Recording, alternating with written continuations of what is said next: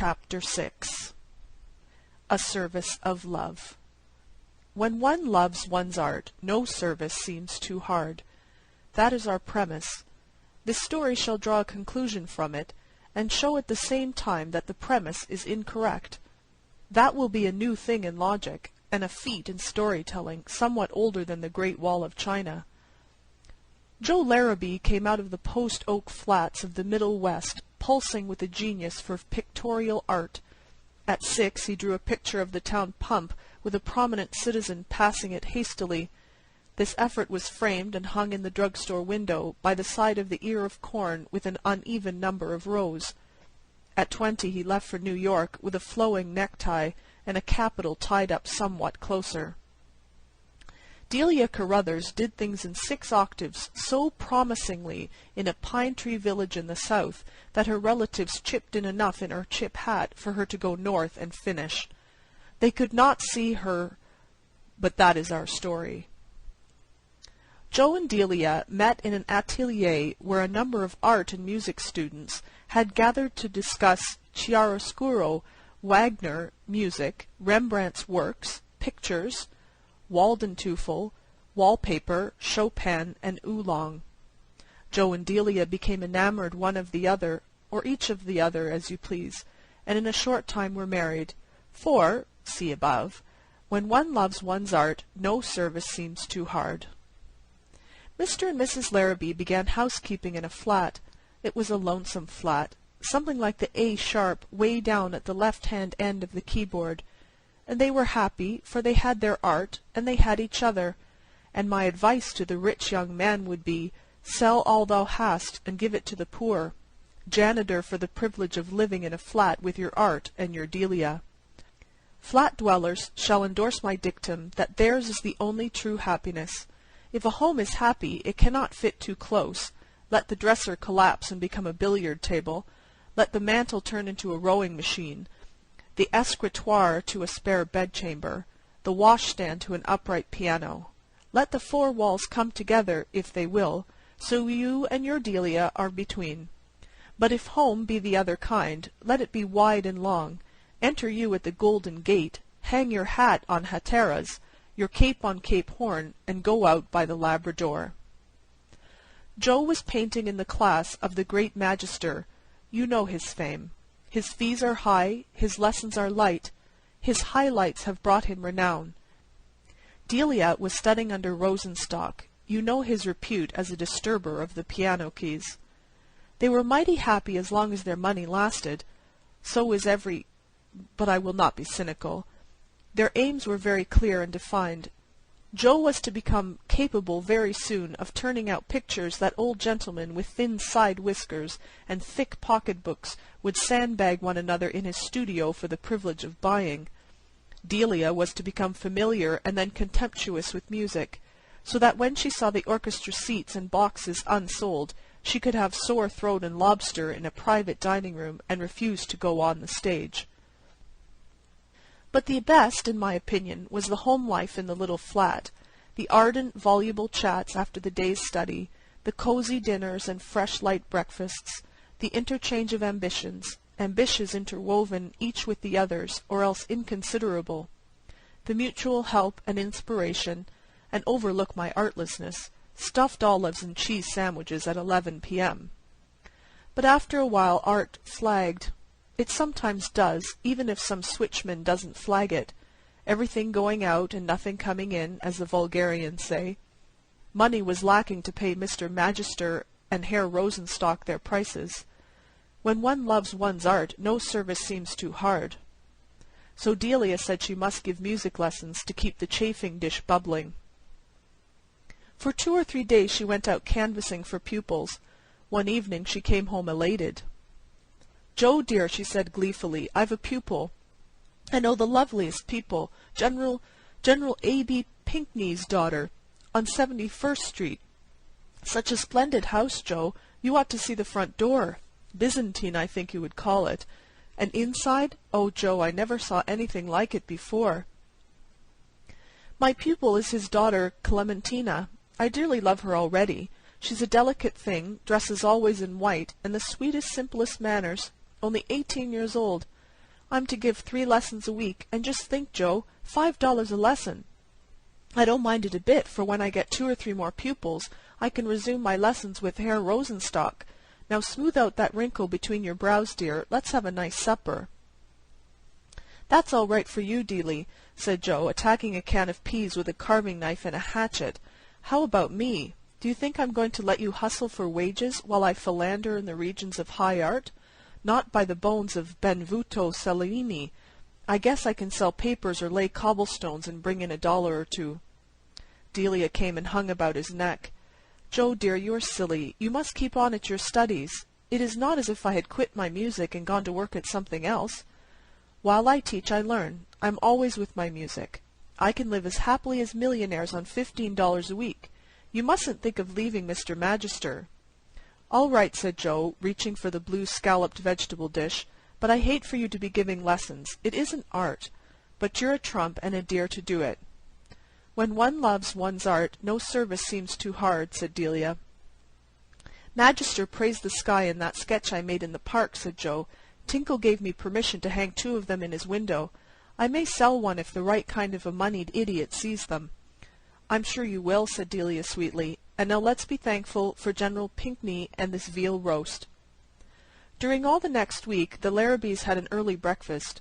Joe was enthusiastic about some morning effect sketches he was doing in Central Park, and Delia packed him off breakfasted, coddled, praised, and kissed at 7 o'clock. Art is an engaging mistress.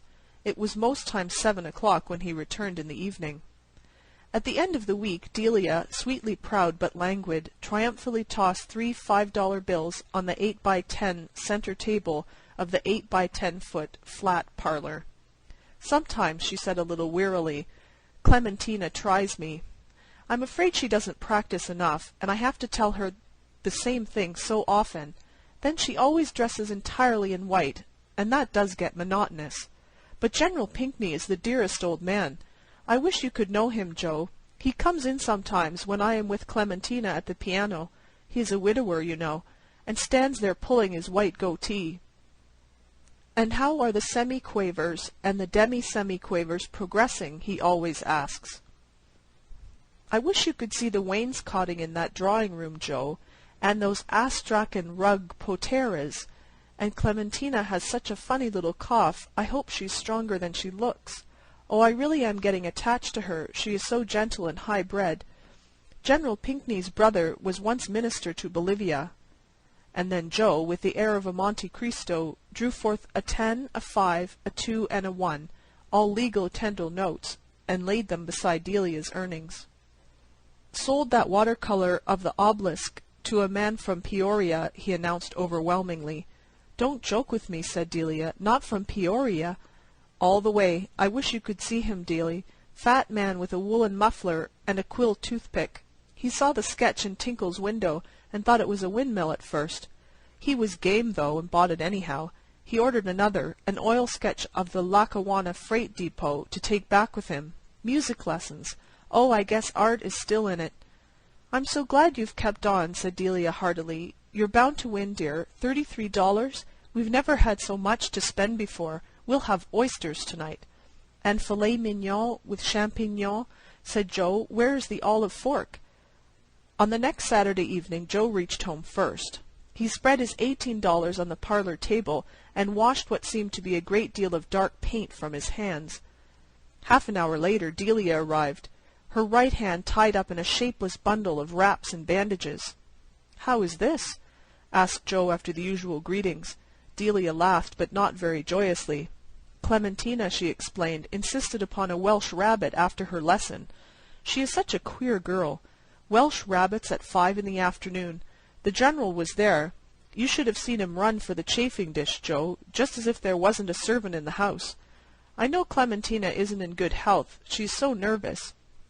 In serving the rabbit, she spilled a great lot of it, boiling hot, over my hand and wrist. It hurt awfully, Joe, and the dear girl was so sorry. But General Pinckney, Joe, that old man nearly went distracted. He rushed downstairs and sent somebody, they said the furnace man or somebody in the basement, out to a drugstore for some oil and things to bind it up with. It doesn't hurt so much now.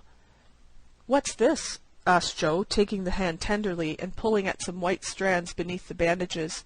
"It's something soft," said Delia, "that had oil on it. Oh, Joe, did you sell another sketch?" She had seen the money on the table. "Did I?" said Joe. "Just ask the man from Peoria. He got his depot today, and he isn't sure, but he thinks he wants another parkscape and a view on the Hudson. What time this afternoon did you burn your hand, Delie?" 5 o'clock, I think," said Delie plaintively. "The iron, the rabbit came off the fire about that time. You ought to have seen General Pinckney, Joe, when—" "Sit down here a moment, Delie," said Joe. He drew her to the couch, sat beside her, and put his arm across her shoulders. "What have you been doing for the last 2 weeks, Delie?" he asked.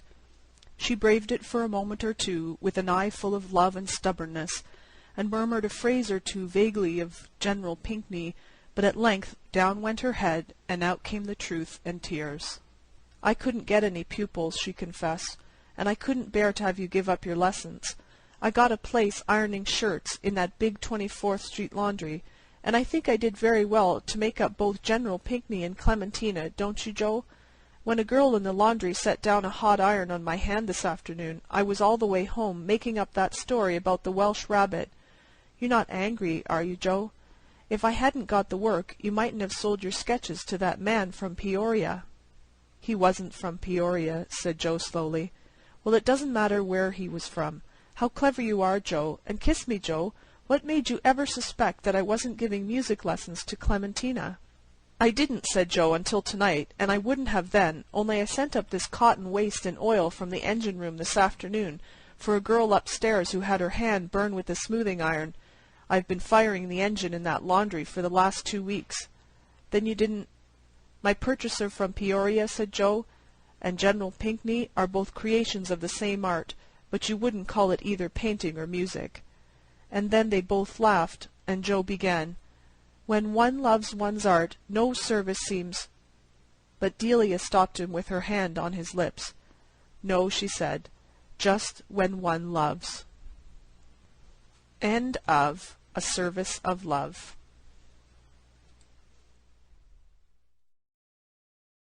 Chapter 21. After 20 Years. The policeman on the beat moved up the avenue impressively. The impressiveness was habitual and not for show, for spectators were few. The time was barely 10 o'clock at night, but chilly gusts of wind, with a taste of rain in them, had well-nigh depeopled the streets.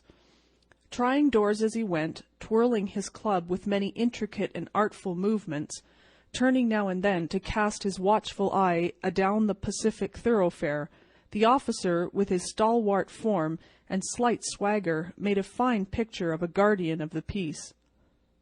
The vicinity was one that kept early hours. Now and then you might see the lights of a cigar store or of an all-night lunch counter, but the majority of the doors belonged to business places that had long since been closed. When about midway of a certain block, the policeman suddenly slowed his walk. In the doorway of a darkened hardware store a man leaned, with an unlighted cigar in his mouth. As the policeman walked up to him, the man spoke up quickly. "It's all right, officer," he said reassuringly. "I'm just waiting for a friend. It's an appointment made 20 years ago. Sounds a little funny to you, doesn't it? Well, I'll explain if you'd like to make certain it's all straight. About that long ago there used to be a restaurant where this store stands, Big Joe Brady's restaurant. Until 5 years ago," said the policeman. "It was torn down then." The man in the doorway struck a match and lit his cigar. The light showed a pale, square-jawed face with keen eyes, and a little white scar near his right eyebrow. His scarf pin was a large diamond, oddly set. 20 years ago tonight," said the man, "I dined here at Big Joe Brady's with Jimmy Wells, my best chum, and the finest chap in the world. He and I were raised here in New York, just like two brothers together. I was 18 and Jimmy was 20. The next morning I was to start for the West to make my fortune. You couldn't have dragged Jimmy out of New York. He thought it was the only place on earth. Well, we agreed that night that we would meet here again exactly 20 years from that date and time, no matter what our conditions might be, or from what distance we might have to come. We figured that in 20 years each of us ought to have our destiny worked out and our fortunes made, whatever they were going to be. It sounds pretty interesting, said the policeman. Rather a long time between meets, though, it seems to me. Haven't you heard from your friend since you left? Well, yes, for a time we corresponded, said the other, but after a year or two we lost track of each other. You see, the West is a pretty big proposition, and I kept hustling around over it pretty lively. But I know Jimmy will meet me here if he's alive, for he always was the truest, staunchest old chap in the world. He'll never forget. I came 1,000 miles to stand in this door tonight, and it's worth it if my old partner turns up. The waiting man pulled out a handsome watch, the lids of it set with small diamonds. 3 minutes to 10, he announced. It was exactly 10 o'clock when we parted here at the restaurant door. Did pretty well, West, didn't you? Asked the policeman. You bet. I hope Jimmy has done half as well. He was a kind of plodder, though, good fellow as he was. I've had to compete with some of the sharpest wits going to get my pile. A man gets in a groove in New York. It takes the West to put a razor edge on him. The policeman twirled his club and took a step or two. I'll be on my way. Hope your friend comes around all right. Going to call time on him sharp? I should say not, said the other. I'll give him half an hour at least. If Jimmy is alive on earth, he'll be here by that time. So long, officer. Good night, sir, said the policeman, passing on along his beat, trying doors as he went. There was now a fine cold drizzle falling, and the wind had risen from its uncertain puffs into a steady blow. The few foot passengers astir in that quarter hurried dismally and silently along with coat collars turned high and pocketed hands. And in the door of the hardware store, the man who had come 1,000 miles to fill an appointment, uncertain almost to absurdity, with the friend of his youth, smoked his cigar and waited. About 20 minutes he waited, then a tall man in a long overcoat, with collar turned up to his ears, hurried across from the opposite side of the street. He went directly to the waiting man. "Is that you, Bob?" he asked doubtfully. "Is that you, Jimmy Wells?" cried the man in the door. "Bless my heart!" exclaimed the new arrival, grasping both the other's hands with his own. "It's Bob, sure as fate. I was certain I'd find you here if you were still in existence. Well, well, well, 20 years is a long time. The old restaurant's gone, Bob. I wish it had lasted, so we could have had another dinner there. How has the West treated you, old man?" "Bully, it has given me everything I asked it for. You've changed lots, Jimmy. I never thought you were so tall by 2 or 3 inches. "Oh, I grew a bit after I was 20. "Doing well in New York, Jimmy?" "Moderately. I have a position in one of the city departments. Come on, Bob, we'll go around to a place I know of and have a good long talk about old times." The two men started up the street, arm in arm. The man from the West, his egotism enlarged by success, was beginning to outline the history of his career. The other, submerged in his overcoat, listened with interest. At the corner stood a drugstore, brilliant with electric lights. When they came into this glare, each of them turned simultaneously to gaze upon the other's face. The man from the West stopped suddenly and released his arm. "You're not Jimmy Wells," he snapped. 20 years is a long time, but not long enough to change a man's nose from a Roman to a pug." "It sometimes changes a good man into a bad one," said the tall man. "You've been under arrest for 10 minutes, Silky Bob. Chicago thinks you may have dropped over our way and wires us she wants to have a chat with you. Going quietly, are you? That's sensible. Now, before we go on to the station, here's a note I was asked to hand you. You may read it here at the window. It's from Patrolman Wells." The man from the West unfolded the little piece of paper handed him. His hand was steady when he began to read, but it trembled a little by the time he'd finished. The note was rather short. "Bob, I was at the appointed place on time. When you struck the match to light your cigar, I saw it was the face of the man wanted in Chicago. Somehow I couldn't do it myself, so I went around and got a plain clothes man to do the job. Jimmy." End of After 20 Years. Chapter 10. An Adjustment of Nature. In an art exhibition the other day, I saw a painting that had been sold for $5,000. The painter was a young scrub out of the West named Kraft, who had a favorite food and a pet theory. His pabulum was an unquenchable belief in the unerring artistic adjustment of nature. His theory was fixed around corned beef hash with poached egg. There was a story behind the picture, so I went home and let it drip out of a fountain pen. The idea of Kraft. But that is not the beginning of the story. 3 years ago, Kraft, Bill Judkins, a poet, and I took our meals at Cypher's on 8th Avenue. I say took. When we had money, Cypher got it off of us, as he expressed it. We had no credit. We went in, called for food, and ate it. We paid, or we did not pay. We had confidence in Cypher's sullenness and smoldering ferocity. Deep down in his sunless soul, he was either a prince, a fool, or an artist. He sat at a worm-eaten desk, covered with files of waiters' checks, so old that I was sure the bottomest one was for claims that Hendrik Hudson had eaten and paid for. Cypher had the power, in common with Napoleon III and the goggle-eyed Perch, of throwing a film over his eyes, rendering opaque the windows of his soul. Once, when we left him unpaid, with egregious excuses, I looked back and saw him shaking with inaudible laughter behind his film. Now and then we paid up back scores. But the chief thing at Cypher's was Milly. Milly was a waitress. She was a grand example of Kraft's theory of the artistic adjustment of nature. She belonged, largely, to waiting, as Minerva did to the art of scrapping, or Venus to the science of serious flirtation. Pedestaled and in bronze, she might have stood with the noblest of her heroic sisters, as liver and bacon enlivening the world. She belonged to Cypher's. You expected to see her colossal figure loom through that reeking blue cloud of smoke from frying fat, just as you expect the Palisades to appear through a drifting Hudson River fog. There, amid the steam of vegetables and the vapors of acres of ham and the crash of crockery, the clatter of steel, the screaming of short orders, the cries of the hungering, and all the horrid tumult of feeding man, surrounded by swarms of the buzzing, winged beast bequeathed us by Pharaoh, Milly steered her magnificent way like some great liner cleaving among the canoes of howling savages. Our goddess of grub was built on lines so majestic that they could be followed only with awe.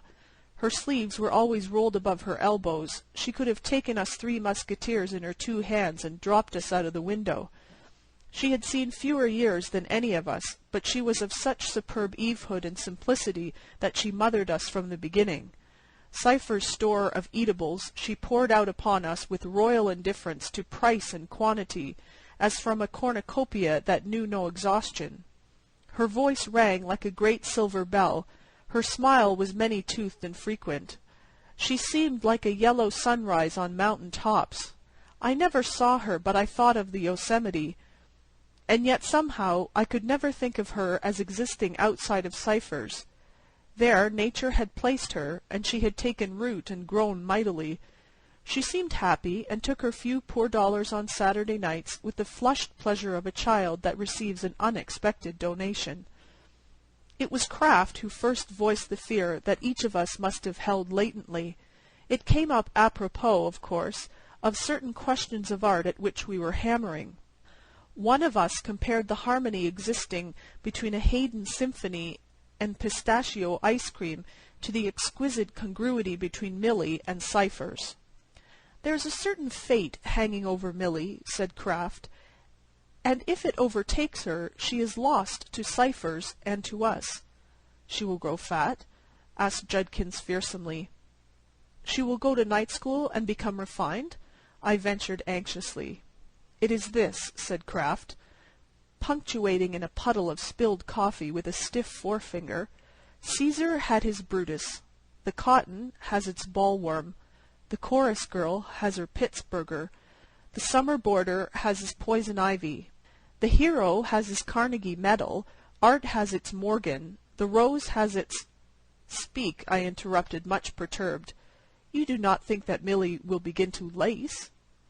"One day," concluded Kraft solemnly, there will come to Cypher's for a plate of beans a millionaire lumberman from Wisconsin, and he will marry Millie."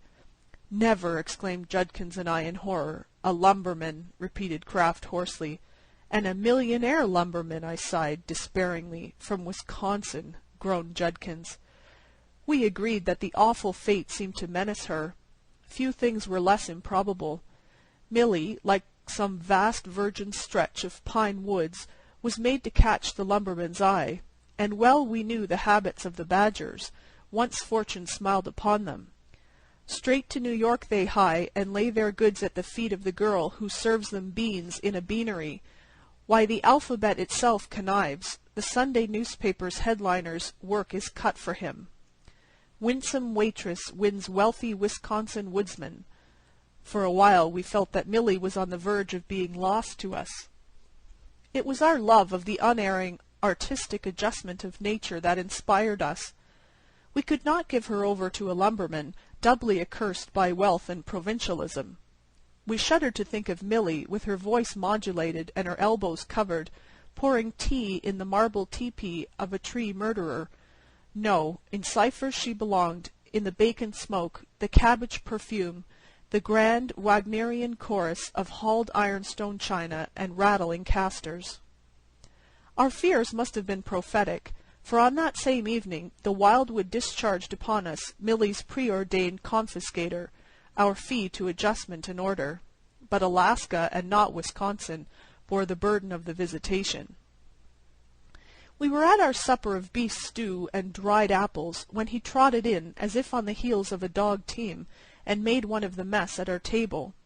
With the freedom of the camps he assaulted our ears, and claimed the fellowship of men lost in the wilds of a hash house. We embraced him as a specimen, and in 3 minutes we had all but died for one another as friends. He was rugged and bearded and wind-dried. He had just come off the trail, he said, at one of the North River ferries. I fancied I could see the snow-dust of Chillicoot yet powdering his shoulders.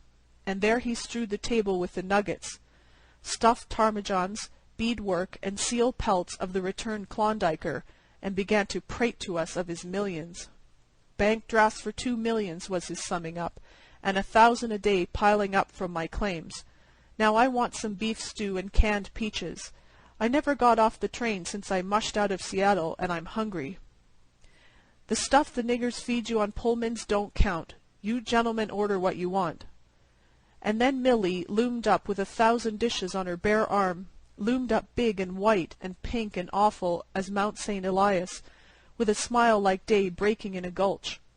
And the Klondiker threw down his pelts and nuggets as dross, and let his jaw fall halfway, and stared at her.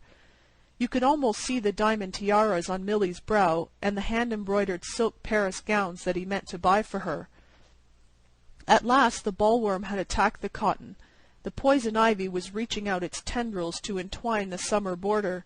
The millionaire lumberman, thinly disguised as the Alaskan miner, was about to engulf our Millie and upset nature's adjustment. Kraft was the first to act. He leaped up and pounded the Klondiker's back. "Come out and drink," he shouted. "Drink first and eat afterward." Judkins seized one arm and I the other. Gaily, roaringly, irresistibly, in jolly good fellow style, we dragged him from the restaurant to a cafe, stuffing his pockets with his embalmed birds and indigestible nuggets. There he rumbled a roughly good-humored protest. "That's the girl for my money," he declared. "She can eat out of my skillet the rest of her life. Why, I never see such a fine girl. I'm going back there and ask her to marry me. I guess she won't want to sling hash any more when she sees the pile of dust I've got." "You'll take another whiskey and milk now," Kraft persuaded, with Satan's smile. "I thought you up-country fellows were better sports." Kraft spent his puny store of coin at the bar, then gave Judkins and me an appealing look that we went down to the last dime we had in toasting our guest. Then, when our ammunition was gone, and the Klondiker, still somewhat sober, began to babble again of Millie, Kraft whispered into his ear such a polite, barbed insult relating to people who were miserly with their funds, that the miner crashed down handful after handful of silver notes, calling for all the fluids in the world to drown the imputation. Thus the work was accomplished.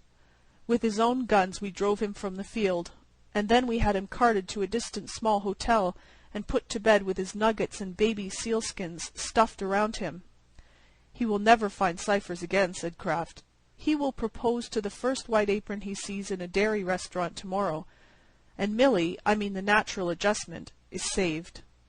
And back to ciphers went we three, and finding customers scarce, we joined hands and did an Indian dance with Millie in the center. This, I say, happened 3 years ago, and about that time a little luck descended upon us three, and we were enabled to buy costlier and less wholesome food than ciphers. Our paths separated, and I saw Kraft no more and Judkins seldom. But as I said, I saw a painting the other day that was sold for $5,000. The title was Boadicea, and the figure seemed to fill all out of doors. But of all the picture's admirers who stood before it, I believed I was the only one who longed for Boadicea to stalk from her frame, bringing me corned beef hash with poached egg. I turned away to see Kraft. His satanic eyes were the same. His hair was worse tangled, but his clothes had been made by a tailor. "I didn't know," I said to him. "We've bought a cottage in the Bronx with the money," said he. "Any evening at 7. "Then," said I, "when you led us against the lumberman, the Klondiker, it wasn't altogether on account of the unerring artistic adjustment of nature?" "Well, not altogether," said Kraft, with a grin. End of Chapter 10. An Adjustment of Nature. Chapter 17. An Unfinished Story. We no longer groan and heap ashes upon our heads when the flames of Tophet are mentioned, for even the preachers have begun to tell us that God is radium, or ether, or some scientific compound, and that the worst we wicked ones may expect is a chemical reaction.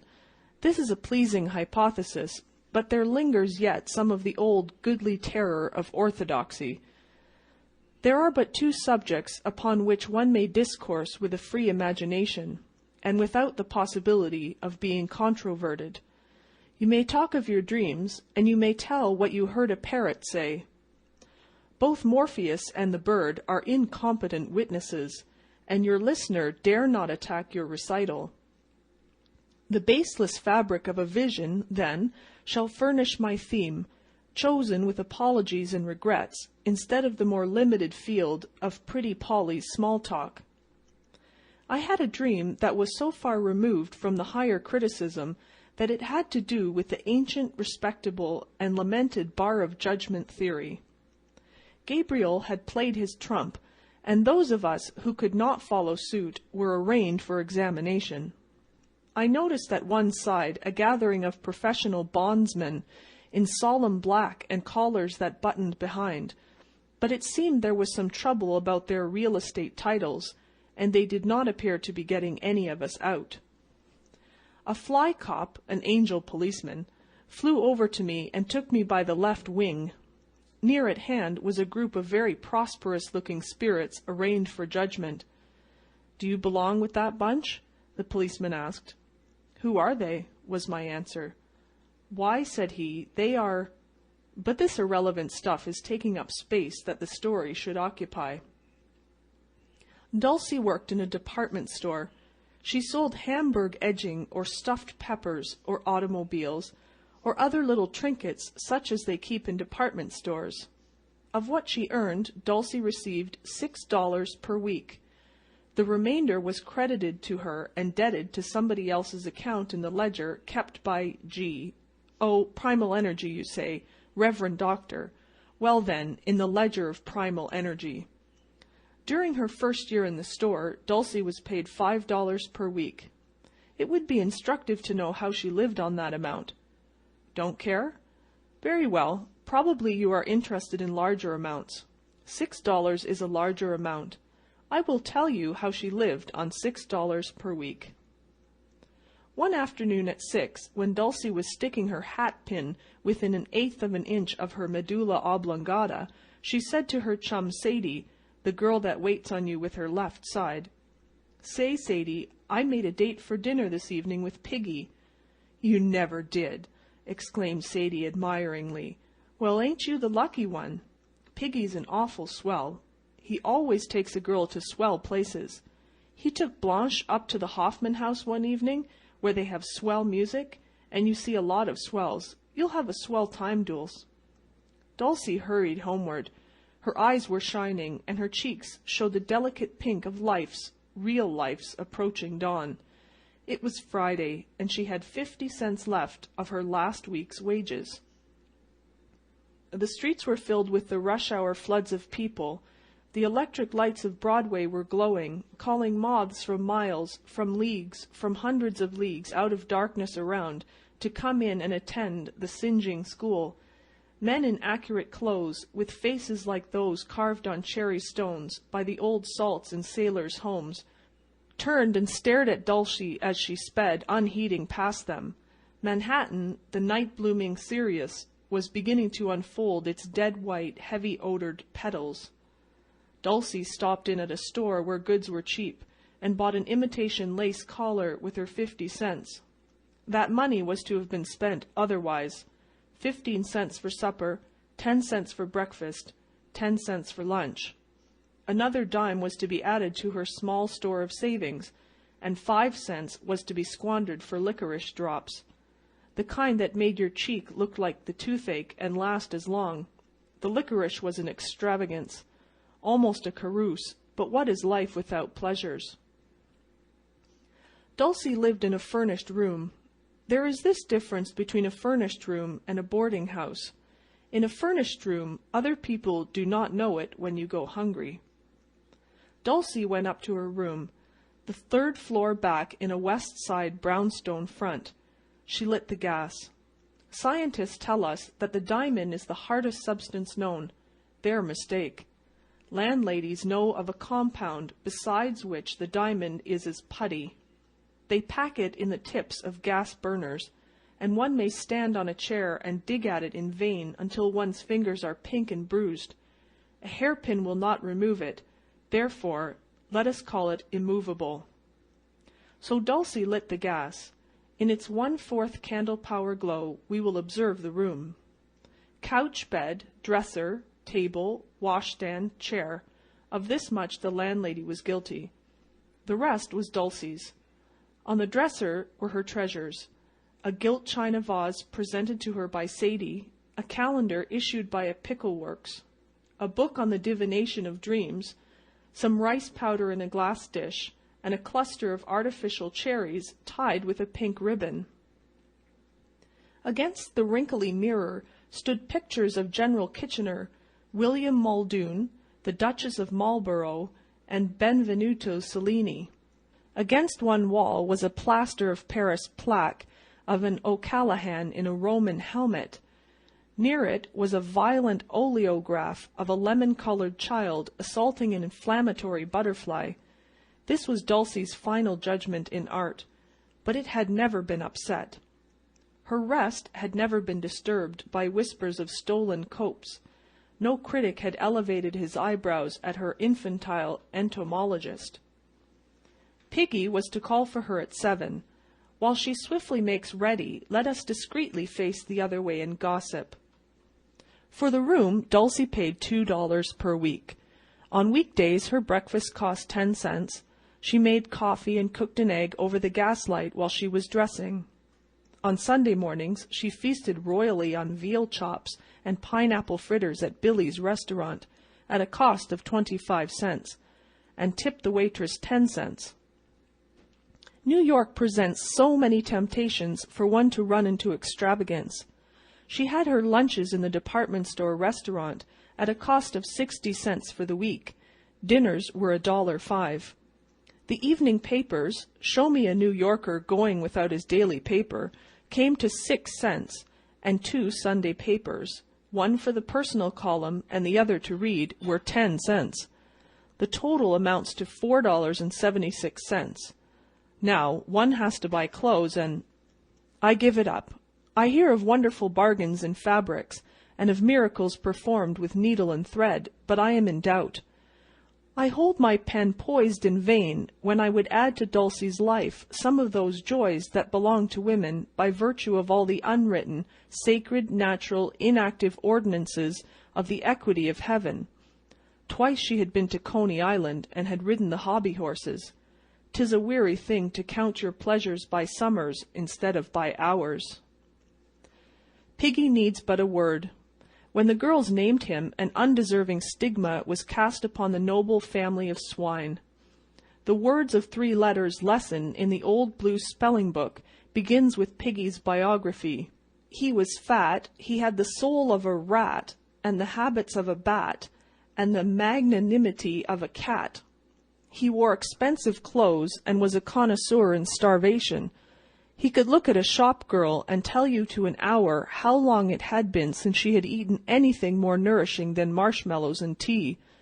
He hung about the shopping districts and prowled around in department stores with his invitations to dinner. Men who escort dogs upon the streets at the end of a string look down upon him. He is a type. I can dwell upon him no longer. My pen is not the kind intended for him. I am no carpenter. At 10 minutes to 7, Dulcie was ready. She looked at herself in the wrinkly mirror. The reflection was satisfactory. The dark blue dress, fitting without a wrinkle, the hat with its jaunty black feather, the but slightly soiled gloves, all representing self-denial, even of food itself, were vastly becoming. Dulcie forgot everything else for a moment except that she was beautiful, and that life was about to lift a corner of its mysterious veil for her to observe its wonders. No gentleman had ever asked her out before. Now she was going for a brief moment into the glitter and exalted show. The girls said that Piggy was a spender. There would be a grand dinner and music, and splendidly dressed ladies to look at, and things to eat that strangely twisted the girls' jaws when they tried to tell about them. No doubt she would be asked out again.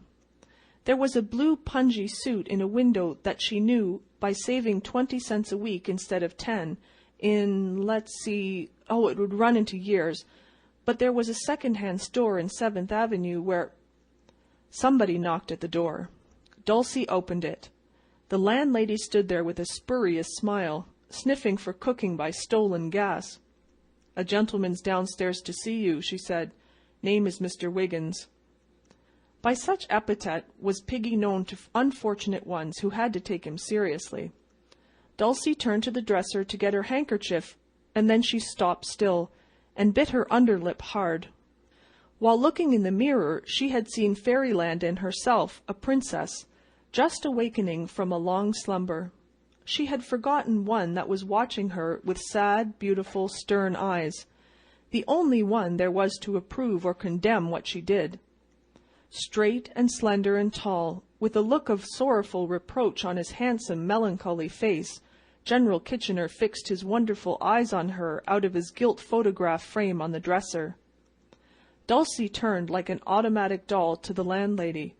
"Tell him I can't go," she said dully. "Tell him I'm sick or something. Tell him I'm not going out." After the door was closed and locked, Dulcie fell upon her bed, crushing her black tip, and cried for 10 minutes. General Kitchener was her only friend. He was Dulcie's idea of a gallant knight.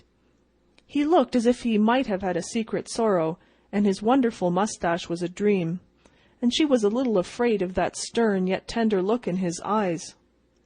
She used to have little fancies that he would call at the house sometime, and ask for her, with his sword clanking against his high boots. Once, when a boy was rattling a piece of chain against a lamp-post, she had opened the window and looked out. But there was no use. She knew that General Kitchener was away over in Japan, leading his army against the savage Turks, and he would never step out of his gilt frame for her. Yet one look from him had vanquished Piggy that night. Yes, for that night. When her cry was over, Dulcie got up and took off her best dress, and put on her old blue kimono. She wanted no dinner. She sang 2 verses of Sammy, then she became intensely interested in a little red speck on the side of her nose. And after that was attended to, she drew up a chair to the rickety table, and told her fortune with an old deck of cards. "That horrid, impudent thing," she said aloud, "and I never gave him a word or a look to make him think it." At 9 o'clock, Dulcie took a tin box of crackers and a little pot of raspberry jam out of her trunk and had a feast. She offered General Kitchener some jam on a cracker, but he only looked at her as the Sphinx would have looked at a butterfly, if there are butterflies in the desert. "Don't eat it if you don't want to," said Dulcie, "and don't put on so many airs and scold so with your eyes. I wonder if you'd be superior and snippy if you had to live on $6 a week."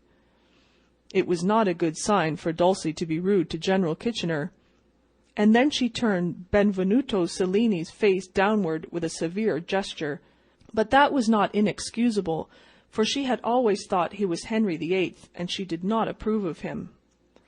At 9:30, Dulcie took a last look at the pictures on the dresser, turned out the light, and skipped into bed.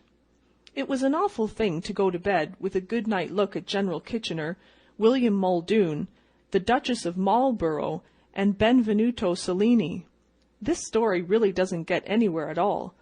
The rest of it comes later, some time when Piggy asks Dulcie again to dine with him, and she is feeling lonelier than usual, and General Kitchener happens to be looking the other way, and then...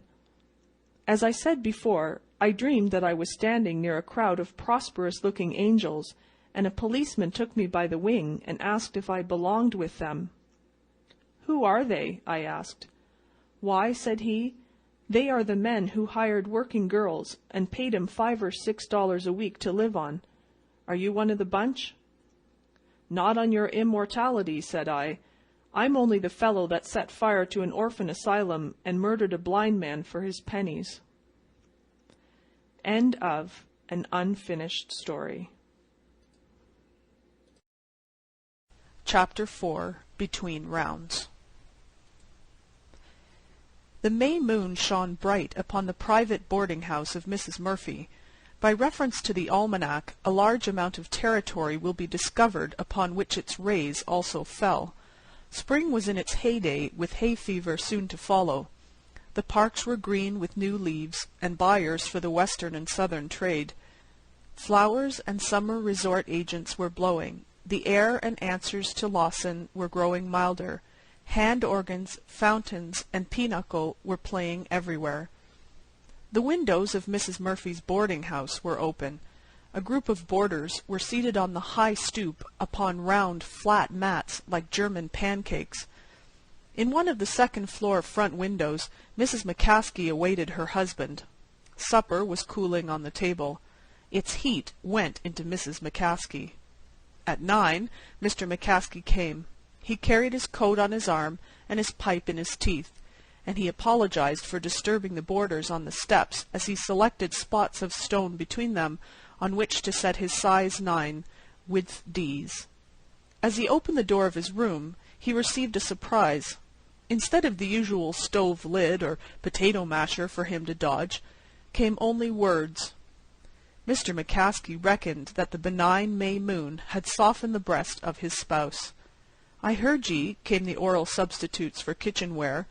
"Ye can apologize to riffraff on the streets for settin' your unhandy feet on the tails of their frocks, but ye'd walk on the neck of your wife the length of a clothesline without so much as a kiss-me-fut, and I'm sure it's that long from rubberin' out the windy for ye, and the victuals cold as there's money to buy after drinking up your wages at Gallagher's every Saturday evenin', and the gas man here twice to-day for his." "Woman," said Mr. McCaskey, dashing his coat and hat upon a chair, "the noise of ye is an insult to me appetite.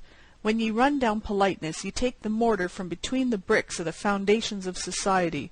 'Tis no more than exercisin' the acrimony of a gentleman when ye ask the descent of ladies blockin' the way for steppin' between them. Will ye bring the pig's face of ye out o' the windy, and see to the food?"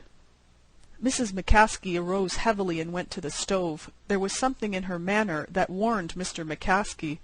When the corners of her mouth went down suddenly like a barometer, it usually foretold a fall of crockery and tinware. "Pig's face, is it?" said Mrs. McCaskey, and hurled a stewpan full of bacon and turnips at her lord. Mr. McCaskey was no novice at repartee.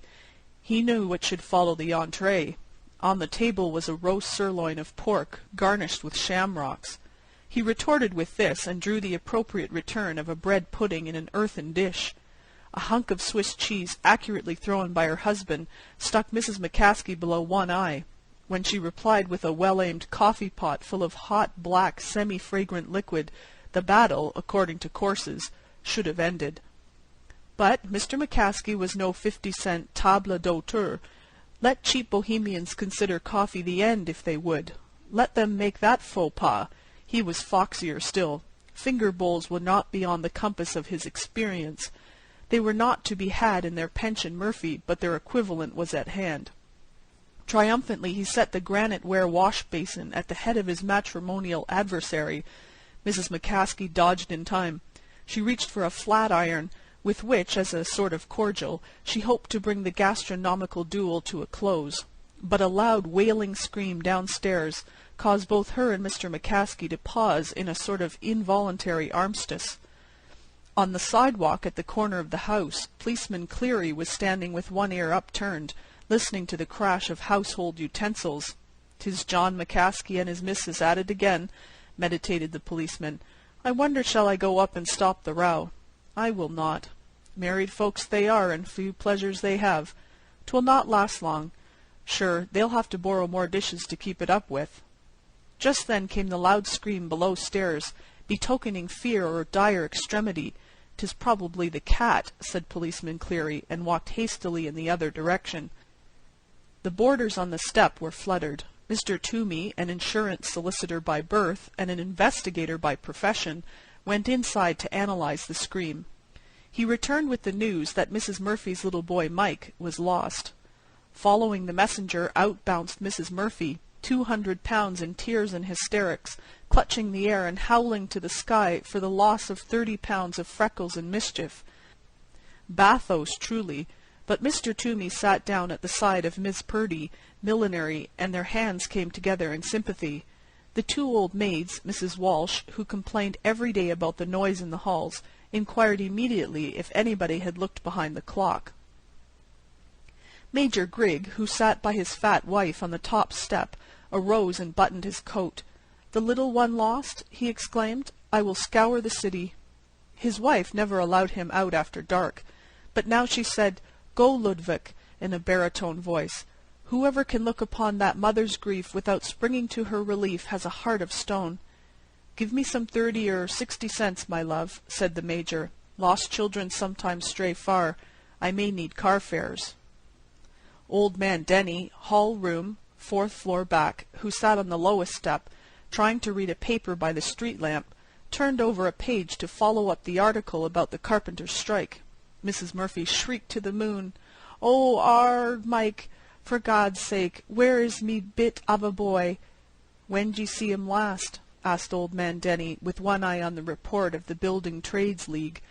"Oh," wailed Mrs. Murphy, "'twas yesterday, or maybe 4 hours ago. I dunno, but it's lost he is, me little boy Mike. He was playin' on the sidewalk only this mornin'. Or was it Wednesday? I'm that busy with work, 'tis hard to keep up with dates. But I've looked the house over from top to cellar, and it's gone he is. Ah, for the love of Heaven!" Silent, grim, colossal, the big city has ever stood against its revellers. They call it hard as iron. They say that no pulse of pity beats in its bosom. They compare its streets with lonely forests and deserts of lava. But beneath the hard crust of the lobster is found a delectable and luscious food. Perhaps a different simile would have been wiser. Still, nobody should take offence. We would call no one a lobster without good and sufficient claws. No calamity so touches the common heart of humanity as does the straying of a little child.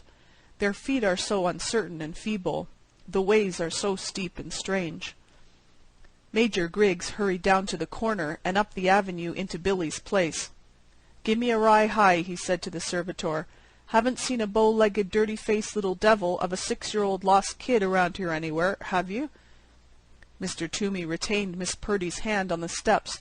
"Think of that dear little babe," said Miss Purdy, "lost from his mother's side, perhaps already fallen beneath the iron hoofs of galloping steeds. Oh, isn't it dreadful?" "Ain't that right?" agreed Mr. Toomey, squeezing her hand.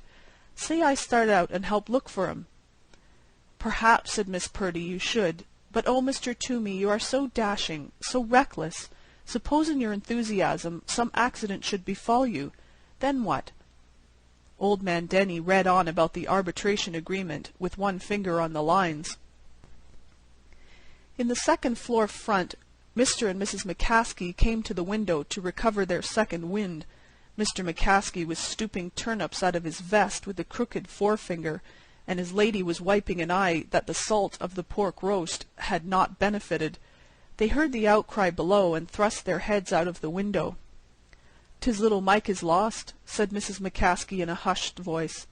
"The beautiful little trouble-making angel of a gossoon. The bit of a boy mislaid?" said Mr. McCaskey, leaning out of the window. "Why, now that's bad enough entirely. The childer, they be different. If 'twas a woman, I'd be willing, for they leave peace behind 'em when they go." Disregarding the thrust, Mrs. McCaskey caught her husband's arm.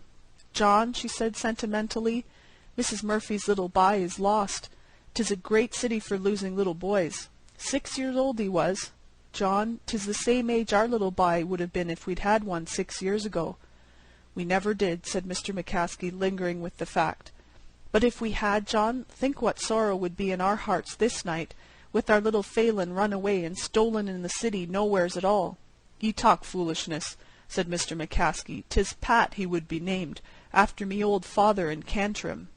"Ye lie," said Mrs. McCaskey without anger. "Me brother was worth 10 dozen bog-trotting McCaskeys. After him would the bye be named."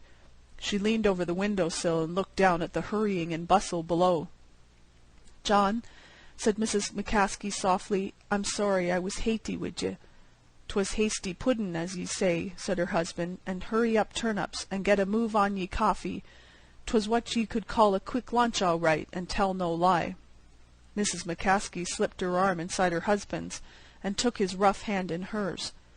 Listening at the crying of poor Mrs. Murphy, she said, "'Tis an awful thing for a bit of a bye to be lost in this great big city.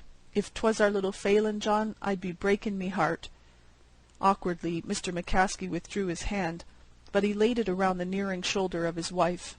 "'Tis foolishness, of course," he said roughly, "but I'd be cut up myself if our little Pat was kidnapped or anything. But there never was any childer for us. Sometimes I've been ugly and hard wid ye, Judy. Forget it." They leaned together and looked down at the heart-drama being acted below. Long they sat thus. People surged along the sidewalk, crowding, questioning, filling the air with rumors and inconsequent surmises. Mrs. Murphy ploughed back and forth in their midst, like a soft mountain down, with plunged and audible cataract of tears. Couriers came and went. Loud voices and a renewed uproar were raised in front of the boarding-house. "What's up now, Judy?" asked Mr. McCaskey. "'Tis Mrs. Murphy's voice," said Mrs. McCaskey, harking. "She says she's finding little Mike asleep behind the roll of old linoleum under the bed in her room." Mr. McCaskey laughed loudly. "That's your Phelan," he shouted sardonically. "Divil a bit would a Pat ha' done that trick. If the bye we never had is strayed and stole, by the powers call him Phelan, and see him hide out under the bed like a mangy pup." Mrs. McCaskey rose heavily and went toward the dish-closet, with the corners of her mouth drawn down. Policeman Cleary came back around the corner as the crowd dispersed. Surprised, he upturned an ear toward the McCaskey apartment, where the crash of irons and chinaware and the ring of hurled kitchen utensils seemed as loud as before. Policeman Cleary took out his timepiece. "By the deported snakes!" he exclaimed. "John McCaskey and his lady have been fighting for an hour and a quarter by the watch. The missus could give him 40 pounds weight, strength to his arm." Policeman Cleary strolled back around the corner. Old man Denny folded his paper and hurried up the steps, just as Mrs. Murphy was about to lock the door for the night. End of Chapter 4, Between Rounds. Chapter 23, By Courier. It was neither the season nor the hour when the park had frequenters, and it is likely that the young lady, who was seated on one of the benches at the side of the walk, had merely obeyed a sudden impulse to sit for a while and enjoy a foretaste of coming spring. She rested there, pensive and still. A certain melancholy that touched her countenance must have been of recent birth, for it had not yet altered the fine and youthful contours of her cheek, nor subdued the arch though resolute curve of her lips. A tall young man came striding through the park, along the path near which she sat. Behind him tagged a boy carrying a suitcase. At the sight of the young lady, the man's face changed to red and back to pale again. He watched her countenance as he drew nearer, with hope and anxiety mingled on his own. He passed within a few yards of her, but he saw no evidence that she was aware of his presence or existence. Some 50 yards further on, he suddenly stopped and sat on a bench at one side. The boy dropped the suitcase and stared at him with wondering, shrewd eyes. The young man took out his handkerchief and wiped his brow. It was a good handkerchief, a good brow, and the young man was good to look at. He said to the boy, "I want you to take a message to that young lady on that bench. Tell her I am on my way to the station, to leave for San Francisco, where I shall join that Alaska moose hunting expedition. Tell her that, since she has commanded me neither to speak nor to write to her, I take this means of making one last appeal to her sense of justice, for the sake of what has been. Tell her that to condemn and discard one who has not deserved such treatment, without giving him her reasons or a chance to explain, is contrary to her nature as I believe it to be. Tell her that I have thus, to a certain degree, disobeyed her injunctions, in the hope that she may yet be inclined to see justice done. Go and tell her that." The young man dropped a $50 into the boy's hand. The boy looked at him for a moment with bright, canny eyes, out of a dirty, intelligent face, and then set off at a run. He approached the lady on the bench a little doubtfully, but unembarrassed. He touched the brim of the old plaid bicycle cap perched on the back of his head. The lady looked at him coolly, without prejudice or favor. "Lady," he said, "dat gent on the other bench sent a young song and dance by me. If yer don't know de guy and he's trying to do de Johnny act, say the word, and I'll call a cop in 3 minutes. If yer does know him and he's on de square, why I spiel yer de bunch of hot air he sent yer." The young lady betrayed a faint interest. "A song and dance," she said, in a deliberate street voice that seemed to clothe her words in a diaphanous garment of impalpable irony. "A new idea in the troubadour line, I suppose. I used to know the gentleman who sent you, so I think it will hardly be necessary to call the police. You may execute your song and dance, but do not sing too loudly. It is a little early yet for open-air vaudeville, and we might attract attention." "Ah," said the boy with a shrug down the length of him, "you know what I mean, lady. 'Tain't a turn, it's wind. He told me to tell yer he's got his collars and cuffs and dat grip for a scoot clean out to Frisco. Then he's going to shoot snowbirds into Klondike.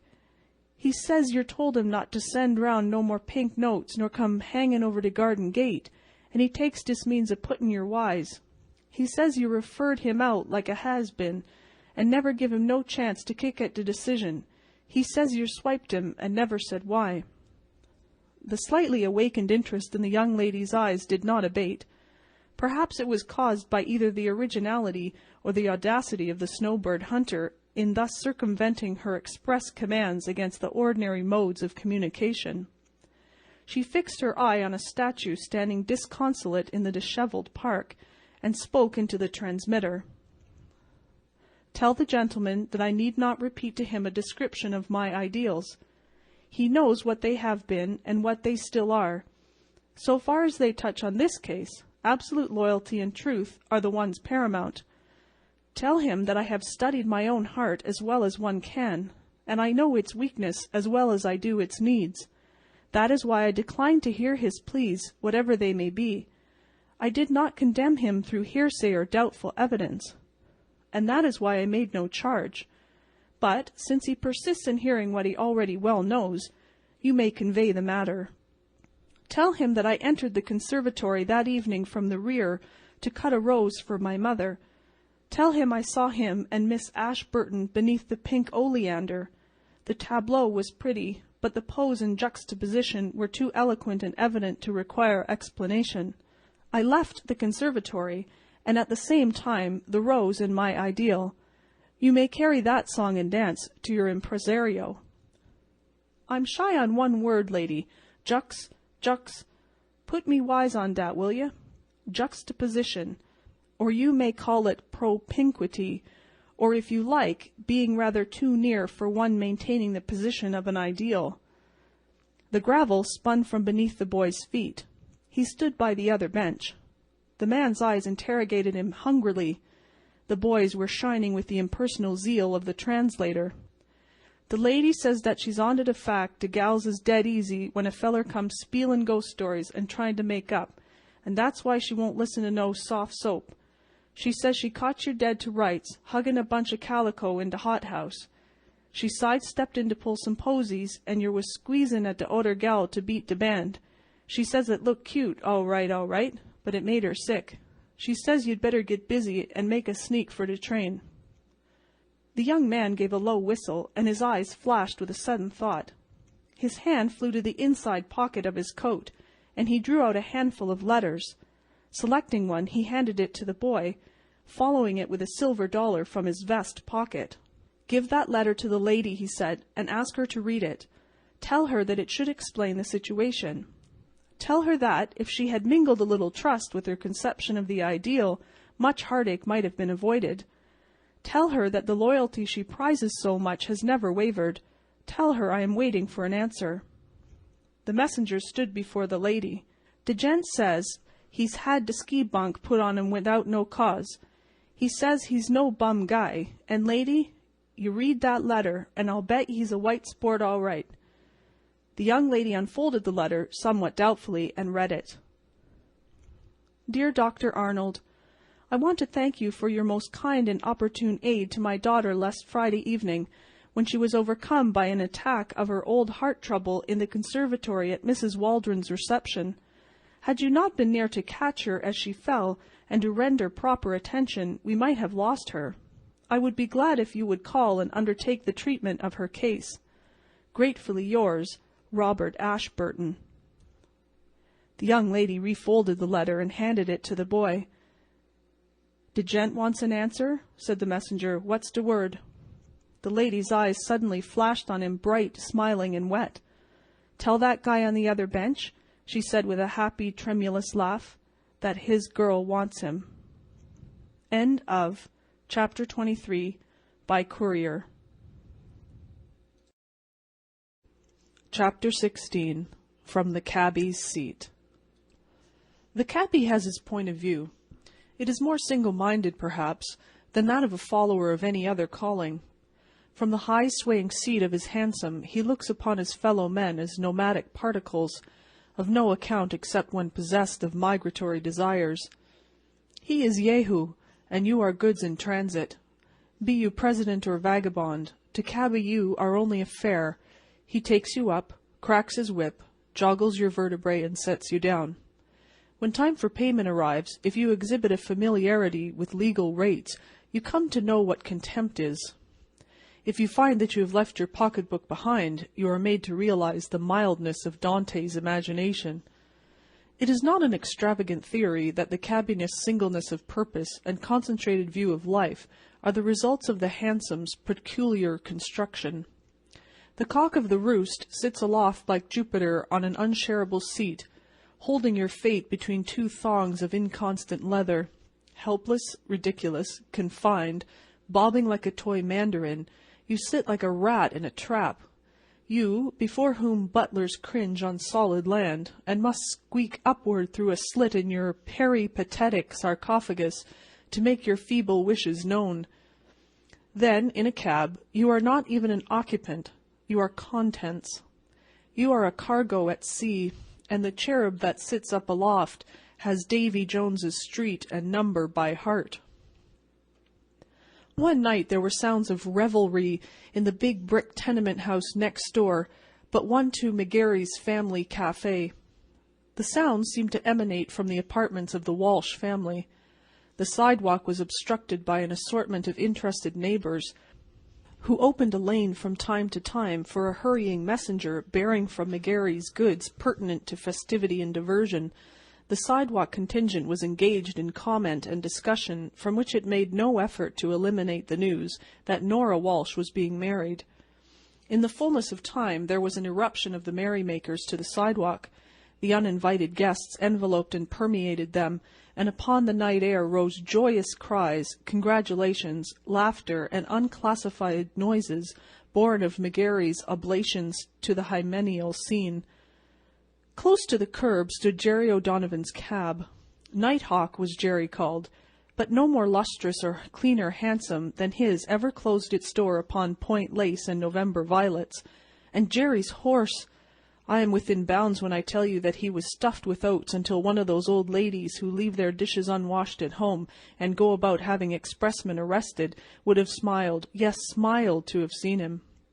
Among the shifting, sonorous, pulsing crowd, glimpses could be had of Jerry's high hat, battered by the winds and rains of many years, of his nose like a carrot, battered by the frolicsome, athletic progeny of millionaires, and by the contumacious fares, of his brass-buttoned green coat, admired in the vicinity of McGarry's. It was plain that Jerry had usurped the functions of his cab, and was carrying a load. Indeed, the figure may be extended, and he be likened to a bread wagon, if we admit the testimony of a youthful spectator, who was heard to remark, "Jerry has got a bun." From somewhere among the throng in the street, or else out of the thin stream of pedestrians, a young woman tripped and stood by the cab. The professional hawk's eye of Jerry caught the movement. He made a lurch for the cab, overturning 3 or 4 onlookers and himself. No! He caught the cap of a water-plug and kept his feet. Like a sailor shinnying up the Ratlins during a squall, Jerry mounted to his professional seat. Once he was there, McGarry's liquids were baffled. He seesawed on the mizzenmast of his craft, as safe as a steeplejack rigged to the flagpole of a skyscraper. "Step in, lady," said Jerry, gathering his lines. The young woman stepped into the cab. The door shut with a bang. Jerry's whip cracked in the air. The crowd in the gutters scattered, and the fine hansom dashed away across town. When the oat-spry horse had hedged a little his first spurt of speed, Jerry broke the lid of his cab and called down through the aperture in the voice of a cracked megaphone, trying to please, "Where now will ye be drivin' to?" "Anywhere you please," came the answer, musical and contented. "'Tis drivin' for pleasure she is," thought Jerry, and then he suggested as a matter of course, "Take a thrip round the park, lady? 'Twill be elegant, cool, and fine." "Just as you like," answered the fare pleasantly. The cab headed for Fifth Avenue and sped up that perfect street. Jerry bounced and swayed in his seat. The potent fluids of McGarry's were disquieted, and they sent anew fumes to his head. He sang an ancient song of Killisnook, and brandished his whip like a baton. Inside the cab the fare sat up straight on the cushions, looking to right and left at the lights and houses. Even in the shadowed hansom her eyes shone like stars at twilight. When they reached 59th Street, Jerry's head was bobbing and his reins were slack. But his horse turned in through the park gate and began the old familiar nocturnal round. And then the fare leaned back, entranced, and breathed deep the clean, wholesome odors of grass and leaf and bloom. And the wise beast in the shafts, knowing his ground, stuck into his by-the-hour gait and kept to the right of the road. Habit also struggled successfully against Jerry's increasing torpor. He raised the hatch of his storm-tossed vessel and made the inquiry that cabbies do make in the park. "Like stop at the casino, lady? Gizer freshums and listen to music? Everybody stops." "I think that would be nice," said the fare. They reined up with a plunge at the casino entrance. The cab doors flew open. The fare stepped directly upon the floor. At once she was caught in a web of ravishing music, and dazzled by a panorama of lights and colors. Someone slipped a little square card into her hand, on which was printed a number, 34. She looked around and saw her cab 20 yards away, already lining up in its place among the waiting mass of carriages, cabs, and motor cars. Then a man who seemed to be all shirt front danced backward before her, and next she was seated at a little table by a railing, over which climbed a jessamine vine. There seemed to be a wordless invitation to purchase. She consulted a collection of small coins in a thin purse, and received from them license to order a glass of beer. There she sat, inhaling and absorbing it all, the new-coloured, new-shaped life in a fairy palace in an enchanted wood. At 50 tables sat princes and queens, clad in all the silks and gems of the world, and now and then one of them would look curiously at Jerry's fare. They saw a plain figure dressed in a pink silk of the kind that is tempered by the word foulard, and a plain face that wove a look of love of life that the queens envied. Twice the long hands of the clock went round. Royalties thinned from their alfresco thrones, and buzzed or clattered away in their vehicles of state. The music retired into cases of wood and bags of leather and baize. Waiters removed cloths pointedly near the plain figure sitting almost alone. Jerry's fare rose, and held out her numbered card simply. "Is there anything coming on the ticket?" she asked. A waiter told her it was her cab check, that she should give it to the man at the entrance. This man took it and called the number. Only 3 hansoms stood in line. The driver of one of them went and routed out Jerry asleep in his cab. He swore deeply, climbed to the captain's bridge, and steered his craft to the pier. His fare entered, and the cab whirled into the cool fastnesses of the park along the shortest homeward cuts. At the gate, a glimmer of reason in the form of sudden suspicion seized upon Jerry's beclouded mind. 1 or 2 things occurred to him. He stopped his horse, raised the trap, and dropped his phonographic voice like a lead plummet through the aperture. "I want to see $4 before going any further on the trip. Have you got the dough?" $4? laughed the fare softly. "Dear me, no, I've only got a few pennies and a dime or 2. Jerry shut down the trap and slashed his oak-fed horse. The clatter of hooves strangled, but could not drown the sound of his profanity. He shouted choking and gargling curses at the starry heavens. He cut viciously with his whip at passing vehicles. He scattered fierce and ever-changing oaths and imprecations along the streets, so that a late truck driver crawling homeward heard and was abashed. But he knew his recourse, and made for it at a gallop. At the house with the green lights beside the steps he pulled up. He flung wide the cab doors and tumbled heavily to the ground. "Come on, you," he said roughly. His fare came forth with the casino dreamy smile still on her plain face. Jerry took her by the arm and led her into the police station. A grey-moustached sergeant looked keenly across the desk. He and the cabby were no strangers. "Sergeant," began Jerry in his old raucous, martyred, thunderous tone of complaint, "I've got a fare here that—" Jerry paused. He drew a knotted red hand across his brow. The fog set up by McGarry was beginning to clear away. "A fare, Sergeant," he continued with a grin, "that I want to introduce to ye. It's me wife that I married at old man Walsh's this evening, and a divil of a time we had, 'tis true. Shake hands with the sergeant, Nora, and we'll be off to home." Before stepping into the cab, Nora sighed profoundly. "I've had such a nice time, Jerry," said she. End of Chapter 16, From the Cabby's Seat. Chapter 22, Lost on Dress Parade. Mr. Towers Chandler was pressing his evening suit in his hall bedroom. One iron was heating on a small gas stove. The other was being pushed vigorously back and forth to make the desirable crease that would be seen later on extending in straight lines from Mr. Chandler's patent leather shoes to the edge of his low-cut vest. So much of the hero's toilette may be entrusted to our confidence. The remainder may be guessed by those whom genteel poverty has driven to ignoble expedient. Our next view of him shall be as he descends the steps of his lodging-house immaculately and correctly clothed, calm, assured, handsome, in appearance the typical New York young clubman setting out, slightly bored, to inaugurate the pleasures of the evening.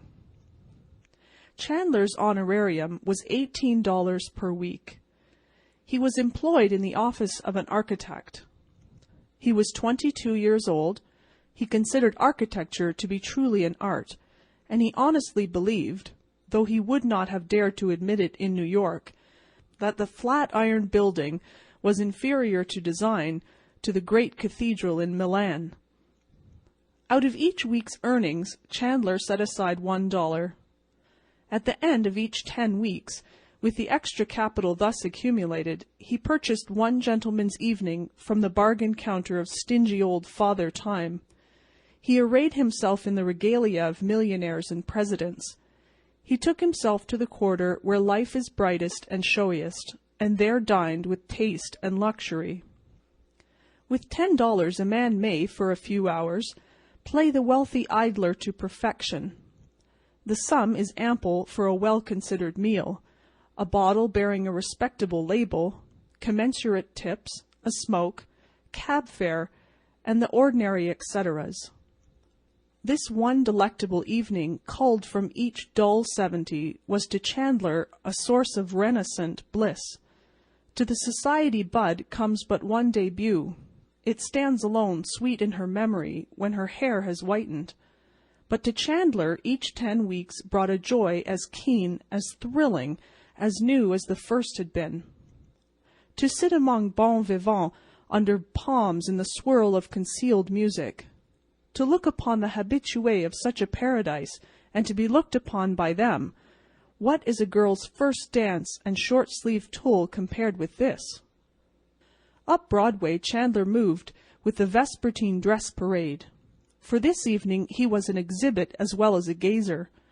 For the next 69 evenings he would be dancing in chavois and worsted at dubious table d'hôte at whirlwind lunch counters, on sandwiches and beer in his hall bedroom. He was willing to do that, for he was a true son of the great city of razzle-dazzle, and to him one evening in the limelight made up for many dark ones. Chandler protracted his walk until the 40s began to intersect the great and glittering Primrose Way, for the evening was yet young, and when one is of the beau monde, only one day in 70, one loves to protract the pleasure. Eyes bright, sinister, curious, admiring, provocative, alluring were bent upon him, for his garb and air proclaimed him a devotee to the hour of solace and pleasure. At a certain corner he came to a standstill, proposing to himself the question of turning back toward the showy and fashionable restaurant in which he usually dined on the evenings of his especial luxury. Just then a girl scuttled lightly around the corner, slipped on a patch of icy snow, and fell plump upon the sidewalk. Chandler assisted her to her feet with instant and solicitous courtesy. The girl hobbled to the wall of the building, leaned against it, and thanked him demurely. "I think my ankle is strained," she said. "It twisted when I fell." "Does it pain you much?" inquired Chandler. "Only when I rest my weight upon it. I think I will be able to walk in a minute or two." "If I can be of any further service," suggested the young man, "I will call a cab or—" "Thank you," said the girl, softly but heartily. "I am sure you need not trouble yourself any further. It was so awkward of me. And my shoe heels are horridly common sense. I can't blame them at all." Chandler looked at the girl and found her swiftly drawing his interest. She was pretty in a refined way, and her eye was both merry and kind. She was inexpensively clothed in a plain black dress that suggested a sort of uniform such as shop girls wear. Her glossy dark brown hair showed its coils beneath a cheap hat of black straw, whose only ornament was a velvet ribbon and bow. She could have posed as a model for the self-respecting working girl of the best type. A sudden idea came into the head of the young architect. He would ask this girl to dine with him. Here was the element that his splendid but solitary periodic feasts had lacked. His brief season of elegant luxury would be doubly enjoyable if he could add to it a lady's society. This girl was a lady. He was sure her manner and speech settled that, and in spite of her extremely plain attire, he felt that he would be pleased to sit at table with her. These thoughts passed swiftly through his mind, and he decided to ask her. It was a breach of etiquette, of course, but oftentimes wage-earning girls waived formalities in matters of this kind. They were generally shrewd judges of men, and thought better of their own judgment than they did of useless conventions. His $10, discreetly expended, would enable the two to dine very well indeed. The dinner would no doubt be a wonderful experience, thrown into the dull routine of the girl's life, and her lively appreciation of it would add to his own triumph and pleasure. "I think," he said to her with frank gravity, "that your foot needs a longer rest than you suppose. Now I'm going to suggest a way in which you can give it that, and at the same time do me a favor. I was on my way to dine all by my lonely self when you came tumbling around the corner. You come with me, and we'll have a cozy dinner and a pleasant talk together, and by that time your game ankle will carry you home very nicely, I'm sure."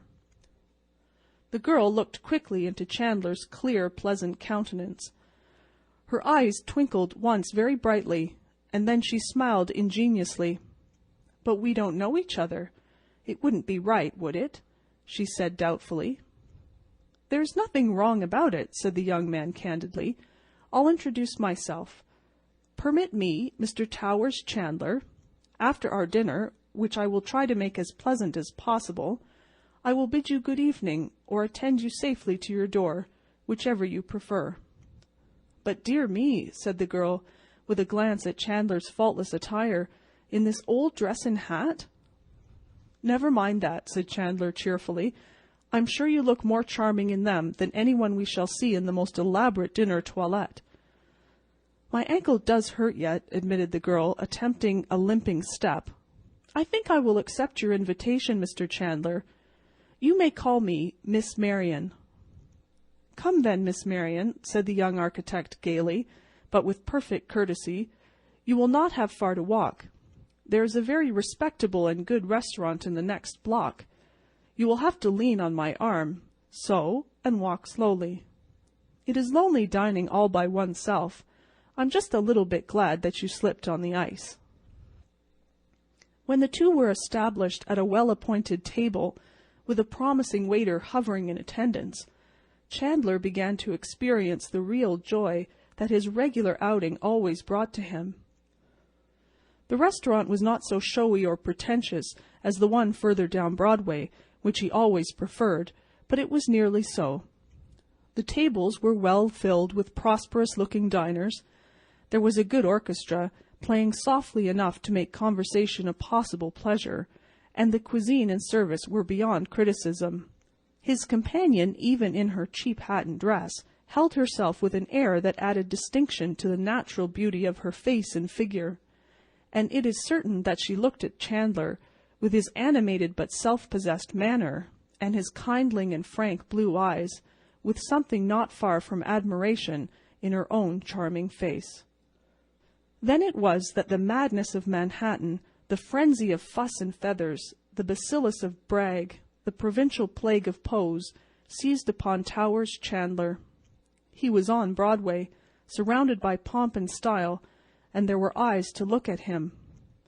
On the stage of that comedy he had assumed to play the one-night part of a butterfly of fashion and an idler of means and taste. He was dressed for the part, and all his good angels had not the power to prevent him from acting it.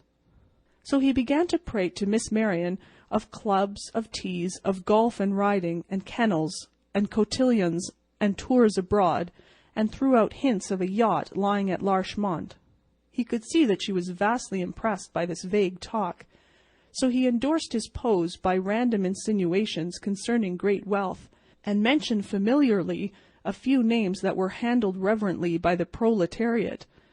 It was Chandler's short little day, and he was wringing from it the best that could be had as he saw it. And yet, once or twice he saw the pure gold of this girl shine through the mist of his egotism had raised between him and all objects. "This way of living that you speak of," she said, "sounds so futile and purposeless. Haven't you any work to do in the world that might interest you more?" "My dear Miss Marion," he exclaimed, "work! Think of dressing every day for dinner, of making half a dozen calls in an afternoon, with a policeman at every corner ready to jump into your auto and take you to the station if you get up any greater speed than a donkey cart's gait, We do-nothings are the hardest workers in the land." The dinner was concluded. The waiter generously fed, and the two walked out to the corner where they had met. Miss Marion walked very well now. Her limp was scarcely noticeable. "Thank you for a nice time," she said frankly. "I must run home now. I liked the dinner very much, Mr. Chandler." He shook hands with her, smiling cordially, and said something about a game of bridge at his club. He watched her for a moment, walking rather rapidly eastward. Then he found a cab to drive him slowly homeward. In his chilly bedroom, Chandler laid away his evening clothes for a 69 days' rest. He went about it thoughtfully. "That was a stunning girl," he said to himself. "She's all right, too. I'd be sworn even if she does have to work. Perhaps if I'd told her the truth instead of all that razzle-dazzle we might. But confound it, I had to play up to my clothes." Thus spoke the brave, who was born and reared in the wigwams of the tribe of the Manhattans. The girl, after leaving her entertainer, sped swiftly cross town until she arrived at a handsome and sedate mansion 2 squares to the east, facing on that avenue which is the highway of Mammon and the auxiliary gods. Here she entered hurriedly and ascended to a room where a handsome young lady in an elaborate house dress was looking anxiously out the window. "Oh, you madcap!" exclaimed the elder girl when the other entered. "When will you quit frightening us this way? It is 2 hours since you ran out in that rag of an old dress and Marie's hat. Mamma has been so alarmed. She sent Louis to the auto to try to find you. You are a bad, thoughtless puss." The elder girl touched a button, and a maid came in a moment. "Marie, tell Mamma that Miss Marion has returned." "Don't scold, sister. I only ran down to Madame Theo's to tell her to use mauve insertion instead of pink. My costume and Marie's hat were just what I needed. Everyone thought I was a shop girl, I'm sure." "Dinner is over, dear. You stayed so late." "I know. I slipped on the sidewalk and turned my ankle. I could not walk, so I hobbled into a restaurant and sat there until I was better. That is why I was so long." The two girls sat in the window seat, looking out at the lights and the stream of hurrying vehicles in the avenue.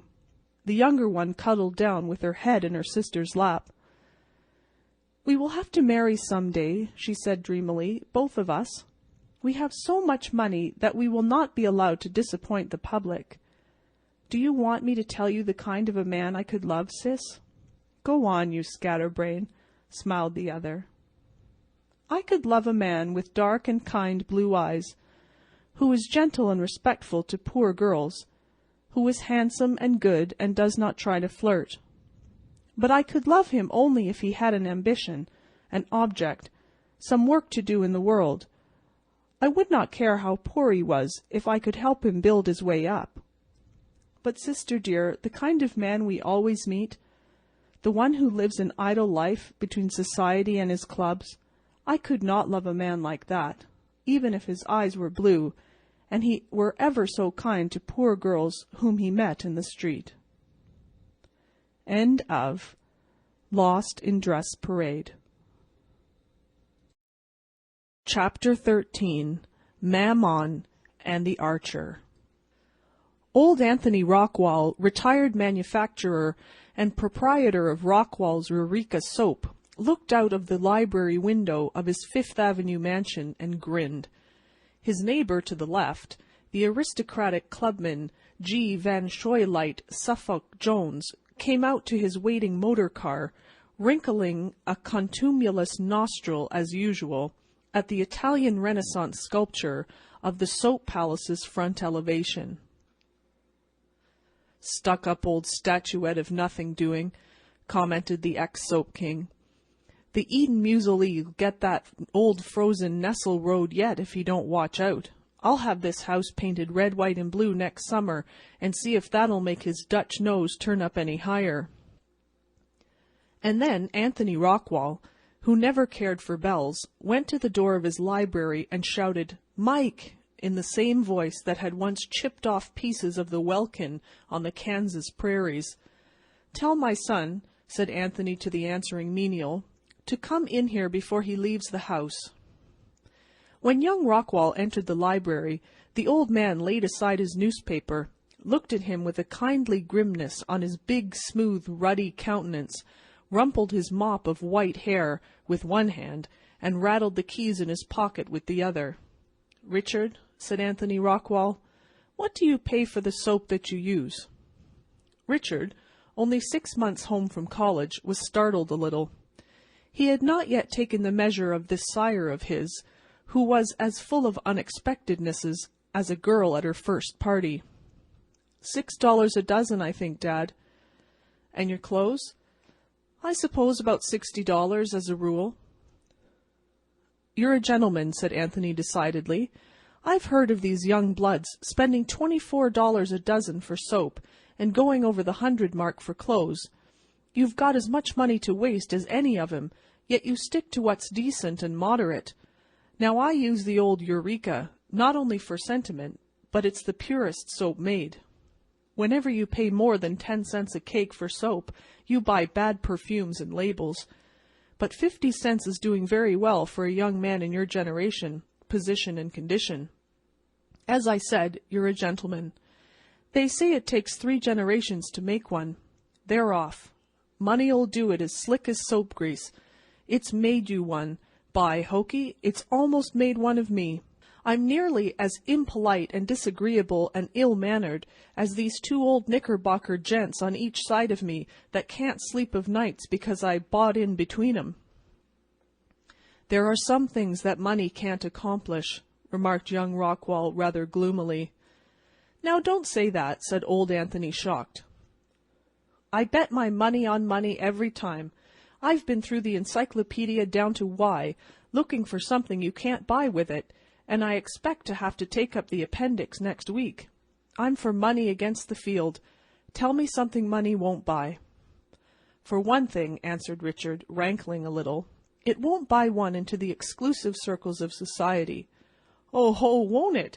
thundered the champion of the root of evil. "You tell me where your exclusive circles would be if the first Astor hadn't paid the money to pay for his steerage passage over." Richard sighed. "That's what I was coming to," said the old man less boisterously. "That's why I asked you to come in. There's something going wrong with you, boy. I've been noticing it for 2 weeks. Out with it. I guess I could lay my hands on 11 millions within 24 hours besides the real estate. If it's your liver, there's the Rambler down in the bay, cold and ready to steam down to the Bahamas in 2 days." "Not a bad guess, Dad. You haven't missed it far." "Ah," said Anthony keenly, "what's her name?" Richard began to walk up and down the library floor.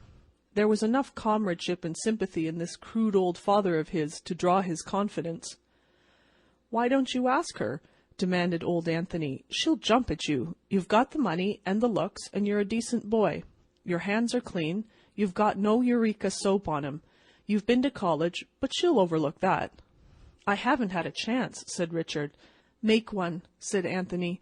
"Take her for a walk in the park, or a straw ride, or walk home with her from church. Chance. Tchah. You don't know the social mill, Dad. She's part of the stream that turns it. Every hour and minute of her time is arranged for days in advance. I must have that girl, Dad, or this town is a blackjack swamp forevermore. And I can't write it. I can't do that." "Tut," said the old man. "Do you mean to tell me that with all the money I've got you can't get an hour or 2 of a girl's time for yourself? I've put it off too late. She's going to sail for Europe at noonday after tomorrow for a 2-year stay. I'm to see her alone tomorrow evening for a few minutes. She's at Larchmont now at her aunt's. I can't go there, but I'm allowed to meet her with a cab at the Grand Central Station tomorrow evening at the 8:30 train. We drive down Broadway to Wallack's at a gallop, where her mother and a box party will be waiting for us in the lobby. Do you think she would listen to a declaration from me during the 6 or 8 minutes under those circumstances? No. And what chance would I have in the theater or afterward? None. No, Dad, this is one tangle that your money can't unravel. We can't buy 1 minute of time with cash. If we could, rich people would live longer. There's no hope of getting a talk with Miss Lantry before she sails." "All right, Richard, my boy," said old Anthony cheerfully. You may run along down to your club now. I'm glad it ain't your liver. But don't forget to burn a few punk sticks in the Joss house to the great god Mazumba from time to time. You say money won't buy time? Well, of course you can't order eternity wrapped up and delivered at your residence for a price. But I've seen Father Time get pretty bad stone bruises on his heels when he was walking through the gold diggings. That night came Aunt Ellen, gentle, sentimental, wrinkled, sighing, oppressed by wealth, into Brother Anthony at his evening paper, and began discourse on the subject of lovers' woes. He told me all about it, said Brother Anthony, yawning. I told him my bank account was at his service. Then he began to knock money, said money couldn't help, said the rules of society couldn't be bucked for a yard by a team of 10 millionaires. Oh, Anthony, sighed Aunt Ellen, I wish you would not think so much of money. Wealth is nothing where a true affection is concerned. Love is all-powerful. If he had only spoken earlier, she could not have refused our Richard, but now I fear it is too late. He will have no opportunity to address her. All your gold cannot bring happiness to your son. At 8 o'clock the next evening, Aunt Ellen took a quaint old gold ring from a moth-eaten case and gave it to Richard. Wear it tonight, nephew, she begged. Your mother gave it to me. Good luck and love, she said it brought. She asked me to give it to you when you had found the one you loved. Young Rockwall took the ring reverently and tried it on his smallest finger. It slipped as far as the second joint and stopped. He took it off and stuffed it into his vest pocket after the manner of man. Then he phoned for his cab. At the station he captured Miss Lantry out of the gadding mob at 8:32. We mustn't keep Mamma and the others waiting, she said. To Wallack's Theatre as fast as you can drive, said Richard loyally. They whirled up 42nd to Broadway, and then down the white-starred lane that leads from the soft meadows of sunset to the rocky hills of morning. At 34th Street, young Richard quickly thrust up the trap and ordered the cabman to stop. I've dropped a ring, he apologized as he climbed out. It was my mother's. I'd hate to lose it. I won't detain you a minute. I saw where it fell. In less than a minute he was back in the cab with the ring. But within that minute a cross-town car had stopped directly in front of the cab. The cabman tried to pass to the left, but a heavy express wagon cut him off. He tried the right and had to back away from a furniture van that had no business to be there. He tried to back out, but dropped his reins and swore dutifully. He was blockaded in a tangled mess of vehicles and horses. One of those street blockades had occurred that sometimes tie up commerce and movement quite suddenly in the big city. "Why don't you drive on?" said Miss Lantry impatiently. "We'll be late." Richard stood up in the cab and looked around. He saw a congested flood of wagons, trucks, cabs, vans, and streetcars filling the vast space where Broadway, 6th Avenue, and 43rd Street cross one another as a 26-inch maiden fills her 22-inch girdle. And still, from all the cross streets, they were hurrying and rattling toward the converging point at full speed, and hurling themselves into the struggling mass, locking wheels and adding their drivers' imprecations to the clamor. The entire traffic of Manhattan seemed to have jammed itself around them. The oldest New Yorker among the thousands of spectators that lined the sidewalks had not witnessed a street blockade of the proportions of this one. "I'm very sorry," said Richard as he resumed his seat, "but it looks as if we're stuck. They won't get this jumble loose up in an hour. It was my fault. If I hadn't dropped the ring, Let me see the ring," said Miss Lantry. "Now that it can't be helped, I don't care. I think theatres are stupid anyway." At 11 o'clock that night, somebody tapped lightly on Anthony Rockwall's door. "Come in," shouted Anthony, who was in a red dressing gown, reading a book of piractical activities. Somebody was Aunt Ellen, looking like a gray-haired angel that had been left on earth by mistake. "They're engaged, Anthony," she said softly. "She has promised to marry our Richard. On their way to the theatre there was a street blockade. It was 2 hours before the cab could get out of it. And oh, Brother Anthony, don't you ever boast of the power of money again. A little emblem of true love, a little ring that symbolized unending and unmercenary affection, was the cause of our Richard finding his happiness. He dropped it in the street and got out to recover it, and before they could continue the blockade occurred. He spoke to his love and won her there while the cab was hemmed in. Money is dross compared with true love, Anthony. All right, said old Anthony. I'm glad the boy has got what he wanted. I told him I wouldn't spare any expense in the matter if— But, Brother Anthony, what good could your money have done? Sister, said Anthony Rockwall, I've got my pirate in a devil of a scrape.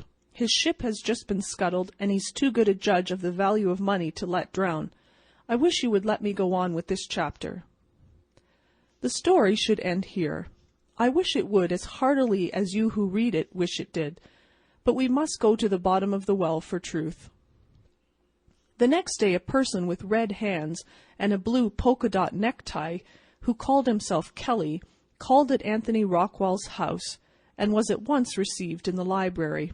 Well, said Anthony, reaching for his checkbook, it was a good bilin of soap. Let's see, you had 5,000 in cash? I paid out 300 more of my own, said Kelly. I had to go a little above the estimate. I got the express wagons and cabs, mostly for $5, but the trucks and 2-horse teams mostly raised me to 10. The motormen wanted 10, and some of the loaded teams 20. The cops struck me hardest. $50 I paid too, and the rest 25 and 20. But didn't it work beautiful, Mr. Rockwall? I'm glad William A. Brady wasn't onto that little outdoor vehicle mob scene. I wouldn't want William to break his heart with jealousy, and never a rehearsal either. The boys was on time to the fraction of a second. It was 2 hours before a snake could get below Greeley's statue. 1,300. There you are, Kelly, said Anthony, tearing off a check. Your 1,000 and the 300 you were out. You don't despise money, do you, Kelly? Me? Said Kelly. I can lick the man that invented poverty. Anthony called Kelly when he was at the door. You didn't notice, said he, anywhere in the tie-up, a kind of a fat boy without any clothes on shooting arrows around with a bow, did you? Why, no, said Kelly, mystified. I didn't. If he was like you say, maybe the cops pinched him before I got there. I thought the little rascal wouldn't be on hand, chuckled Anthony. Goodbye, Kelly. End of Mammon and the Archer. Chapter 8. Man About Town. There are 2 or 3 things that I wanted to know. I do not care about a mystery, so I began to inquire. It took me 2 weeks to find out what women carry in dress suitcases. Then I began to ask why a mattress is made in 2 pieces. This serious query was at first received with suspicion, because it sounded like a conundrum. I was at last assured that its double form of construction was designed to make lighter the burden of woman who makes up beds. I was so foolish as to persist, begging to know why, then, they were not made in 2 equal pieces, whereupon I was shunned. The third draught that I craved from the fount of knowledge was enlightenment concerning the character known as a man about town. He was more vague in my mind than a type should be. We must have a concrete idea of anything, even if it be an imaginary idea, before we can comprehend it. Now I have a mental picture of John Doe that is as clear as a steel engraving. His eyes are weak blue, he wears a brown vest and a shiny black serge coat. He stands always in the sunshine, chewing something, and he keeps half shutting his pocket-knife and opening it again with his thumb. And if the man higher up is ever found, take my assurance for it, he will be a large, pale man, with blue wristlets showing under his cuffs, and he will be sitting to have his shoes polished within sound of a bowling alley, and there will be somewhere about him turquoises. But the canvas of my imagination, when it came to limning the man about town, was blank. I fancied that he had a detachable sneer, like the smile of a Cheshire cat, and attached cuffs, and that was all, whereupon I asked a newspaper reporter about him. Why, said he, a man about town, something between a rounder and a clubman. He isn't exactly— well, he fits in between Mrs. Fish's receptions and private boxing bouts. He doesn't belong either to the Lotus Club or to the Jerry McGigohian Galvanized Iron Workers, Apprentices Left Hook Chowder Association. I don't exactly know how to describe him to you. You'll see him everywhere there's anything doing. Yes, I suppose he's a type. Dress clothes every evening, knows the ropes, calls every policeman and waiter in town by their first names. No, he never travels with the hydrogen derivatives. You generally see him alone, or with another man. My friend the reporter left me, and I wandered further afield. By this time, the 3,126 electric lights on the Rialto were alit. People passed, but they held me not. Paphian eyes rayed upon me and left me unscathed. Diners, heimgangers, shop-girls, confidence men, panhandlers, actors, highwaymen, millionaires, and outlanders scurried, skipped, strolled, sneaked, swaggered, and scurried by me. But I took no note of them. I knew them all. I had read their hearts. They had served. I wanted my man about town. He was a hype, and to drop him would be an error, a typograph. But no, let us continue.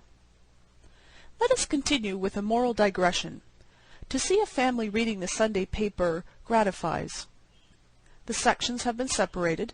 Papa is earnestly scanning the page that pictures the young lady exercising before an open window and bending. But there! Mamma is interested in trying to guess the missing letters in the word NWYO_K. The oldest girls are eagerly perusing the financial reports, for a certain young man remarked last Sunday night that he had taken a flyer in Q, X, and Z. Willie, the 18-year-old son, who attends the New York public school, is absorbed in the weekly article describing how to make over an old skirt, for he hopes to take a prize in sewing on graduation day. Grandma is holding to the comic supplement with a 2 hours grip, and little Toddy, the baby, is rocking along the best she can with the real estate transfers. This view is intended to be reassuring, for it is desirable that a few lines of this story be skipped, for it introduces strong drink. I went into a cafe and while it was being mixed, I asked the man who grabs up your hot Scotch spoon as soon as you lay it down what he understood by the term epithet, description, designation, characterization, or appellation, viz., a man about town. Why, said he carefully, it means a fly guy that's wise to the all-night push, see? It's a hot sport that you can't bump to the rail anywhere between the flat-irons, see? I guess that's about what it means. I thanked him and departed. On the sidewalk a Salvation lassie shook her contribution receptacle gently against my waistcoat pocket. Would you mind telling me, I asked her, if you've ever met with the character commonly denominated as a man about town during your daily wanderings? I think I know whom you mean, she answered with a gentle smile. We see them in the same places night after night. They are the devil's bodyguard, and if the soldiers of any army are as faithful as they are, their commanders are well served. We go among them, diverting a few pennies from their wickedness to the Lord's service. She shook the box again, and I dropped a dime into it. In front of a glittering hotel, a friend of mine, a critic, was climbing from a cab. He seemed at leisure, and I put my question to him. He answered me conscientiously, as I was sure he would. There is a type of man about town in New York, he answered. The term is quite familiar to me, but I don't think I was ever called upon to define the character before. It would be difficult to point you out an exact specimen. I would say offhand that it is a man who had a hopeless case of the peculiar New York disease of wanting to see and know. At 6 o'clock each day life begins with him. He follows rigidly the conventions of dress and manners, but in the business of poking his nose into places where he does not belong, he could give pointers to a civet cat or a jackdaw. He is the man who has chased Bohemia about the town from Rathskeller to Roof Garden and from Hester Street to Harlem, until you can't find a place in the city where they don't cut their spaghetti with a knife. Your man about town has done that. He is always on the scent of something new. He is curiosity, impudence, and omnipresence. Hansoms were made for him, and gold-banded cigars, and the curse of music at dinner. There are not so many of him, but his minority report is adopted everywhere. I'm glad you brought up the subject. I felt the influence of this nocturnal blight upon our city, but I never thought to analyze it before. I can see now that your man about town should have been classified long ago. In his wake spring up wine agents and cloak models, and the orchestra plays Let's All Go Up to Maud's for him by request instead of Handel. He makes his rounds every evening, while you and I see the elephant once a week. When the cigar store is raided, he winks at the officer, familiar with his ground, and walks away immune, while you and I search among the presidents for names and among the stars for addresses to give the desk sergeant. My friend the critic paused to acquire breath for fresh eloquence. I seized my advantage. You have classified him, I cried with joy. You have painted his portrait in the gallery of city types. But I must meet one face to face. I must study the man about town at first hand. Where shall I find him? How shall I know him? Without seeming to hear me, the critic went on. And his cab driver was waiting for his fare, too. He is the sublimated essence of butt-in, the refined intrinsic extract of rubber, the concentrated, purified, irrefutable, unavoidable spirit of curiosity and inquisitiveness. A new sensation is the breath in his nostrils. When his experience is exhausted, he explores new fields with the indefatigability of a— Excuse me, I interrupted, but can you produce one of this type? It is a new thing to me. I must study it. I will search the town over until I find one. Its habitat must be here on Broadway. I am about to dine here, said my friend. Come inside. If there is a man about town present, I will point him out to you. I know most of the regular patrons here. I am not dining yet, I said to him. You will excuse me. I'm going to find my man about town this night if I have to rake New York from the Battery to Little Coney Island. I left the hotel and walked down Broadway. The pursuit of my type gave a pleasant savour of life and interest to the air I breathed. I was glad to be in a city so great, so complex and diversified. Leisurely and with something of an air, I strolled along with my heart expanding at the thought that I was a citizen of great Gotham, a sharer in its magnificence and pleasures, a partaker in its glory and prestige. I turned to cross the street. I heard something buzz like a bee, and then I took a long, pleasant ride with Santos Dumont. When I opened my eyes, I remembered a smell of gasoline, and I said aloud, "Hasn't it passed yet?" A hospital nurse laid a hand that was not particularly soft upon my brow that was not at all fevered. A young doctor came along, grinned, and handed me a morning newspaper. "Want to see how it happened?" he asked cheerily. I read the article. Its headlines began where I heard the buzzing leave off the night before. It closed with these lines: Bellevue Hospital, where it was said that his injuries were not serious. He appeared to be a typical man about town. End of Chapter 8. Man About Town. Memoirs of a Yellow Dog. I don't suppose it will knock any of you people off your perch to read a contribution from an animal. Mr. Kipling and a good many others have demonstrated the fact that animals can express themselves in remunerative English, and no magazine goes to press nowadays without an animal story in it, except the old-style monthlies that are still running pictures of Brian and the Montpellier horror. But you needn't look for any stuck-up literature in my piece, such as Baru the bear, and Snakeu the snake, and Tamanu the tiger talk in the Jungle Books. A yellow dog that spent most of his life in a cheap New York flat, sleeping in a corner on an old sateen underskirt, the one she spilled port wine on at the lady longshoreman's banquet, mustn't be expected to perform any tricks with the art of speech. I was born a yellow pup. Date, locality, pedigree, and weight unknown. The first thing I can recollect, an old woman had me in a basket at Broadway and 23rd, trying to sell me to a fat lady. Old Mother Hubbard was boosting me to beat the band as a genuine Pomeranian, Hambletonian, Red Irish, Cochin China Stoke Pogus Fox Terrier.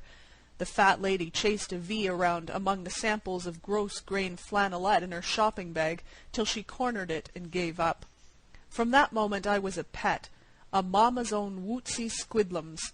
Say, gentle reader, did you ever have a 200-pound woman breathing a flavor of camembert cheese and pot d'Espagne pick you up and wallop her nose all over you, remarking all the time in an Emma Eames tone of voice, "Oh, oozum, oodlum, doodlum, woodlum, toodlum, bitsy witsy scoodlums?" From a pedigreed yellow pup, I grew up to be an anonymous yellow cur, looking like a cross between an Angora cat and a box of lemons.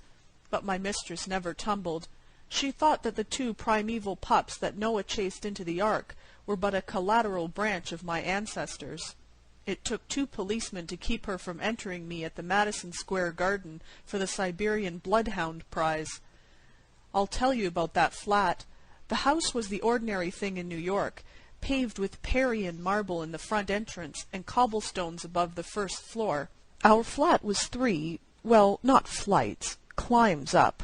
My mistress rented it unfurnished and put in the regular things: 1903 antique upholstered parlor set, old chromo of geishas in a Harlem tea house, rubber plant, and husband. By serious, there was a biped I felt sorry for. He was a little man with sandy hair and whiskers a good deal like mine. Henpecked? Well, toucans and flamingos and pelicans all had their bills in him. He wiped the dishes and listened to my mistress tell about the cheap, ragged things the lady with the squirrel skin coat on the second floor hung out on her line to dry, and every evening while she was getting supper she made him take me out on the end of a string for a walk.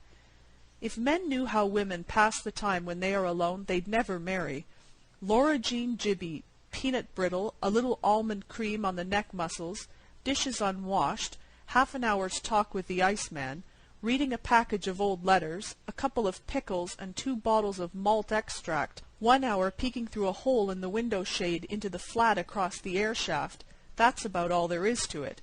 20 minutes before time for him to come home from work, she straightens up the house, fixes her rat so it won't show, and gets out a lot of sewing for a 10-minute bluff. I led a dog's life in that flat. Most all day I lay there in my corner, watching the fat woman kill time. I slept sometimes and had pipe dreams about being out chasing cats into basements and growling at old ladies with black mittens, as a dog was intended to do. Then she would pounce upon me with a lot of that drivelling poodle palaver and kiss me on the nose. But what could I do? A dog can't chew cloves. I began to feel sorry for hubby. Dog my cats if I didn't.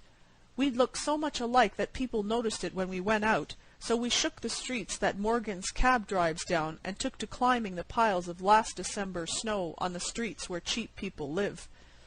One evening when we were thus promenading, and I was trying to look like a prize St. Bernard, and the old man was trying to look like he wouldn't have murdered the first organ grinder he heard play Mendelssohn's Wedding March, I looked up at him and said in my way, "What are you looking so sour about, you oakum-trimmed lobster? She don't kiss you. You don't have to sit on her lap and listen to talk that would make the book of a musical comedy sound like the maxims of Epictetus. You ought to be thankful you're not a dog. Brace up, Benedict, and bid the blues begone." The matrimonial mishap looked down at me with almost canine intelligence in his face. "Why, doggy," says he, "good doggy, you almost look like you could speak. What is it, doggy? Cats?" Cats could speak. But of course he couldn't understand. Humans were denied the speech of animals. The only common ground of communication upon which dogs and men can get together is in fiction. In the flat across the hall from us lived a lady with a black and tan terrier. Her husband strung it and took it out every evening, but he always came home cheerful and whistling. One day I touched noses with the black and white in the hall, and I struck him for an elucidation. "See here, Wiggle and Skip," I says, "you know that it ain't the nature of a real man to play dry nurse to a dog in public. I never saw one leashed to a bow-wow yet that didn't look like he'd like to lick every other man that looked at him. But your boss comes in every day as perky and set up as an amateur prestidigitator doing the egg trick. How does he do it? Don't tell me he likes it." "Him?" says the black and tan. "Why, he uses nature's own remedy. He gets splifficated. At first, when we go out, he's as shy as the man on the steamer who would rather play Pedro when they make 'em all the jackpots. By the time we've been in 8 saloons, he don't care whether the thing on the end of his line is a dog or a catfish. I've lost 2 inches of my tail trying to sidesweep those swinging doors." The pointer I got from that terrier, vaudeville please copy, sent me to thinking. One evening about 6 o'clock my mistress ordered him to get busy and do the ozone act for Lovey. I have concealed it until now, but that is what she called me. The black and tan was called Tweetness. I consider that I have the bulge on him, as far as you could chase a rabbit. Still, Lovey is something of a nomenclatural tin can on the tail of one's self-respect. At a quiet place on a safe street, I tightened the line of my custodian in front of an attractive, refined saloon. I made a dead-ahead scramble for the doors, whining like a dog in the press despatches that lets the family know that little Alice is bogged while gathering lilies in the brook. "Why, darn my eyes," said the old man with a grin, "darn my eyes if the saffron-colored son of a seltzer lemonade ain't asking me to take in a drink. Let me see, how long's it been since I saved shoe leather by keeping one foot on the footrest? I believe I'll—" I knew I had him. Hot scotches he took, sitting at a table. For an hour he kept the Campbells coming. I sat by his side rapping for the waiter with my tail, and eating free lunch such as a mamma in her flat never equaled with her homemade truck bought at a delicatessen store 8 minutes before Papa comes home. When the products of Scotland were all exhausted except the rye bread, the old man unwound me from the table leg and played me outside like a fisherman plays a salmon. Out there he took off my collar and threw it into the street. "Poor doggie," says he, "good doggie, she shan't kiss you any more. It's a darn shame. Good doggie, go away and get run over by a streetcar and be happy." I refused to leave. I leaped and frisked around the old man's legs, happy as a pug on a rug. "You old flea-headed woodchuck chaser," I said to him, "you moon-baying, rabbit-pointing, egg-stealing old beagle, can't you see I don't want to leave you? Can't you see that we're both pups in the wood, and the missus is the cruel uncle after you with the dish-towel, and me with the flea liniment and a pink bow to tie on my tail? Why not cut that all out and be pards forevermore?" Maybe you'll say he didn't understand. Maybe he didn't. But he kind of got a grip on the hot scotches and stood still for a minute, thinking. "Doggie," says he finally, "we don't live more than a dozen lives on this earth, and very few of us live to be more than 300. If I ever see that flat any more, I'm a flat, and if you do, you're flatter, and that's no flattery. I'm offering 60 to 1 that Westward Ho wins out by the length of a dachshund." There was no string, but I frolicked along with my master to the 23rd Street ferry, and the cats on the route saw reason to give thanks that prehensile claws had been given them.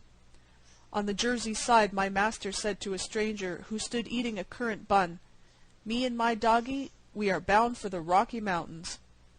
But what pleased me most was when my old man pulled at both of my ears until I howled, and said, "You common monkey-headed, rat-tailed, sulphur-colored son of a doormat, do you know what I'm going to call you?" I thought of Lovey, and I whined dolefully. "I'm going to call you Pete," says my master, and if I'd had 5 tails, I couldn't have done enough wagging to do justice to the occasion. End of The Memoirs of a Yellow Dog. Chapter 19. Sisters of the Golden Circle. The Rubberneck auto was about ready to start. The merry top riders had been assigned to their seats by the gentlemanly conductor. The sidewalk was blockaded with sightseers who'd gathered to stare at sightseers, justifying the natural law that every creature on earth is preyed upon by some other creature. The megaphone man raised his instrument of torture. The inside of the great automobile began to thump and throb like the heart of a coffee drinker. The top riders nervously clung to the seats. The old lady from Valparaiso, Indiana, shrieked to be put ashore. But before a wheel turns, listen to a brief preamble through the cardiophone, which shall point out to you an object of interest on life's sightseeing tour. Swift and comprehensive is the recognition of white man for white man in African wilds. Instant and sure is the spiritual greeting between mother and babe. Unhesitatingly do master and dog commune across the slight gulf between animal and man. Immeasurably quick and sapient are the brief messages between one and one's beloved. But all these instances set forth only slow and groping interchange of sympathy and thought beside one other instance, which the rubber-neck coach shall disclose. You shall learn, if you have not learned already, what two beings of all earth's living inhabitants most quickly look into each other's hearts and souls when they meet face to face. The gong whirred, and the glaring at Gotham car moved majestically upon its instructive tour. On the highest rear seat was James Williams of Cloverdale, Missouri, and his bride. Capitalize it, friend, typo, that last word, word of words in the epiphany of life and love, the ascent of the flowers, the booty of the bee, the primal drip of spring waters, the overture of the lark, the twist of lemon peel on the cocktail of creation, such is the bride. Holy is the wife, revered the mother, Galiptious is the summer girl, but the bride is the certified check among the wedding presents that the gods send in when a man is married to mortality. The car glided up the Golden Way. On the bridge of the great cruiser, the captain stood, trumpeting the sights of the big city to his passengers. Wide-mouthed and open-eared, they heard the sights of the metropolis thundered forth to their eyes. Confused, delirious with excitement and provincial longings, they tried to make ocular responses to the megaphonic ritual. In the solemn spires of spreading cathedrals, they saw the home of the Vanderbilts. In the busy bulk of the Grand Central Depot, they viewed wonderingly the frugal cot of Russell Sage. Bidden to observe the highlands of the Hudson, they gaped, unsuspecting, at the upturned mountains of a new-laid sewer. To many, the elevated railroad was the Rialto, on the stations of which uniformed men sat and made chop suey of your tickets. And to this day, in the outlying districts, many have it that Chuck Connors, with his hand on his heart, leads reform, and that but for the noble municipal efforts of one Parkhurst, a district attorney, the notorious Bishop Potter gang would have destroyed law and order from the Bowery to the Harlem River. But I beg you to observe Mrs. James Williams, Hattie Chalmers that was, once the belle of Cloverdale. Pale blue is the bride's, if she will, and this color she has honored. Willingly had the moss rosebud loaned to her cheeks of its pink, and as for the violet, her eyes will do very well as they are, thank you. A useless strip of white chaff, oh no, he was guiding the autocar, of white chiffon, or perhaps it was grenadine or tulle, was tied beneath her chin, pretending to hold her bonnet in place. But you know as well as I do that the hat-pins did the work. And on Mrs. James Williams's face was recorded a little library of the world's best thoughts in 3 volumes. Volume number 1 contained the belief that James Williams was about the right sort of thing. Volume number 2 was the essay on the world, declaring it to be a very excellent place. Volume number 3 disclosed the belief that in occupying the highest seat in a rubberneck auto, they were traveling the pace that passes all understanding. James Williams, you would have guessed, was about 24. It will gratify you to know that your estimate was so accurate. He was exactly 23 years, 11 months, and 29 days old. He was well built, active, strong-jawed, good-natured, and rising. He was on his wedding trip. Dear kind fairy, please cut out these orders for money and 40 HP touring cars and fame and a new growth of hair and the presidency of the boat club. Instead of any of them, turn backward. Oh, turn backward and give us just a teeny-weeny bit of our wedding trip over again. Just an hour, dear fairy, so we can remember how the grass and the poplar trees looked, and the bow of those bonnet strings tied beneath her chin, even if it was the hat-pins that did the work. Can't do it? Very well. Hurry up with that touring car and the oil stock, then. Just in front of Mrs. James Williams sat a girl in a loose tan jacket and a straw hat adorned with grapes and roses. Only in dreams and milliners' shops do we, alas, gather grapes and roses at one swipe. This girl gazed with large blue eyes, credulous, when the megaphone man roared his doctrine that millionaires were things about which we should be concerned. Between blasts, she resorted to Epictetan philosophy in the form of pepsin chewing gum. At this girl's right hand sat a young man about 24. He was well-built, active, strong-jawed, and good-natured. But if his description seems to follow that of James Williams, divested of anything Cloverdalian, this man belonged to hard streets and sharp corners. He looked keenly about him, seeming to begrudge the asphalt under the feet of those upon whom he had looked down from his perch. While the megaphone barks at a famous hostelry, let me whisper you through the low-tuned cardiophone to sit tight, for now things are about to happen, and the great city will close over them again as over a scrap of ticker tape floating down from the den of a Broad Street bear. The girl in the tan jacket twisted around to view the pilgrims on the last seat. The other passengers she had absorbed. The seat behind her was her Bluebeard's chamber. Her eyes met those of Mrs. James Williams. Between two ticks of a watch they exchanged their life's experiences, histories, hopes, and fancies. And all, mind you, with the eye, before two men could have decided whether to draw steel or borrow a match. The bride leaned forward low. She and the girl spoke rapidly together, their tongues moving quickly like those of two serpents, a comparison that is not meant to go further.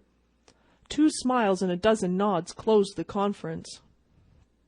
And now, in the broad, quiet avenue in front of the rubberneck car, a man in dark clothes stood with uplifted hand. From the sidewalk another hurried to join him. The girl in the fruitful hat quickly seized her companion by the arm and whispered in his ear. That young man exhibited proof of ability to act promptly. Crouching low, he slid over the edge of the car, hung lightly for an instant, and then disappeared. Half a dozen of the top riders observed his feat wonderingly, but made no comment, deeming it prudent not to express surprise at what might be the conventional manner of alighting in this bewildering city. The truant passenger dodged a hansom and then floated past, like a leaf on a stream between a furniture van and a florist's delivery wagon. The girl in the tan jacket turned again, and looked in the eyes of Mrs. James Williams. Then she faced about and sat still, while the rubberneck auto stopped at the flash of the badge under the coat of the plain-clothes man. "What's eatin' you?" demanded the megaphonist, abandoning his professional discourse for pure English. "Keep her at anchor for a minute," ordered the officer. "There's a man on board we want. A Philadelphia burglar called Pinky McGuire. There he is on the back seat.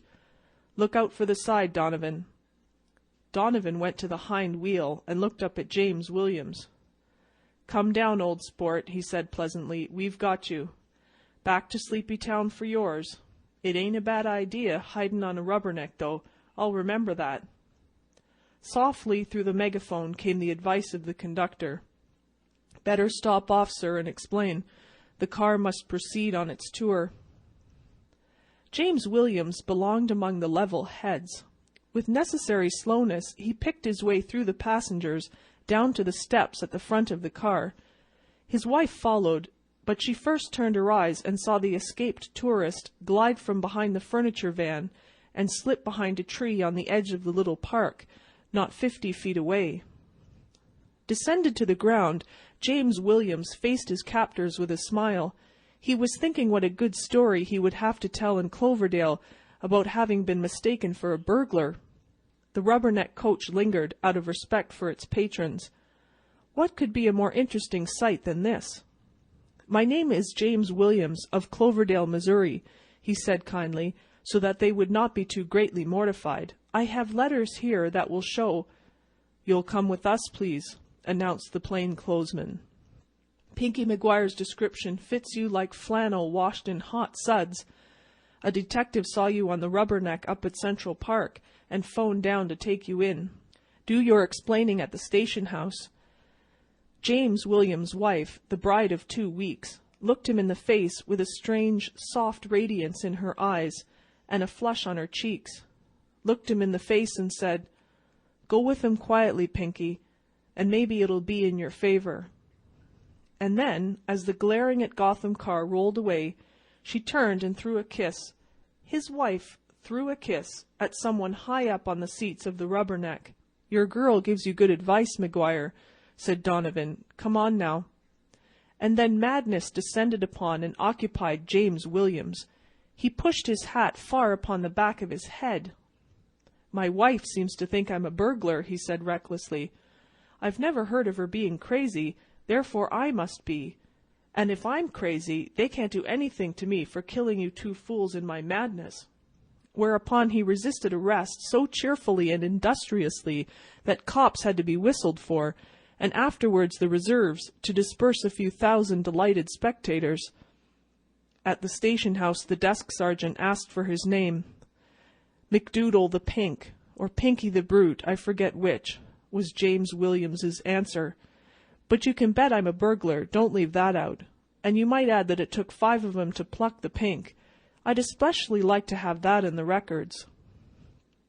In an hour came Mrs. James Williams, with Uncle Thomas of Madison Avenue, in a respect-compelling motor car, and proofs of the hero's innocence, for all the world like the third act of a drama backed by an automobile manufacturing company.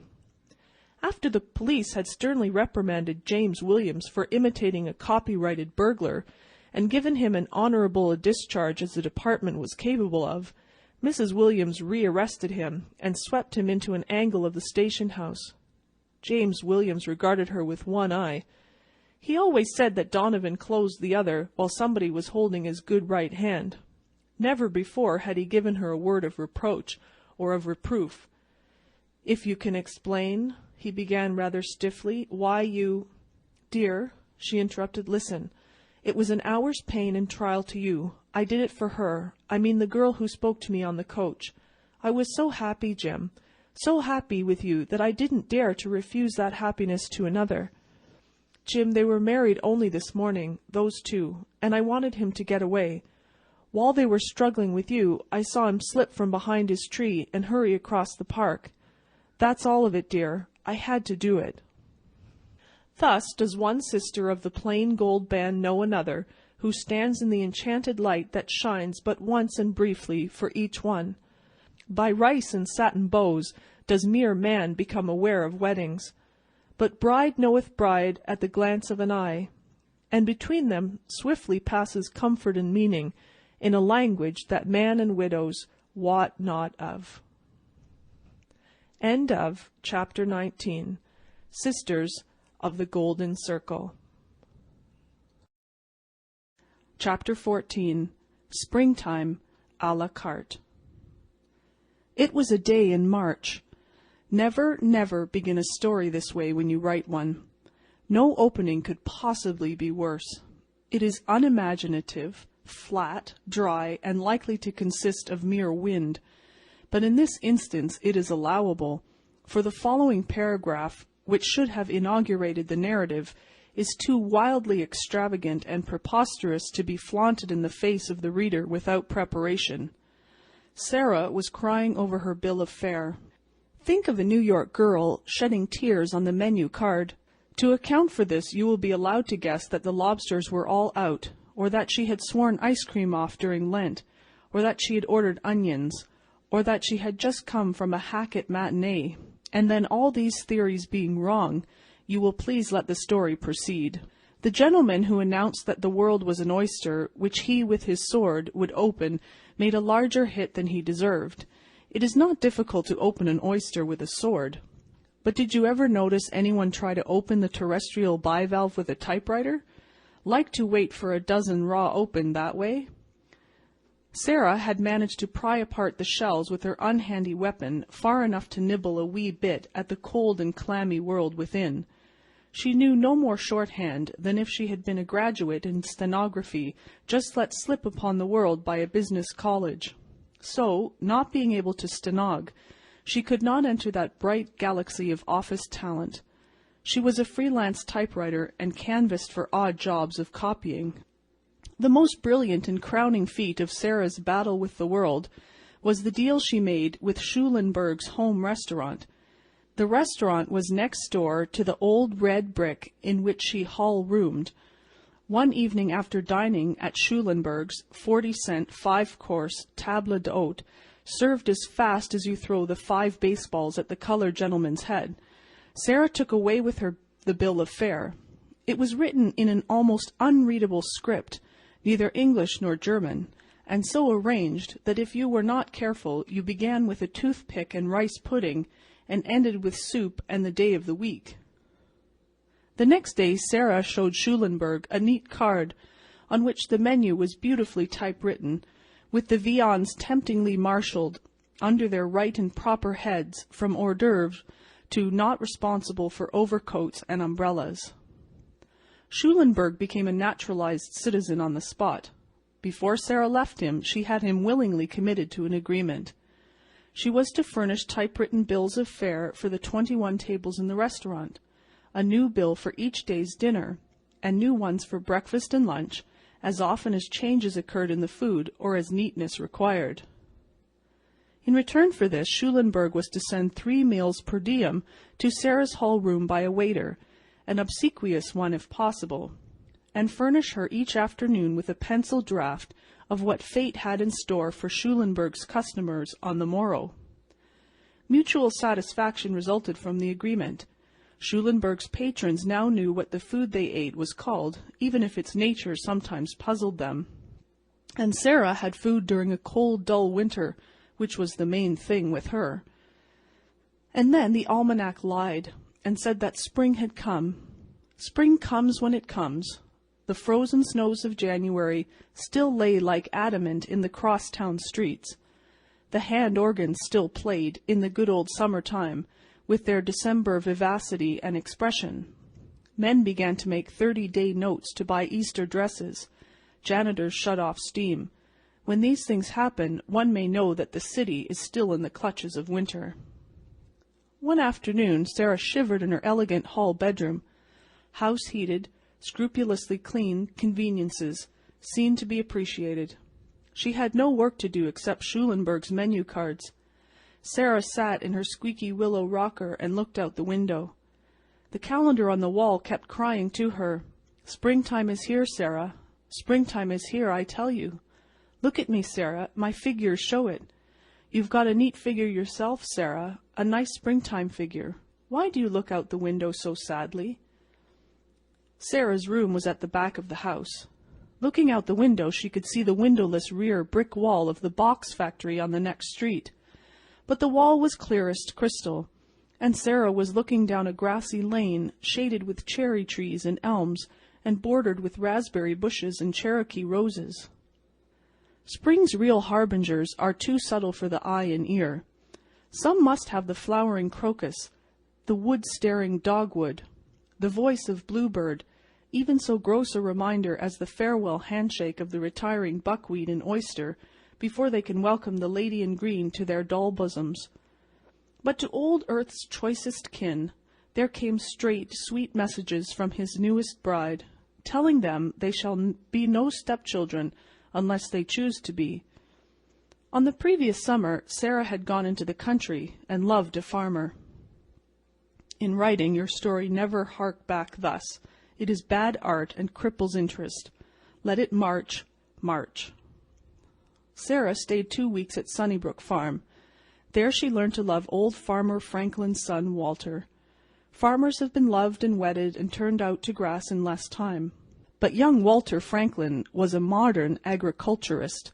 He had a telephone in his cow-house, and he could figure up exactly what effect next year's Canada wheat crop would have on potatoes planted in the dark of the moon. It was in this shaded and raspberried lane that Walter had wooed and won her, and together they had sat and woven a crown of dandelions for her hair. He had immoderately praised the effect of the yellow blossoms against her brown tresses, and she had left the chaplet there, and walked back to the house, swinging her straw sailor in her hands. They were to marry in the spring, at the very first signs of spring, Walter said. And Sarah came back to the city to pound her typewriter. A knock at the door dispelled Sarah's visions of that happy day. A waiter had brought the rough pencil draft of the home restaurant's next day fare in old Schulenberg's angular hand. Sarah sat down to her typewriter and slipped a card between the rollers. She was a nimble worker. Generally, in an hour and a half, the 21 menu cards were written and ready. Today, there were more changes on the bill of fare than usual. The soups were lighter. Pork was eliminated from the entrees, figuring only with Russian turnips among the roasts. The gracious spirit of spring pervaded the entire menu. Lamb, that lately capered on the greening hillsides, was becoming exploited with the sauce that commemorated its gambols. The song of the oyster, though not silenced, was diminuendo con amor. The frying pan seemed to be held inactive behind the beneficent bars of the broiler. The pie list swelled. The richer puddings had vanished. The sausage, with his drapery wrapped about him, barely lingered in a pleasant thanatopsis with the buckwheats and the sweet but doomed maple. Sarah's fingers danced like midgets over a summer stream. Down through the courses she worked, giving each item its position according to its length with an accurate eye. Just above the desserts came the list of vegetables: carrots and peas, asparagus on toast, the perennial tomatoes, and corn and succotash, lima beans, cabbage, and then Sarah was crying over her bill of fare. Tears from the depths of some divine despair rose in her heart and gathered to her eyes. Down went her head on the little typewriter stand, and the keyboard rattled a dry accompaniment to her moist sobs. For she had received no letter from Walter in 2 weeks, and the next item on the bill of fare was dandelions. Dandelions with some kind of egg, but bother the egg. Dandelions, with whose golden blooms Walter had crowned her his queen of love and future bride. Dandelions, the harbingers of spring, her sorrow's crown of sorrow, reminder of her happiest days. Madam, I dare you to smile until you suffer this test. Let the Marshal Niel roses that Percy brought you on the night you gave him your heart be served as a salad with French dressing before your eyes at a Schulenberg table d'hôte. Had Juliet so seen her love tokens dishonored, the sooner would she have sought the Lethian herbs of the good apothecary. But what a witch is spring! Into the great cold city of stone and iron a message had to be sent. There was none to convey it but the little hardy courier of the fields, with his rough green coat and modest air. He is a true soldier of fortune, this Don de Lion, this lion's tooth, as the French chefs call him. Flowered, he will assist at love-making, wreathed in my lady's nut-brown hair. Young and callow and unblossomed, he goes into the boiling pot and delivers the word of his sovereign mistress. By and by Sarah forced back her tears. The cards must be written, but still, in a faint golden glow from her dandelion dream, she fingered the typewriter keys absently for a little while, with her mind and heart in the meadow lane with her young farmer. But soon she came swiftly back to the rock-bound lanes of Manhattan, and the typewriter began to rattle and jump like a strike-breaker's motor car. At 6 o'clock, the waiter brought her dinner and carried away the typewritten bill of fare. When Sarah ate, she set aside, with a sigh, the dish of dandelions with its crowning ovarious accompaniment. As this dark mass had been transformed from a bright and love-endorsed flower to be an ignominious vegetable, so had her summer hopes wilted and perished. Love may, as Shakespeare said, feed on itself. But Sarah could not bring herself to eat the dandelions that had graced, as ornaments, the first spiritual banquet of her heart's true affection. At 7:30 the couple in the next room began to quarrel. The man in the room above sought for A on his flute. The gas went a little lower. 3 coal wagons started to unload, the only sound of which the phonograph is jealous. Cats on the back fences slowly retreated toward Mukden. By these signs Sarah knew that it was time for her to read. She got out The Cloister and the Hearth, the best non-selling book of the month, settled her feet on her trunk, and began to wander with Gerard. The front doorbell rang. The landlady answered it. Sarah left Gerard and Denny's treed by a bear and listened. Oh, yes, you would, just as she did. Then a strong voice was heard in the hall below, and Sarah jumped for her door, leaving the book on the floor and the first round easilies the bear. You have guessed it. She reached the top of the stairs just as her farmer came up, 3 at a jump, and reaped and garnered her, with nothing left for the gleaners. Why haven't you written? Oh, why? Cried Sarah. New York is a pretty large town, said Walter Franklin. I came in a week ago to your old address. I found that you went away on a Thursday. That consoled some. It eliminated the possible Friday bad luck, but it didn't prevent my hunting for you with police and otherwise ever since. I wrote, said Sarah vehemently. Never got it. Then how did you find me? The young farmer smiled a springtime smile. I dropped into that home restaurant next door this evening, said he. I don't care who knows it. I like a dish of some kind of greens at this time of the year. I ran my eye down that nice typewritten bill of fare, looking for something in that line. When I got below cabbage, I turned my chair over and hollered for the proprietor. He told me where you lived. I remember, sighed Sarah happily. That was dandelions below cabbage. I'd know that cranky capital W way above the line that your typewriter makes anywhere in the world, said Franklin. Why, there's no W in dandelions, said Sarah in surprise. The young man drew the bill of fare from his pocket and pointed to a line. Sarah recognized the first card she had written that afternoon. There was still the rayed splotch of the upper right-hand corner where a tear had fallen, but over the spot where one should have read the name of the meadow plant, the clinging memory of their golden blossoms had allowed her fingers to strike strange keys. Between the red cabbage and the stuffed green peppers was the item, Dearest Walter, with hard-boiled egg. End of Springtime a la carte. Chapter 25. The Brief Debut of Tildy. If you do not know Bogle's Chop House and Family Restaurant, it is your loss. For if you are one of the fortunate ones who dine expensively, you should be interested to know how the other half consumes provisions. And if you belong to the half to whom waiters' checks are things of moment, you should know Bogle's, for there you will get your money's worth, in quantity at least.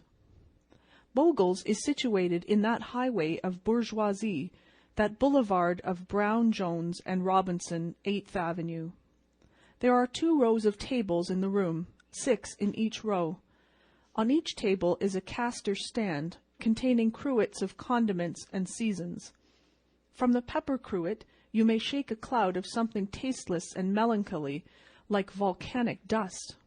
From the salt cruet you may expect nothing, though a man should extract a sanguinary stream from the pallid turnip, yet will his prowess be balked when he comes to wrest salt from Bogle's cruets. Also upon each table stands the counterfeit of that benign sauce, made from the recipe of a nobleman in India.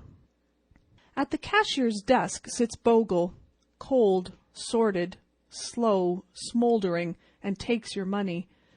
Behind a mountain of toothpicks he makes your change, files your check, and ejects at you, like a toad, a word about the weather. Beyond a corroboration of his meteorological statement, you would better not venture. You are not Bogle's friend. You are a fed, transient customer, and you and he may not meet again until the blowing of Gabriel's dinner horn. So take your change and go, to the devil if you like. There you have Bogle's sentiments. The needs of Bogle's customers were supplied by 2 waitresses and a voice. One of the waitresses was named Aileen. She was tall, beautiful, lively, gracious, and learned in persiflage. Her other name? There was no more necessity for another name at Bogle's than there was for finger bowls. The name of the other waitress was Tildy. Why do you suggest Matilda? Please listen this time. Tildy. Tildy. Tildy was dumpy, plain-faced, and too anxious to please. Repeat the last clause to yourself once or twice, and make the acquaintance of the duplicate infinite. The voice at Bogle's was invisible. It came from the kitchen, and did not shine in the way of originality. It was a heathen voice, and contented itself with vain repetitions of exclamations emitted by the waitresses concerning food. Will it tire you to be told again that Aileen was beautiful? Had she donned a few $100s worth of clothes, and joined the Easter parade, and had you seen her, you would have hastened to say so yourself. The customers at Bogle's were her slaves. 6 tables full she could wait upon at once. They who were in a hurry restrained their impatience for the joy of merely gazing upon her swiftly moving, graceful figure. They who had finished eating ate more that they might continue in the light of her smiles. Every man there, and they were mostly men, tried to make his impression upon her. Aileen could successfully exchange repartee against a dozen at once, and every smile that she sent forth lodged, like pellets from a scattergun, in as many hearts. And all this while she could be performing astounding feats with orders of pork and beans, pot roasts, ham and sausage and the wheats, and any quantity of things on the iron and in the pan, and straight up and on the side. With all this feasting and flirting and merry exchange of wit, Bogle's came mighty near being a salon, with Aileen for its Madame Récamier. If the transients were entranced by the fascinating Aileen, the regulars were her adorers. There was much rivalry among many of the steady customers. Aileen could have had an engagement every evening.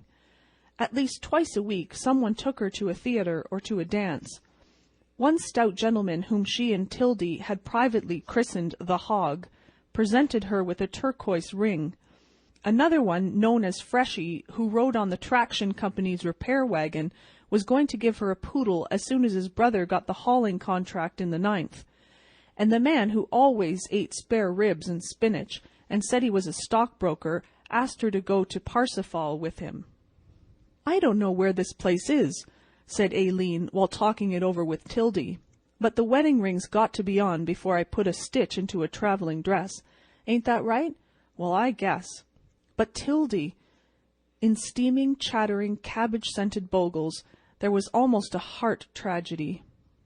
Tildy, with the blunt nose, the hay-coloured hair, the freckled skin, the bag-o'-meal figure, had never had an admirer. Not a man followed her with his eyes when she went to and fro in the restaurant, save now and then when they glared with the beast hunger for food. None of them bantered her gaily to coquettish interchanges of wit.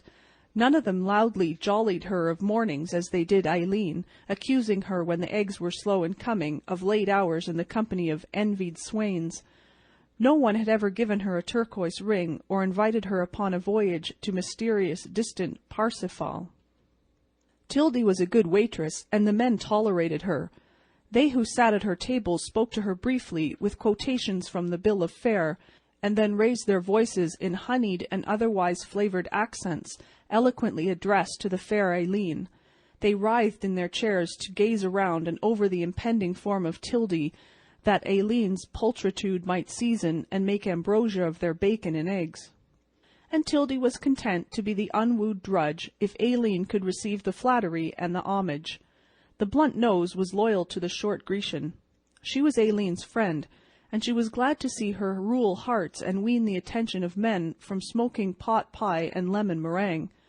But deep below our freckles and hay-coloured hair, the unhandsomest of us dream of a prince or a princess, not vicarious, but coming to us alone.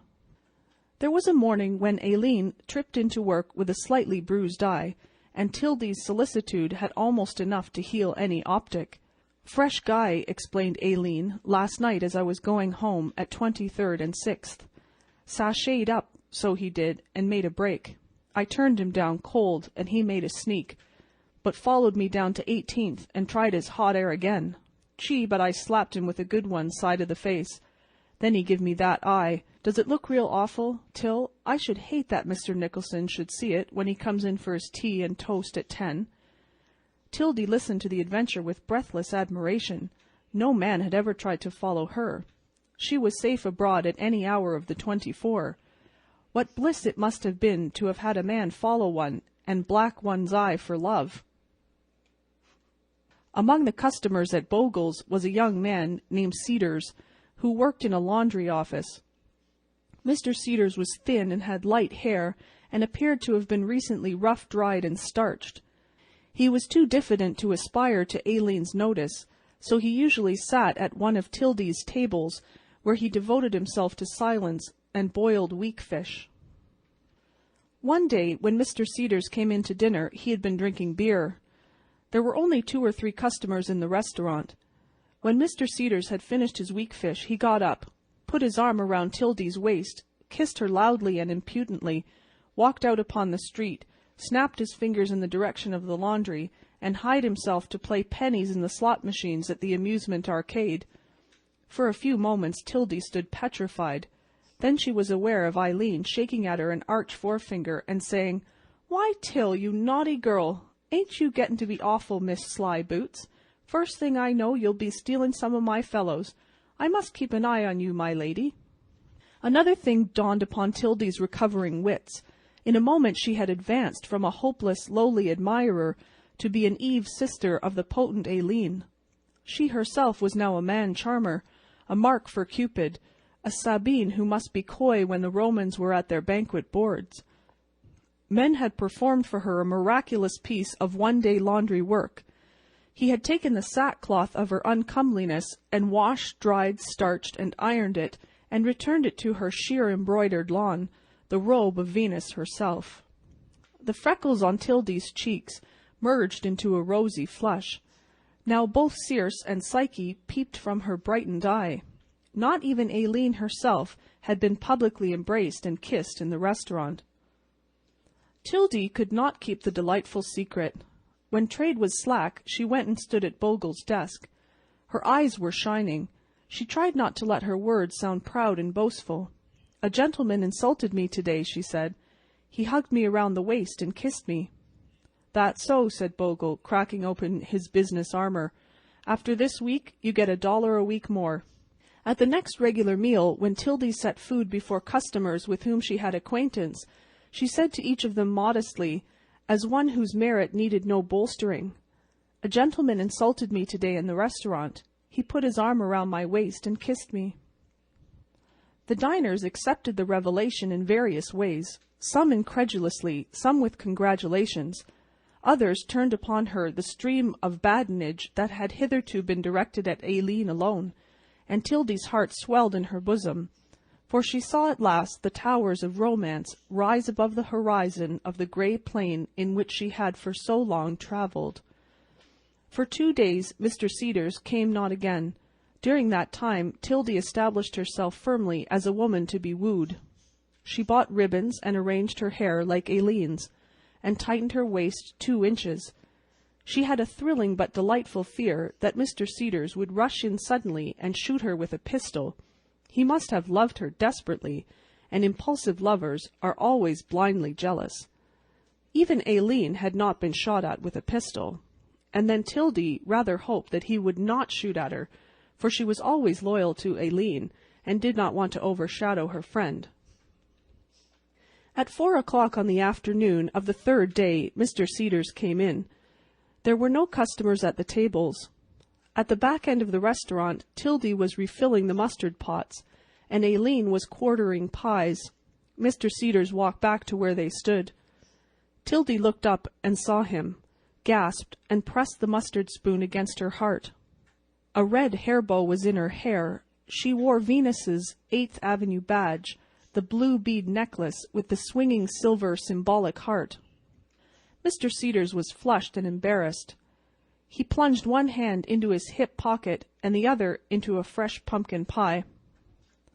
"Miss Tildy," said he, "I want to apologize for what I done the other evening. Tell you the truth, I was pretty well tanked up, or I wouldn't have done it. I wouldn't do no lady that-a-way when I was sober. So I hope, Miss Tildy, you'll accept my apology, and believe that I wouldn't have done it if I'd known what I was doing and hadn't have been drunk." With this handsome plea, Mr. Cedars backed away and departed, feeling that reparation had been made. But behind the convenient screen, Tildy had thrown herself flat upon a table among the butter chips and the coffee cups, and was sobbing her heart out. out and back again to the grey plain wherein travel they with blunt noses and hay-coloured hair. From her knot she had torn the red hair-bow and cast it upon the floor. Cedars she despised utterly. She had but taken his kiss as that of a pioneer and prophetic prince, who might have set the clocks going and the pages to running in fairyland. But the kiss had been made maudlin and unmeant. The court had not stirred at the false alarm. She must forevermore remain the sleeping beauty. Yet all was not lost. Aileen's arm was around her, and Tildy's red hand groped among the butter chips till it found the warm clasp of her friend's. "Don't you fret, Till," said Aileen, who did not understand entirely. "That turnip-faced little clothespin of a Cedars ain't worth it. He ain't anything of a gentleman, or he wouldn't ever have apologized." End of The Brief Debut of Tildy. Chapter 18. The Caliph, Cupid, and the Clock.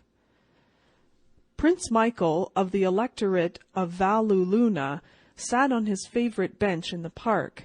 The coolness of the September night quickened the life in him like a rare tonic wine. The benches were not filled, for park loungers, with their stagnant blood, are prompt to detect and fly home from the crispness of early autumn. The moon was just clearing the roofs of the range of dwellings that bounded the quadrangle on the east. Children laughed and played about the fine-sprayed fountain.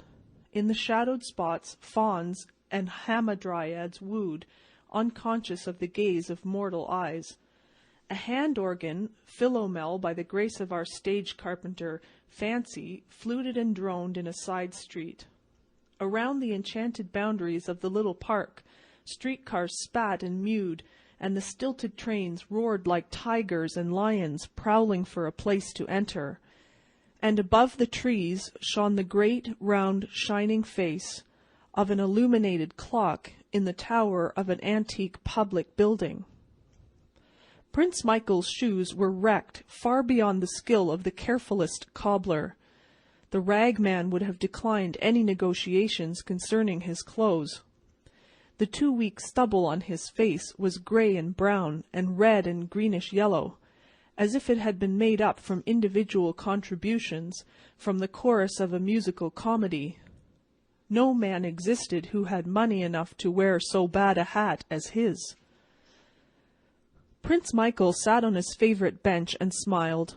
It was a diverting thought to him that he was wealthy enough to buy every one of those close-ranged, bulky, window-lit mansions that faced him, if he chose. He could have matched gold, equipages, jewels, art treasures, estates, and acres with any Croesus in this proud city of Manhattan, and scarcely have entered upon the bulk of his holdings. He could have sat at table with reigning sovereigns.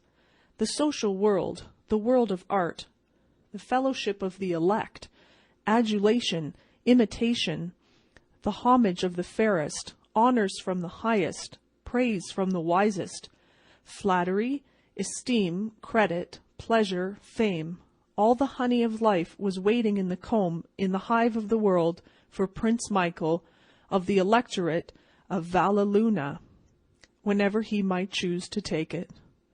But his choice was to sit in rags and dinginess on a bench in a park, for he had tasted of the fruit of the tree of life, and finding it bitter in his mouth, had stepped out of Eden for a time to seek distraction close to the unarmoured, beating heart of the world. These thoughts strayed dreamily through the mind of Prince Michael, as he smiled under the stubble of his polychromatic beard. Lounging thus, clad as the poorest of mendicants in the parks, he loved to study humanity.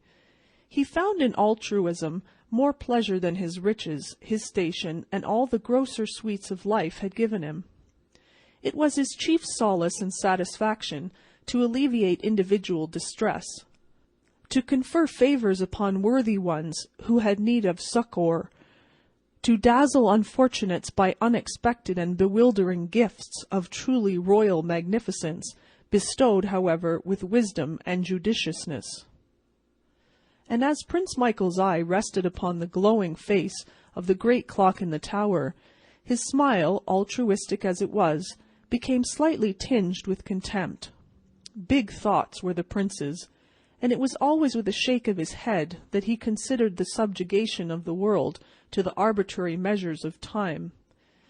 The comings and goings of people in hurry and dread, controlled by the little metal moving hands of a clock, always made him sad. By and by came a young man in evening clothes, and sat upon the third bench from the prince. For half an hour he smoked cigars with nervous haste. Then he fell to watching the face of the illuminated clock above the trees. His perturbation was evident, and the prince noted in sorrow that its cause was connected in some manner with the slowly moving hands of the timepiece. His Highness arose and went to the young man's bench. "I beg your pardon for addressing you," he said, "but I perceive that you are disturbed in mind. If it may serve to mitigate the liberty I have taken, I will add that I am Prince Michael, heir to the throne of the Electorate of Valleluna. I appear incognito, of course, as you may gather from my appearance. It is a fancy of mine to render aid to others whom I think worthy of it. Perhaps the matter that seems to distress you is one that would more readily yield to our mutual efforts." The young man looked up brightly at the prince. Brightly, but the perpendicular line of perplexity between his brows was not smoothed away. He laughed, and even then it did not. But he accepted the momentary diversion. "Glad to meet you, Prince," he said good-humouredly. "Yes, I'd say you were incog all right. Thanks for your offer of assistance. But I don't see where your butting in would help things any. It's a kind of private affair, you know, but thanks all the same." Prince Michael sat at the young man's side. He was often rebuffed, but never offensively. His courteous manner and words forbade that. "Clocks," said the prince, "are shackles on the feet of mankind. I have observed you looking persistently at that clock. Its face is that of a tyrant. Its numbers are false as those on a lottery ticket. Its hands are those of a bunco steerer, who makes an appointment with you to your ruin. Let me entreat you to throw off its humiliating bonds, and to cease to order your affairs by that insensate monitor of brass and steel." "I don't usually," said the young man. "I carry a watch, except when I've got my radiant rags on." "I know human nature as I do the trees and grass," said the prince, with earnest dignity. "I am a master of philosophy, a graduate in art, and I hold the purse of a Fortunatus. There are few mortal misfortunes that I cannot alleviate or overcome.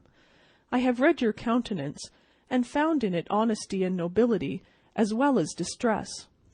I beg of you to accept my advice or aid. Do not belie the intelligence I see in your face, by judging from my appearance of my ability to defeat your troubles."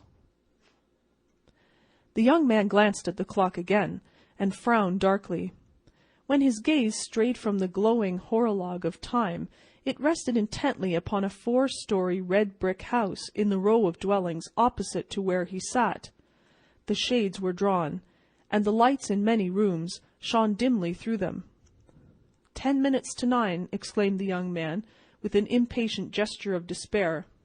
He turned his back upon the house, and took a rapid step or two in a contrary direction. "Remain," commanded Prince Michael, in so potent a voice that the disturbed one wheeled around with a somewhat chagrined laugh. "I'll give her the 10 minutes, and then I'm off," he muttered. And then aloud to the prince, "I'll join you in confounding all clocks, my friend, and throw in women too." "Sit down," said the prince calmly. "I do not accept your addition.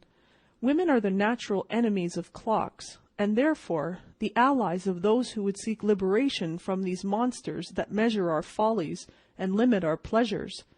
If you will so far confide in me, I would ask you to relate to me your story." The young man threw himself upon the bench with a reckless laugh. "Your Royal Highness, I will," he said in tones of mock deference. "Do you see yonder house? The one with 3 upper windows lighted? Well, at 6 o'clock I stood in that house with the young lady I was engaged to. I had been doing wrong, my dear prince. I had been a naughty boy, and she had heard of it. I wanted to be forgiven, of course. We are always wanting women to forgive us, aren't we, prince?" "I want time to think it over," said she. "There is one thing certain. I will either fully forgive you, or I will never see your face again. There will be no halfway business." "At 8:30, she said, "at exactly 8:30, you may be watching the middle upper window of the top floor. If I decide to forgive, I will hang out of that window a white silk scarf. You will know by that all is as it was before, and you may come to me. If you see no scarf, you may consider that everything between us is ended forever. That," concluded the young man bitterly, "is why I have been watching that clock. The time for the signal to appear has passed 23 minutes ago. Do you wonder that I am a little disturbed, my prince of rags and whiskers?" "Let me repeat to you," said Prince Michael, in his even, well-modulated tones, "that women are the natural enemies of clocks. Clocks are an evil, women a blessing. The signal may yet appear." "Never on your principality," exclaimed the young man hopelessly. "You don't know Marion, of course. She's always on time, to the minute. That was the first thing about her that attracted me. I've got the mitten instead of the scarf. I ought to have known at 8:31 that my goose was cooked. I'll go west on the 11:45 tonight with Jack Milburn. The jig's up. I'll try Jack's ranch a while and top off with the Klondike and whiskey. Good night, Prince." Prince Michael smiled his enigmatic, gentle, comprehending smile, and caught the coat sleeve of the other. The brilliant light in the prince's eyes was softening to a dreamier, cloudy translucence. "Wait," he said solemnly, "till the clock strikes. I have wealth and power and knowledge above most men, but when the clock strikes I am afraid. Stay by me until then.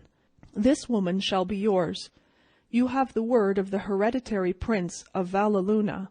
On the day of your marriage I will give you $100,000 and a place on the Hudson. But there must be no clocks in that palace. They measure our follies and limit our pleasures. Do you agree to that?"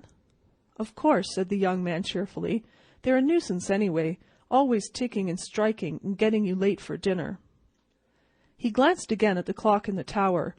The hands stood at 3 minutes to 9. "I think," said Prince Michael, "that I will sleep a little. The day has been fatiguing." He stretched himself upon a bench with the manner of one who has slept thus before. "You will find me in this park on any evening when the weather is suitable," said the prince sleepily. "Come to me when your marriage day is set, and I will give you a check for the money." "Thanks, your highness," said the young man seriously.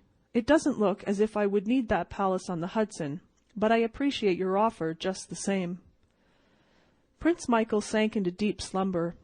His battered hat rolled from the bench to the ground. The young man lifted it, placed it over the frowsy face, and moved one of the grotesquely relaxed limbs into a more comfortable position.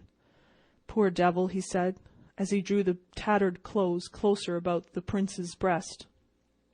Sonorous and startling came the stroke of 9 from the clock tower. The young man sighed again, turned his face for one last look at the house of his relinquished hopes, and cried aloud profane words of holy rapture. From the middle upper window blossomed in the dusk a wavy, snowy, fluttering, wonderful, divine emblem of forgiveness and promised joy.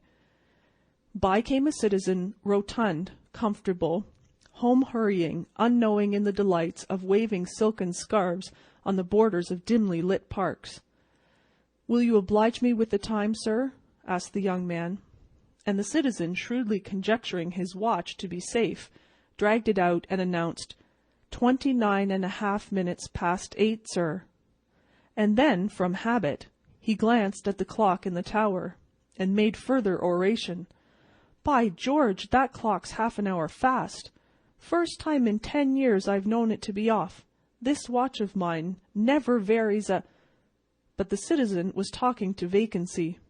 He turned and saw his hearer, a fast-receding black shadow, flying in the direction of a house with 3 lighted upper windows. And in the morning came along 2 policemen on their way to the beats they owned. The park was deserted, save for one dilapidated figure that sprawled asleep on a bench. They stopped and gazed upon it. "It's Dopey Mike," said one. "He hits the pipe every night. Park bum for 20 years. On his last legs, I guess." The other policeman stooped and looked at something crumpled and crisp in the hand of the sleeper. "Gee," he remarked, "he's doped out on a $50 bill anyway. Wish I knew the brand of hop that he smokes." And then rap, rap, rap went the club of realism against the shoe soles of Prince Michael of the electorate of Valleluna. End of Chapter 18. The Caliph, Cupid, and the Clock. Chapter 7. The Coming Out of Maggie. Every Saturday night the Cloverleaf Social Club gave a hop in the hall of the Give and Take Athletic Association on the East Side. In order to attend one of these dances, you must be a member of the Give and Take, or if you belong to the division that starts off with the right foot in waltzing, you must work in Rheingold's paper box factory. Still, any Cloverleaf was privileged to escort or be escorted by an outsider to a single dance. But mostly each Give and Take brought the paper box girl that he affected, and few strangers could boast of having shaken a foot at the regular hops. Maggie Toole, on account of her dull eyes, broad mouth, and left-handed style of footwork in the two-step, went to the dances with Anna McCarty and her fellow. Anna and Maggie worked side by side in the factory, and were the greatest chums ever. So Anna always made Jimmy Burns take her by Maggie's house every Saturday night, so that her friend could go to the dance with them. The Give and Take Athletic Association lived up to its name. The hall of the association in Orchard Street was fitted out with muscle-making inventions. With the fibers thus builded up, the members were wont to engage the police and rival social and athletic organizations in joyous combat. Between these more serious occupations, the Saturday night hop with the paper box factory girls came as a refining influence and as an efficient screen. For sometimes the tip went round, and if you were among the elect that tiptoed up the dark back stairway, you might see as neat and satisfying a little welterweight affair to a finish as ever happened inside the ropes. On Saturdays, Rheingold's paper box factory closed at 3 p.m. On one such afternoon, Anna and Maggie walked homeward together. At Maggie's door, Anna said as usual, "Be ready at 7 sharp, Mag, and Jimmy and me'll come by for you." But what was this? Instead of the customary humble and grateful thanks from the non-escorted one, there was to be perceived a high-poised head, a prideful dimpling at the corners of the broad mouth, and almost a sparkle in a dull brown eye. "Thanks, Anna," said Maggie, "but you and Jimmy needn't bother tonight. I've a gentleman friend that's coming round to escort me to the hop." The comely Anna pounced upon her friend, shook her, chided and beseeched her. Maggie Toole catch a fellow! Plain, dear, loyal, unattractive Maggie, so sweet as a chum, so unsought for a two-step or a moonlit bench in the little park? How was it? When did it happen? Who was it? "You'll see tonight," said Maggie, flushed with the wine of the first grapes she had gathered in Cupid's vineyard. "He's swell, all right. He's 2 inches taller than Jimmy, and an up-to-date dresser. I'll introduce him, Anna, just as soon as we get to the hall." Anna and Jimmy were among the first Cloverleafs to arrive that evening. Anna's eyes were brightly fixed upon the door of the hall, to catch the first glimpse of her friend's catch. At 8:30 Miss Toole swept into the hall with her escort. Quickly her triumphant eye discovered her chum under the wing of her faithful Jimmy. "Oh, gee!" cried Anna. "Mag, ain't that a hit? Oh, no! Swell! Fella? Well, I guess! Style? Look at 'em!" "Go as far as you like," said Jimmy with sandpaper in his voice. "Cop him out if you want him. These new guys always win out with the push. Don't mind me. He don't squeeze all the limes, I guess. Huh." "Shut up, Jimmy. You know what I mean. I'm glad for Mag. First fellow she ever had. Oh, here they come." Across the floor Maggie sailed like a coquettish yacht convoyed by a stately cruiser, and truly her companion justified the encomiums of the faithful chum. He stood 2 inches taller than the average Give and Take athlete. His dark hair curled, His eyes and his teeth flashed whenever he bestowed his frequent smiles. The young men of the Cloverleaf Club pinned not their faith to the graces of person as much as they did to its prowess, its achievements in hand-to-hand conflicts, and its preservation from the legal duress that constantly menaced it. The member of the association who would bind a paper-box maiden to his conquering chariot scorned to employ Beau Brummel airs. They were not considered honourable methods of warfare. The swelling biceps, the coat straining at its buttons over the chest, the air of conscious conviction of the supreme eminence of the male in the cosmogony of creation, even a calm display of bow legs as subduing and enchanting agents in the gentle tourneys of Cupid. These were the approved arms and ammunition of the Cloverleaf gallants. They viewed, then, genuflections and alluring poses of this visitor with their chins at a new angle. A friend of mine, Mr. Terry O'Sullivan, was Maggie's formula of introduction. She led him around the room, presenting him to each new arriving Cloverleaf.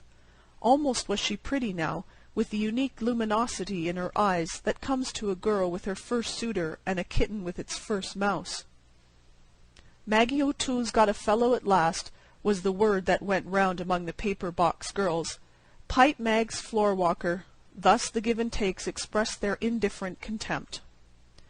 Usually at the weekly hops, Maggie kept a spot on the wall warm with her back. She felt and showed so much gratitude whenever a self-sacrificing partner invited her to dance that his pleasure was cheapened and diminished. She had even grown used to noticing Anna joggle the reluctant Jimmy with her elbow as a signal for him to invite her chum to walk over his feet through a two-step. But tonight the pumpkin had turned to a coach and six. Terry O'Sullivan was a victorious Prince Charming, and Maggie Toole winged her first butterfly flight. And though our troops of fairyland be mixed with those of entomology, they shall not spill one drop of ambrosia from the rose-coloured melody of Maggie's one perfect night. The girls besieged her for introductions to her fellow. The Cloverleaf young men, after 2 years of blindness, suddenly perceived charms in Miss Toole. They flexed their compelling muscles before her and bespoke her for the dance. Thus she scored, but to Terry O'Sullivan the honours of the evening fell thick and fast. He shook his curls, he smiled and went easily through the 7 motions for acquiring grace in your own room before an open window 10 minutes each day. He danced like a faun. He introduced manner and style and atmosphere. His words came trippingly upon his tongue, and he waltzed twice in succession with the paper-box girl that Dempsey Donovan brought. Dempsey was the leader of the association. He wore a dress suit and could chin the bar twice with one hand. He was one of the Big Mike O'Sullivan's lieutenants, and was never troubled by trouble. No cop dared to arrest him. Whenever he broke a push-cart man's head or shot a member of the Henrik B. Sweeney Outing and Literary Association in the kneecap, an officer would drop around and say, "The captain like to see ye a few minutes round to the office, when ye have time, Dempsey, me boy." But there would be sundry gentlemen there with large gold fob chains and black cigars, and somebody would tell a funny story, and then Dempsey would go back and work half an hour with the 6-pound dumbbells. So doing a tightrope act on a wire stretched across Niagara was a safe terpsichorean performance compared with waltzing twice with Dempsey Donovan's paper-box girl. At 10 o'clock the jolly round face of Big Mike O'Sullivan shone at the door for 5 minutes upon the scene. He always looked in for 5 minutes, smiled at the girls, and handed out real perfectos to the delighted boys. Dempsey Donovan was at his elbow instantly, talking rapidly. Big Mike looked carefully at the dancers, smiled, shook his head, and departed. The music stopped. The dancers scattered to the chairs along the walls. Terry O'Sullivan, with his entrancing bow, relinquished a pretty girl in blue to her partner, and started back to find Maggie. Dempsey intercepted him in the middle of the floor. Some fine instinct that Rome must have bequeathed to us caused nearly everyone to turn and look at them. There was a subtle feeling that 2 gladiators had met in the arena.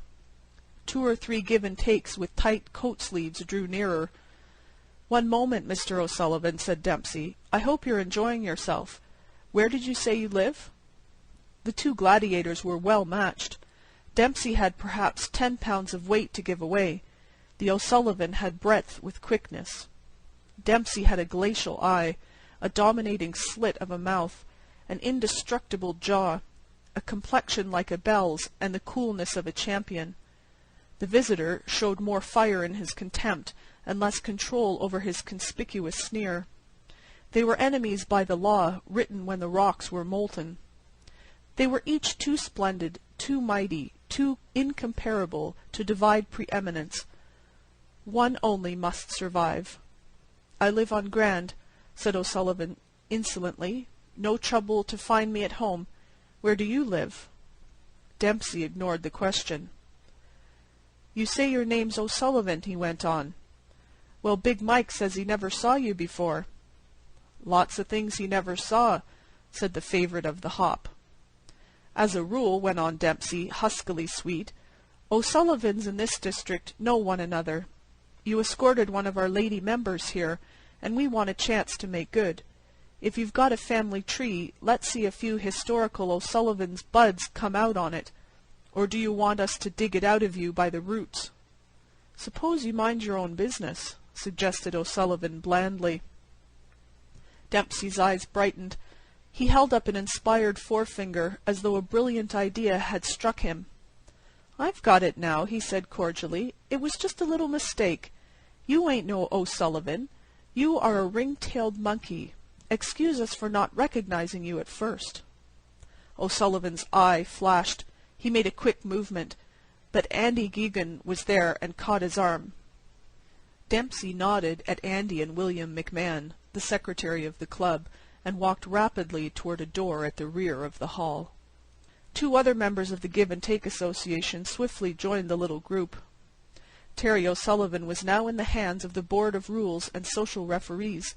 They spoke to him briefly and softly, and conducted him out through the same door at the rear. This movement on the part of the Cloverleaf members requires a word of elucidation. Back of the association hall was a smaller room rented by the club. In this room personal difficulties that arose on the ballroom floor were settled, man to man, with the weapons of nature, under the supervision of the board. No lady could say that she had witnessed a fight at a Cloverleaf hop in several years. Its gentlemen members guaranteed that. So easily and smoothly had Dempsey and the board done their preliminary work that many in the hall had not noticed the checking of the fascinating O'Sullivan's social triumph. Among these was Maggie. She looked about for her escort. "Smoke up," said Rose Cassidy. "Wasn't you on? Demps Donovan picked a scrap with your Lizzie boy. They've waltzed out to the slaughter room with him. How's my hair look done up this way, Mag?" Maggie laid a hand on the bosom of her cheesecloth waist. "Gone to fight with Dempsey?" she said breathlessly. "They've got to be stopped. Dempsey Donovan can't fight him. Why, he'll kill him." "Ah, why do you care?" said Rosa. "Don't some of 'em fight every hop?" But Maggie was off, darting her zigzag way through the maze of dancers. She burst through the rear door of the dark hall, and then threw her solid shoulder against the door of the room of single combat. It gave way, and in the instant that she entered, her eye caught the scene. The board standing about with open watches. Dempsey Donovan in his shirt-sleeves dancing, light-footed, with the wary grace of the modern pugilist, within easy reach of his adversary. Terry O'Sullivan standing with arms folded and a murderous look in his dark eyes. And without slacking the speed of her entrance, she leaped forward with a scream, leaped in time to catch and hang upon the arm of O'Sullivan that had suddenly uplifted, and to whisk from it the long, bright stiletto that he had drawn from his bosom. The knife fell and rang upon the floor. Cold steel drawn in the rooms of the Give and Take Association. Such a thing had never happened before. Everyone stood motionless for a minute. Andy Geoghegan kicked the stiletto with the toe of his shoe curiously, like an antiquarian who has come upon some ancient weapon unknown to his learning. Then O'Sullivan hissed something unintelligible between his teeth. Dempsey and the board exchanged looks. Then Dempsey looked at O'Sullivan without anger, as one looks at a stray dog, and nodded his head in the direction of the door. "The back stairs, Giuseppe," he said briefly. "Somebody'll pitch your hat down after you." Maggie walked up to Dempsey Donovan. There was a brilliant spot of red in her cheeks, down which slow tears were running. But she looked him bravely in the eye. "I knew it, Dempsey," she said, as her eyes grew dull even in their tears. "I knew he was a guinea. His name's Tony Spinelli. I hurried in when they told me you and him was scrappin'. Them guineas always carries knives. But you don't understand, Dempsey. I never had a fellow in my life. I got tired of comin' with Anna and Jimmy every night, so I fixed it with him to call himself O'Sullivan, and brought him along. I knew there'd be nothin' doin' for him if he came as a dago. I guess I'll resign from the club now." Dempsey turned to Annie Geoghegan.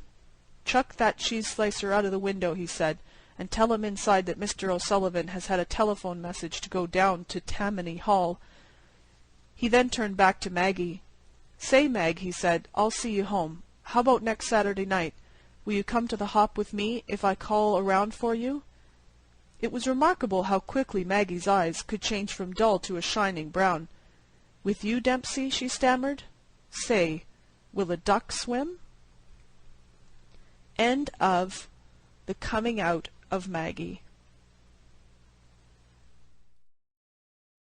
Chapter 9. The Cop and the Anthem. On his bench in Madison Square, Soapy moved uneasily. When wild geese honk high of nights, and when women without sealskin coats grow kind to their husbands, and when Soapy moves uneasily on his bench in the park, you may know that winter is near at hand. A dead leaf fell in Soapy's lap. That was Jack Frost's card. Jack is kind to the regular denizens of Madison Square, and gives fair warning of his annual call. At the corners of 4 streets he hands his pasteboard to the north wind, footman of the mansion of all outdoors, so that the inhabitants thereof may make ready. Soapy's mind became cognizant of the fact that the time had come for him to resolve himself into a singular committee of ways and means to provide against the coming rigour. Therefore he moved uneasily on his bench. The hibernatorial ambitions of Soapy were not of the highest. In them there were no considerations of Mediterranean cruises, of soporific southern skies drifting in the Vesuvian Bay. 3 months on the island was what his soul craved. 3 months of assured board and bed and congenial company, safe from Boreas and bluecoats, seemed to Soapy the essence of things desirable. For years the hospitable Blackwells had been his winter quarters, just as his more fortunate fellow New Yorkers had bought their tickets to Palm Beach and the Riviera each winter. So Soapy made his humble arrangements for his annual higaera to the island. And now the time was come. On the previous night 3 Sabbath newspapers, distributed beneath his coat, about his ankles and over his lap, had failed to repulse the cold as he slept on his bench near the spurting fountain in the ancient square. So the island loomed big and timely in Soapy's mind. He scorned the provisions made in the name of charity for the city's dependents. In Soapy's opinion, the law was more benign than philanthropy. There was an endless round of institutions, municipal and eliminosari, on which he might set out and receive lodging and food accordant with the simple life. But to one of Soapy's proud spirit the gifts of charity are encumbered. If not in coin, you must pay in humiliation of spirit for every benefit received at the hands of philanthropy. As Caesar had his Brutus, every bed of charity must have its toll of a bath, every loaf of bread its compensation of a private and personal inquisition. Wherefore it is better to be a guest of the law, which, though conducted by rules, does not meddle unduly with a gentleman's private affairs. Soapy, having decided to go to the island, at once set about accomplishing his desire. There were many ways of doing this. The pleasantest was to dine luxuriously at some expensive restaurant, and then, after declaring insolvency, be handed over quietly and without uproar to a policeman. An accommodating magistrate would do the rest. Soapy left his bench and strolled out of the square and across the level sea of asphalt, where Broadway and Fifth Avenue flow together. Up Broadway he turned, and halted at a glittering cafe, where are gathered together nightly the choicest products of the grape, the silkworm, and the protoplasm. Soapy had confidence in himself from the lowest button of his vest upward. He was shaven, and his coat was decent, and his neat black, ready-tied four-in-hand had been presented to him by a lady missionary on Thanksgiving Day. If he could reach a table in the restaurant unsuspected, success would be his. The portion of him that would show above the table would raise no doubt in the waiter's mind. A roasted mallard duck, thought Soapy, would be about the thing, with a bottle of Chablis, and then camembert, a demi-tasse, and a cigar. $1 for the cigar would be enough. The total would not be so high as to call forth any supreme manifestation of revenge from the cafe management. Yet the meat would leave him filled and happy for the journey to his winter refuge. But as Soapy set foot inside the restaurant door, the head waiter's eye fell upon his frayed trousers and decadent shoes.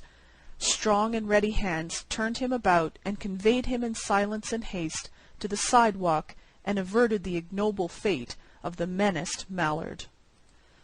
Soapy turned off Broadway. It seemed that his route to the coveted island was not to be an Epicurean one. Some other way of entering into limbo must be thought of. At a corner of 6th Avenue, electric lights and cunningly displayed wares behind plate glass made a shop window conspicuous.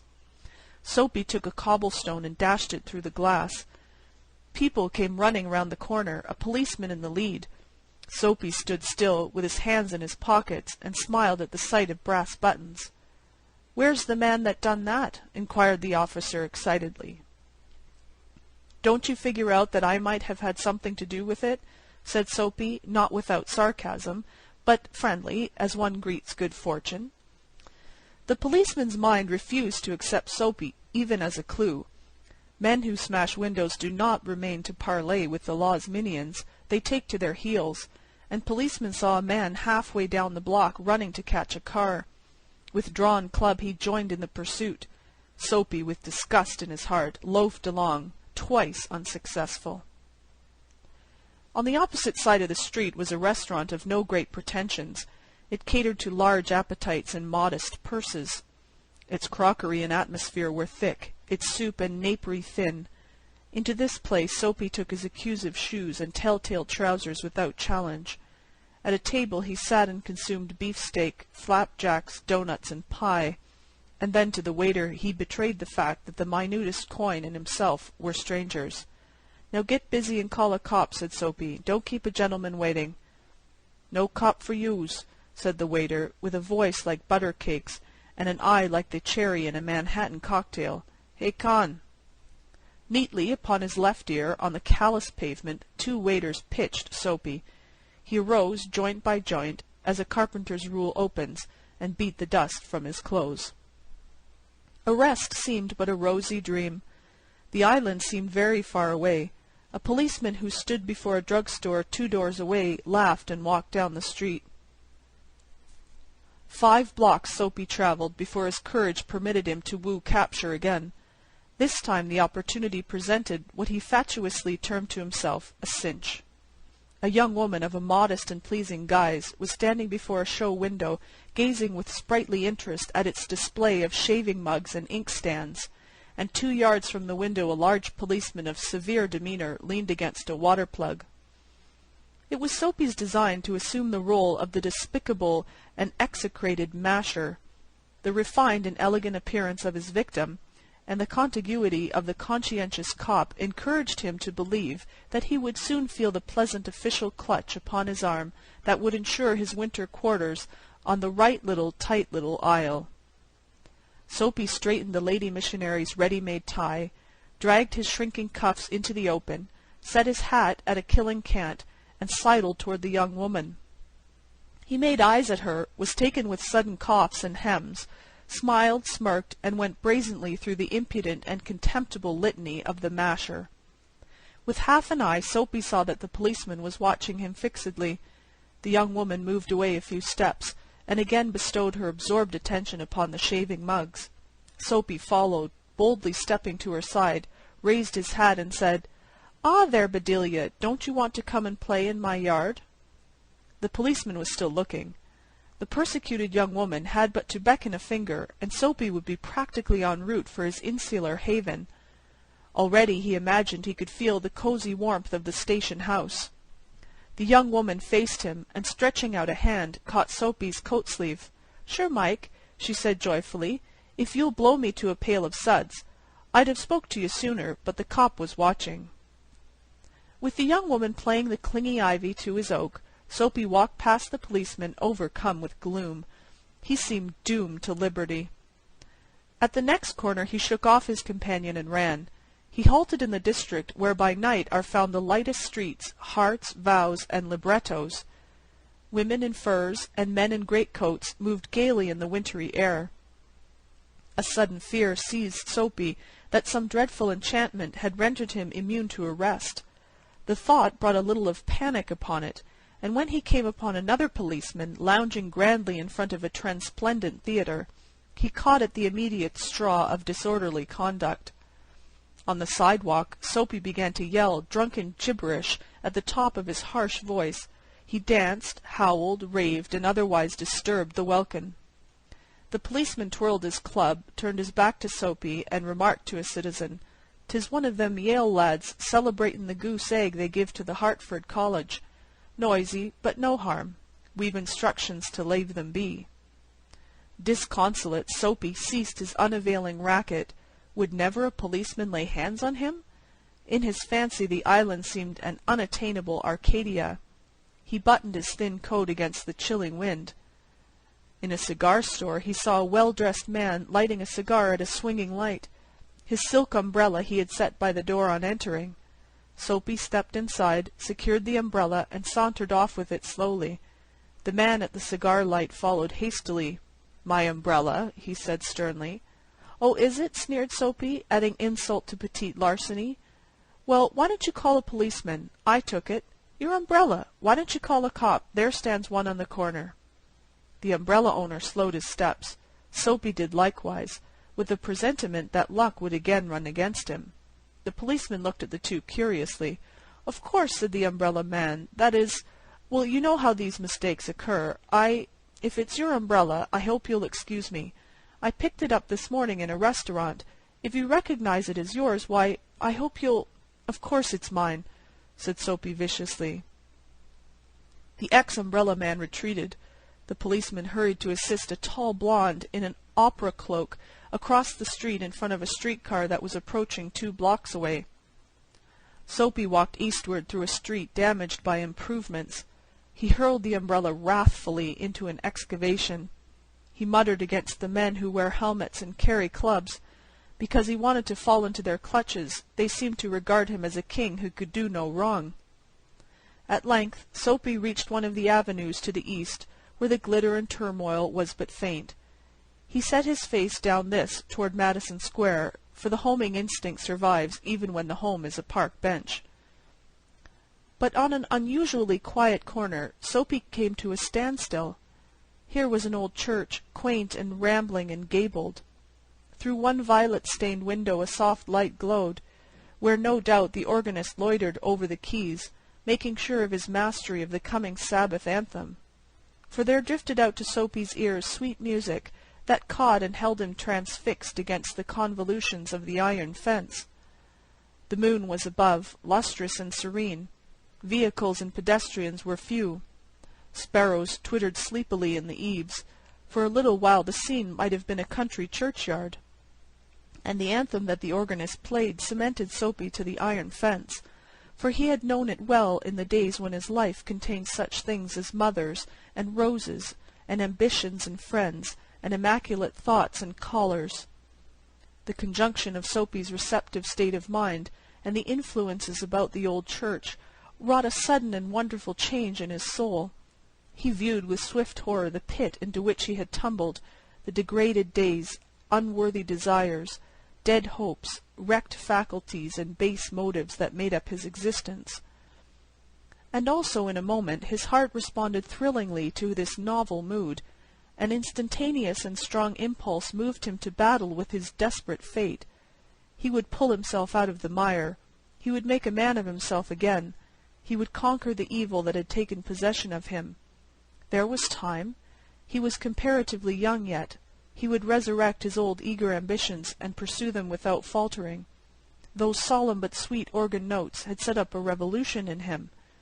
Tomorrow he would go into the roaring downtown district and find work. A fur importer had once offered him a place as driver. He would find him tomorrow and ask for the position. He would be somebody in the world. He would— Soapy felt a hand laid on his arm.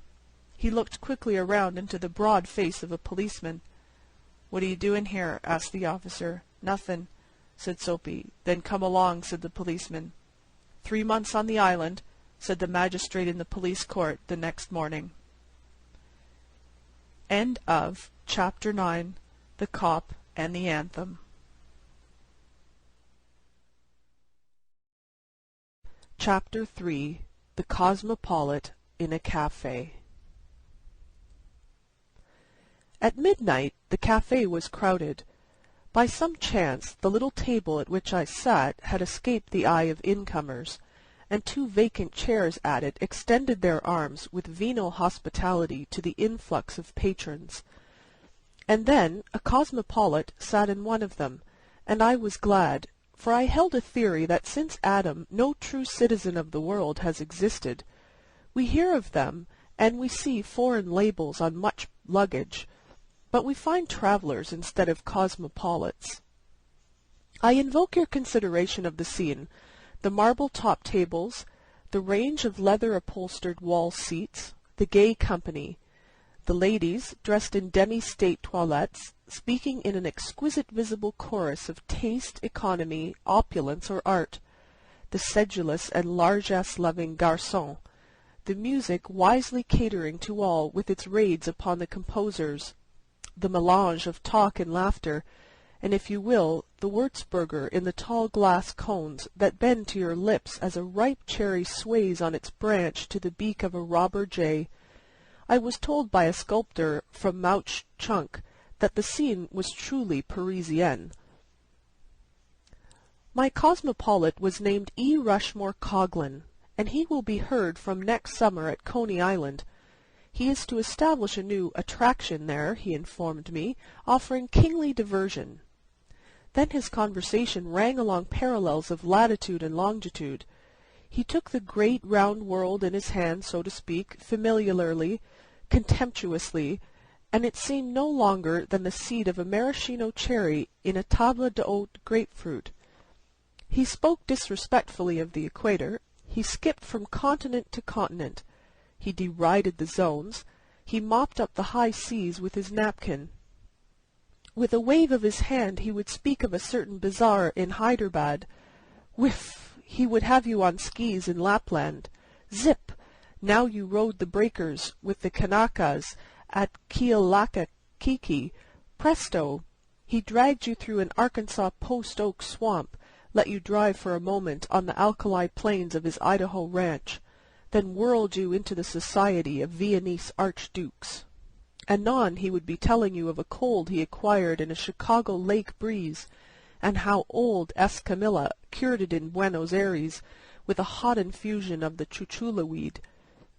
You would have addressed a letter to E. Rushmore Coghlan, Esquire, the Earth, Solar System, the Universe, and have mailed it, feeling confident that it would be delivered to him. I was sure that I had found at last the one true cosmopolite since Adam, and I listened to his world-wide discourse, fearful lest I should discover in it the local note of the mere globe-trotter. But his opinions never fluttered or drooped. He was as impartial to cities, countries, and continents as the winds or gravitation. And as E. Rushmore Coghlan prattled of this little planet, I thought with glee of a great, almost cosmopolite, who wrote for the whole world and dictated himself to Bombay. In a poem he has to say that there is pride and rivalry between the cities of the earth, and that the men that breed from them they traffic up and down, but cling to their city's hem as a child to the mother's gown. And whenever they walk by roaring streets unknown, they remember their native city, most faithful, foolish, fond, making her mere breath name their bond upon their bond. And my glee was roused because I had caught Mr. Kipling napping. Here I had found a man not made from dust, one who had no narrow boasts of birthplace or country, one who, if he bragged at all, would brag of the whole round globe against the Martians and the inhabitants of the moon. Expression on these subjects was precipitated by E. Rushmore Coghlan by the third corner to our table. While Coghlan was describing to me the topography along the Siberian Railway, the orchestra glided into a medley. The concluding air was Dixie, and as the exhilarating notes tumbled forth, they were almost overpowered by a great clapping of hands from almost every table.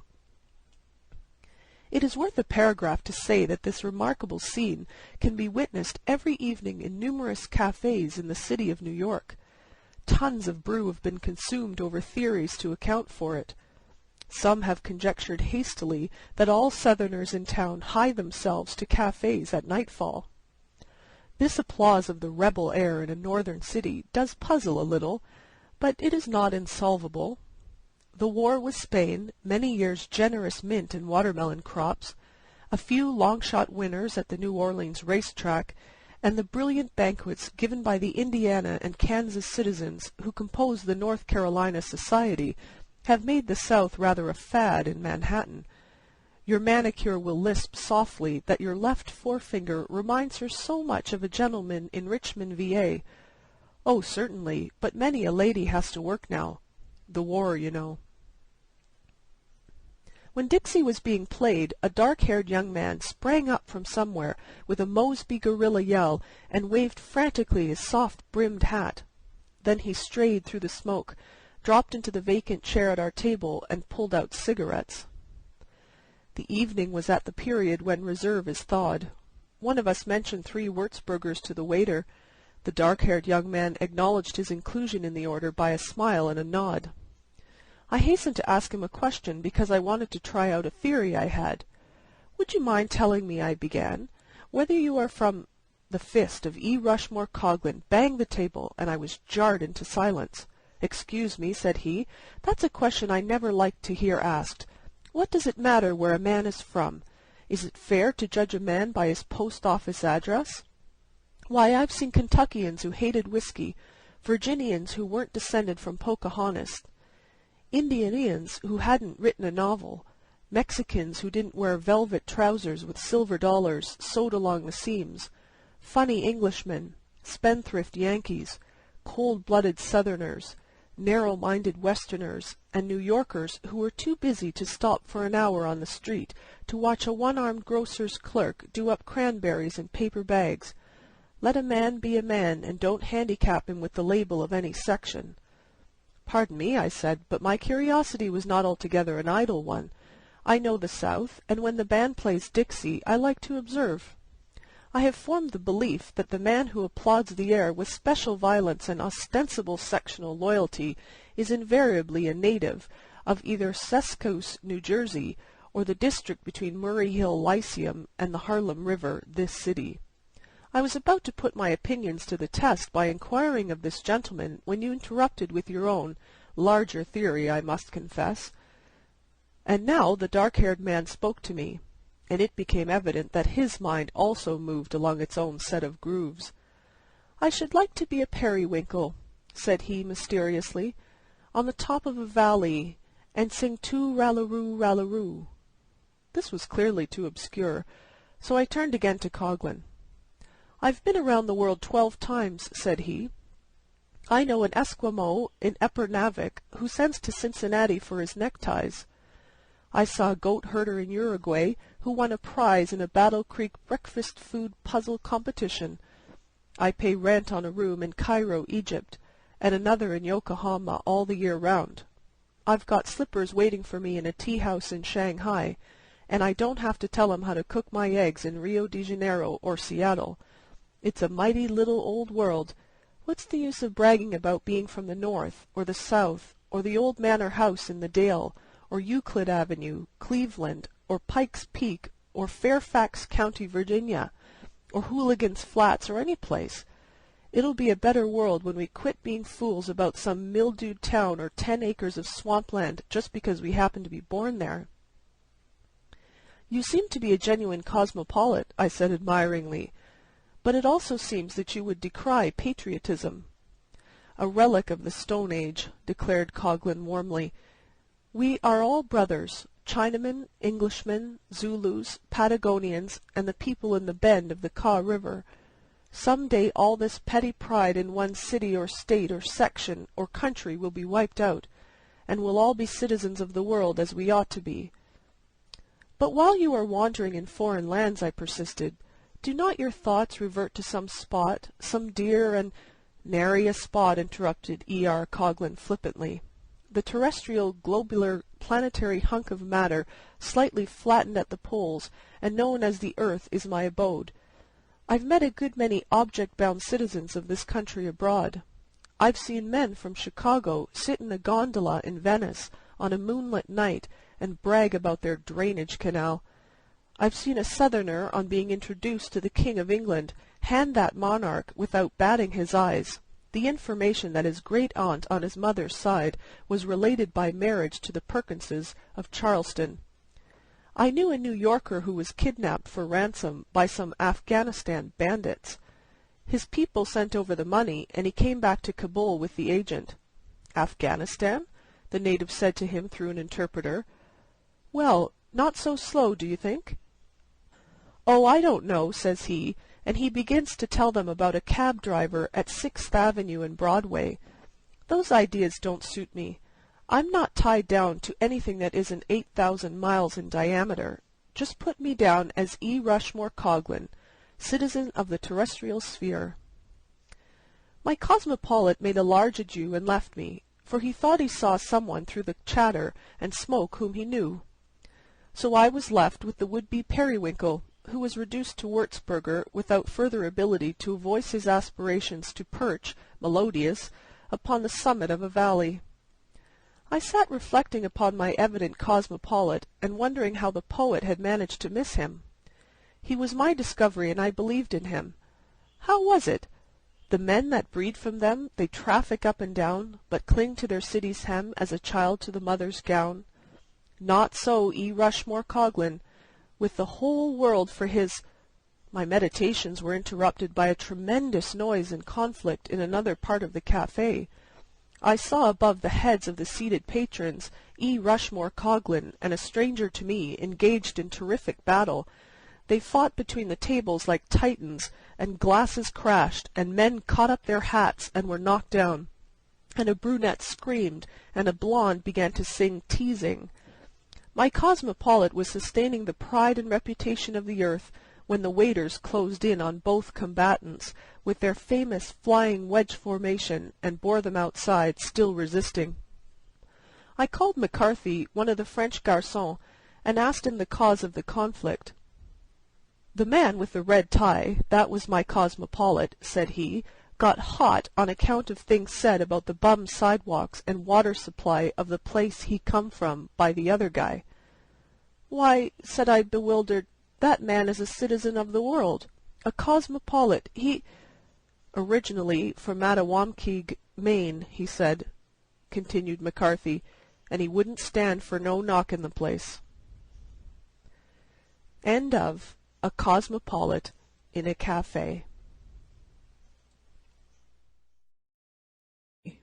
Chapter 24. The Furnished Room. Restless, shifting, fugacious as time itself is a certain vast bulk of the population of the red brick district of the lower West Side. Homeless, they have 100 homes. They flit from furnished room to furnished room. Transients forever. Transients in abode. Transients in heart and mind. They sing Home Sweet Home in ragtime. They carry their lair and penat in a bandbox. Their vine is entwined about a picture hat. A rubber plant is their fig tree. Hence the houses of this district, having had 1,000 dwellers, should have 1,000 tales to tell, mostly dull ones, no doubt, but it would be strange if there could not be found a ghost or two in the wake of all these vagrant guests. One evening after dark, a young man prowled among these crumbling red mansions, ringing their bells. At the 12th he rested his lean hand-baggage upon the step and wiped the dust from his hat-band and forehead. The bell sounded faint and far away in some remote hollow depth. To the door of this, the 12th house, whose bell he had rung, came a housekeeper who made him think of an unwholesome surfeited worm that had eaten its nut to a hollow shell and now sought to fill the vacancy with edible lodgers. He asked if there was a room to let. "Come in," said the housekeeper. Her voice came from her throat. Her throat seemed lined with fur. "I have the 3rd floor back, vacant since a week back. Should you wish to look at it?" The young man followed her up the stairs. A faint light, from no particular source, mitigated the shadows of the halls. They trod noiselessly upon a stair carpet that its own loom would have forsworn. It seemed to have become vegetable, to have degenerated in that rank, sunless air to lush lichen or spreading mosses that grew in patches to the staircase and was viscid under the foot like organic matter. At each turn of the stairs were vacant niches in the wall. Perhaps plants had once been set there in them. If so, they had died in that foul and tainted air. It may be that statues of the saints had stood there, but it was not difficult to conceive that imps and devils had dragged them forth in the darkness and down to the unholy depths of some furnished pit below. "This is the room," said the housekeeper from her furry throat. "It's a nice room. It ain't often vacant. I had some most elegant people in it last summer, no trouble at all, and paid in advance to the minute. The water's at the end of the hall. Sprowls and Mooney kept it 3 months. They done a vaudeville sketch. Miss Bretta Sprowls, you may have heard of her. Oh, that was just the stage names. Right there over the dresser is where the marriage certificate hung, framed. The gas is here, and you see there is plenty of closet room. It's a room everybody likes. It never stays idle long." "Do you have many theatrical people rooming here?" asked the young man. "They comes and goes. A good proportion of my lodgers is connected with the theatres. Yes, sir, this is the theatre district. Actor people never stays long anywhere. I get my share. Yes, they comes and they goes." He engaged the room, paying for a week in advance. He was tired, he said, and would take possession at once. He counted out the money. The room had been made ready, she said, even to towels and water. As the housekeeper moved away, he put, for the 1000th time, the question that he carried at the end of his tongue. "A young girl, Miss Vashner, Miss Eloise Vashner, do you remember such a one among your lodgers? She would be singing on the stage, most likely. A fair girl, of medium height and slender, with reddish gold hair, and a dark mole near her left eyebrow." "No, I don't remember the name. Them stage people has names they change as often as their rooms. They comes and they goes. No, I don't call that one to mind." No, and always no. 5 months of ceaseless interrogation and the inevitable negative. So much time spent by day in questioning managers, agents, schools, and choruses. By night among the audiences of theatres from all-star casts down to music halls so low that he dreaded to find what he most hoped for. He, who had loved her best, had tried to find her. He was sure that since her disappearance from home this great water-girt city held her somewhere, but it was like a monstrous quicksand, shifting its particles constantly, with no foundation, its upper granules of today buried tomorrow in ooze and slime. The furnished room received its latest guest with a first glow of pseudo-hospitality, a hectic, haggard, perfunctory welcome, like the spacious smile of a demi-rep. The sophistical comfort came in reflected gleams from the decayed furniture, the ragged brocade upholstery of a couch and 2 chairs, a foot-wide cheap pier glass between the 2 windows, from 1 to 2 gilt picture frames, and a brass bedstead in a corner. The guest reclined, inert, upon a chair, while the room, confused in speech as though it were an apartment in Babel, tried to discourse of him of its divers tenantry. A polychromatic rug, like some brilliant flowered rectangle tropical islet, lay surrounded by a billowy sea of soiled matting. Upon the gay papered wall there were pictures that pursue the homeless from one house to house. The Huguenot lovers, the first quarrel, the wedding breakfast, Psyche at the fountain. The mantel's chastely severe outline was ingloriously veiled behind some pert drapery drawn rakishly askew like the sashes of the Amazonian ballet. Upon it was some desolate flotsam, cast aside by the rooms marooned when a lucky sail had borne them to a fresh port, a trifling vase or two, pictures of actresses, a medicine bottle, some stray cards out of a deck. One by one, as the characters of a cryptograph become explicit, the little signs left by the furnished room's procession of guests developed a significance. The threadbare space in the rug in front of the dresser told that lovely woman had marched in the throng. Tiny fingerprints on the wall spoke of little prisoners trying to feel their way to sun and air. A splattered stain, raying like the shadow of a bursting bomb, witnessed where a hurled glass or bottle had splintered with its contents against the wall. Across the pier glass had been scrawled with a diamond and staggering letters the name Marie. It seemed that the succession of dwellers in the furnished room had turned in fury, perhaps tempted beyond forbearance by its garish coldness, and wreaked upon it their passions. The furniture was chipped and bruised. The couch, distorted by bursting springs, seemed a horrible monster that had been slain during the stress of some grotesque convulsion. Some more potent upheaval had cloven a great slice from the marble mantel. Each plank in the floor owned its particular cant and shriek as from a separate and individual agony. It seemed incredible that all this malice and injury had been wrought upon the room by those who had called it for a time their home. And yet it may have been the cheated home instinct surviving blindly, the resentful rage at false household gods that had kindled their wrath. A hut that is our own we can sweep and adorn and cherish. The young tenant in the chair allowed these thoughts to file, soft-shod through his mind, while there drifted into the room furnished sounds and furnished scents. He heard in one room a tittering and incontinent slack laughter, in others the monologue of a scold, the rattling of dice, a lullaby, and one crying dully, above him a banjo tinkled with spirit.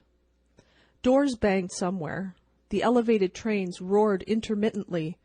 A cat yowled miserably upon a black fence, and he breathed the breath of the house, a dank savour rather than a smell, a cold, musty effluvium as from underground vaults, mingled with the reeking exhalations of linoleum and mildewed and rotten woodwork. Then suddenly, as he rested there, the room was filled with the strong, sweet odour of mignonette. It came as upon a single buffet of wind, with such sureness and fragrance and emphasis that it almost seemed a living visitant, and the man cried aloud, "What, dear?" as if he had been called, and sprang up and faced about. The rich odour clung to him and wrapped him around. He reached out his arms for it, all his senses for the first time confused and commingled. How could one be peremptorily called by an odour? Surely it must have been a sound. But was it not the sound that had touched, that had caressed him? "She has been in this room," he cried, and he sprang to wrest from it a token, for he knew he would recognize the smallest thing that had belonged to her or that she had touched. This enveloping scent of mignonette, the owner that she had loved and made her own, whence came it? The room had been but carelessly set in order. Scattered about the flimsy dresser's scarf were half a dozen hairpins, those discreet, indistinguishable friends of womankind, feminine of gender, infinite of mood, and uncommunicative of tense. These he ignored, conscious of their triumphant lack of identity. Ransacking the drawers of the dresser, he came upon a discarded, tiny, ragged handkerchief. He pressed it to his face. It was racy and insolent with heliotrope. He hurled it to the floor. In another drawer he found odd buttons, a theatre program, a pawnbroker's card, 2 lost marshmallows, a book on the divination of dreams. In the last was a woman's black satin hair bow, which halted him, poised between ice and fire. But the black satin hair bow also is femininity's demure, impersonal, common ornament, and tells no tales. Then he traversed the room like a hound on the scent, skimming the walls, considering the corners of the bulging matting on his hands and knees, rummaging mantel and tables, the curtains and hangings, the drunken cabinet in the corner, for a visible sign, unable to perceive that she was there beside, around, against, within, above him, clinging to him, wooing him, calling him so poignantly through the finer senses that even his grosser ones became cognizant of the call. Once again he answered loudly, "Yes, dear," and turned, wild-eyed, to gaze on vacancy, for he could not yet discern form and colour and love and outstretched arms in the odour of mignonette. O God, whence that odour? And since when have odours had a voice to call? Thus he groped. He burrowed in crevices and corners, and found corks and cigarettes. These he passed in passive contempt, but once he found in a fold of the matting a half-smoked cigar, and this he ground beneath his heel with a green and trenchant oath. He sifted the room from end to end.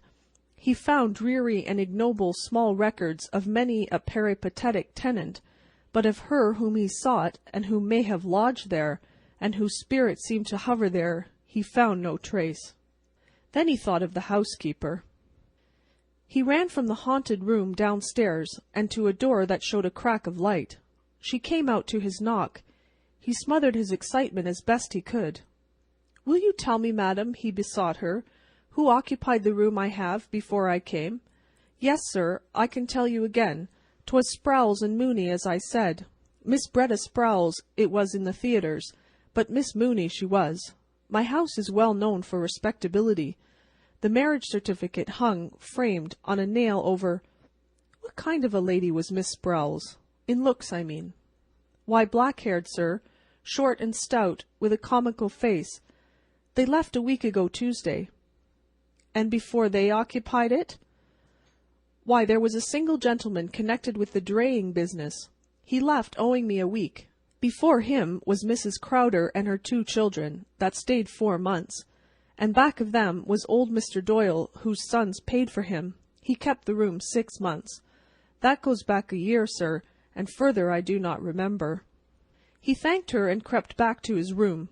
The room was dead. The essence that had vivified it was gone. The perfume of mignonette had departed.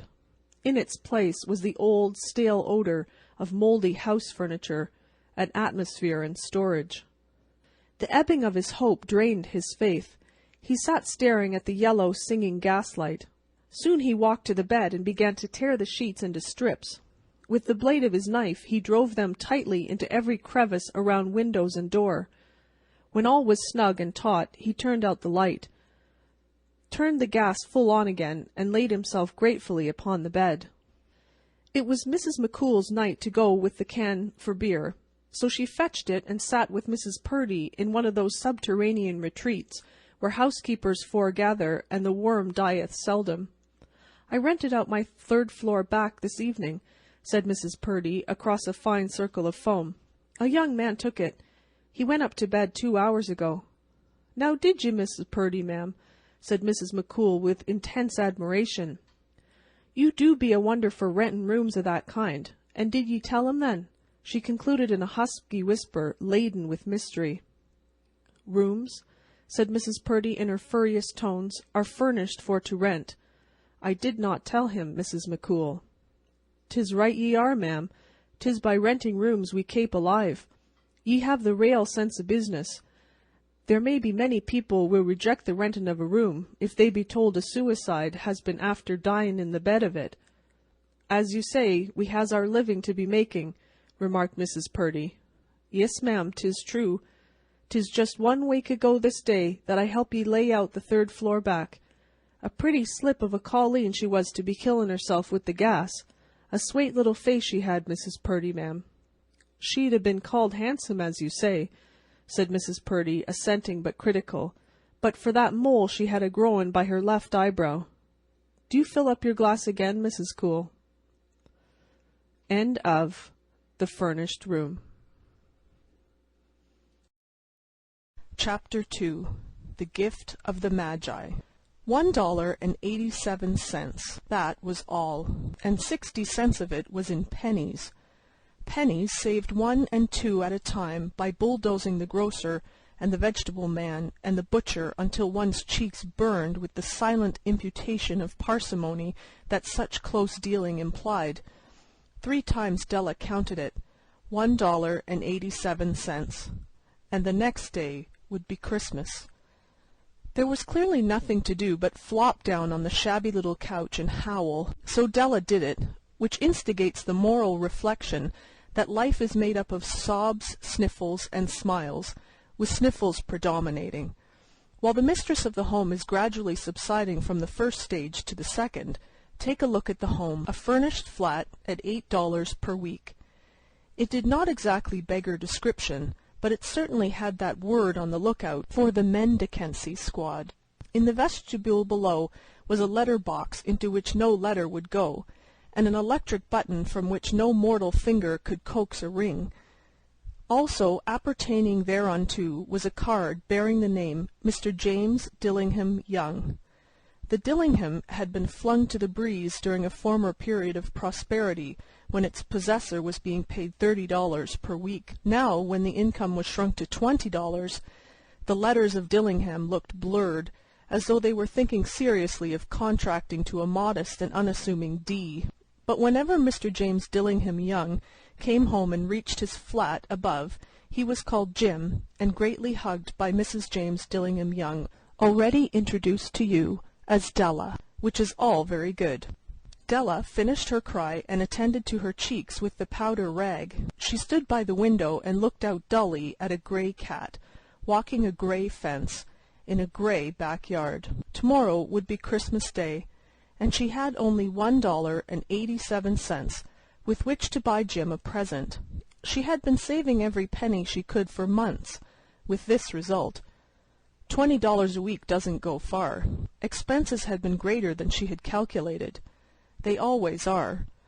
Only $1.87 to buy a present for Jim, her Jim. Many a happy hour she had spent planning for something nice for him, something fine and rare and sterling, something just a little bit near to being worthy of the honor of being owned by Jim. There was a pier glass between the windows of the room.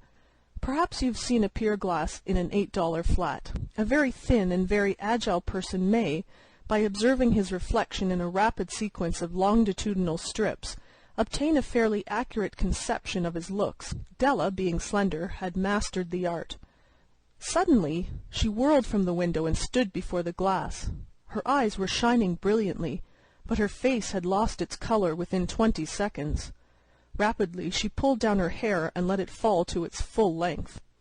Now there were two possessions of the James Dillingham Youngs, in which they both took a mighty pride. One was Jim's gold watch, that had been his father's and his grandfather's. The other was Della's hair. Had the Queen of Sheba lived in the flat across the air shaft, Della would have let her hair hang out the window some day to dry, just to depreciate Her Majesty's jewels and gifts. Had King Solomon been the janitor, with all his treasures piled up in the basement, Jim would have pulled out his watch every time he passed, just to see him pluck at his beard from envy. So now Della's beautiful hair fell about her, rippling and shining like a cascade of brown waters. It reached below her knee and made itself almost a garment for her, and then she did it up again nervously and quickly. Once she faltered for a minute and stood still while a tear or two splashed on the worn red carpet.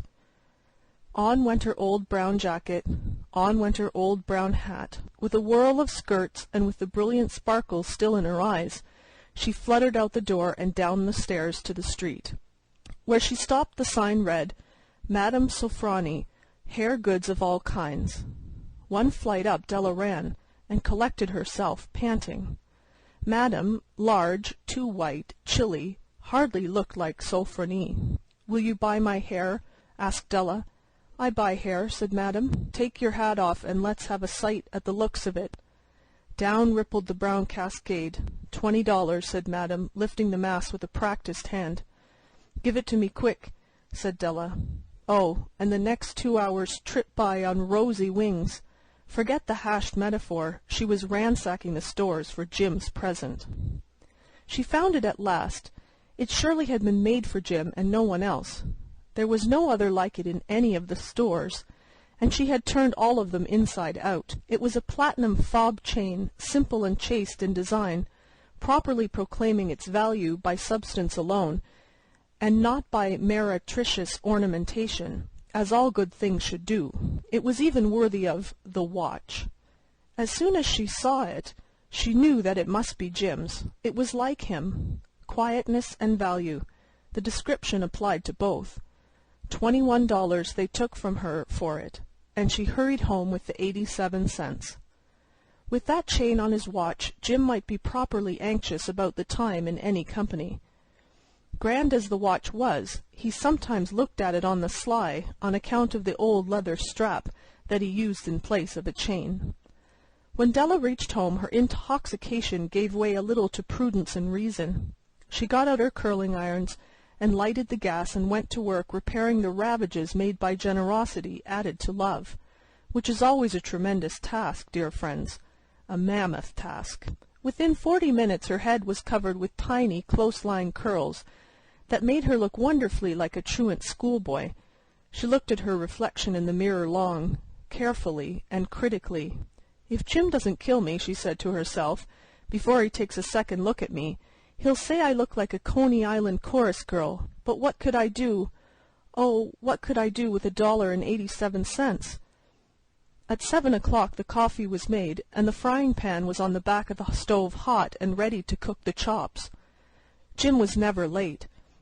Della doubled the fob chain in her hand and sat on the corner of the table near the door that he always entered. Then she heard his step on the stair away down on the first flight, and she turned white for just a moment.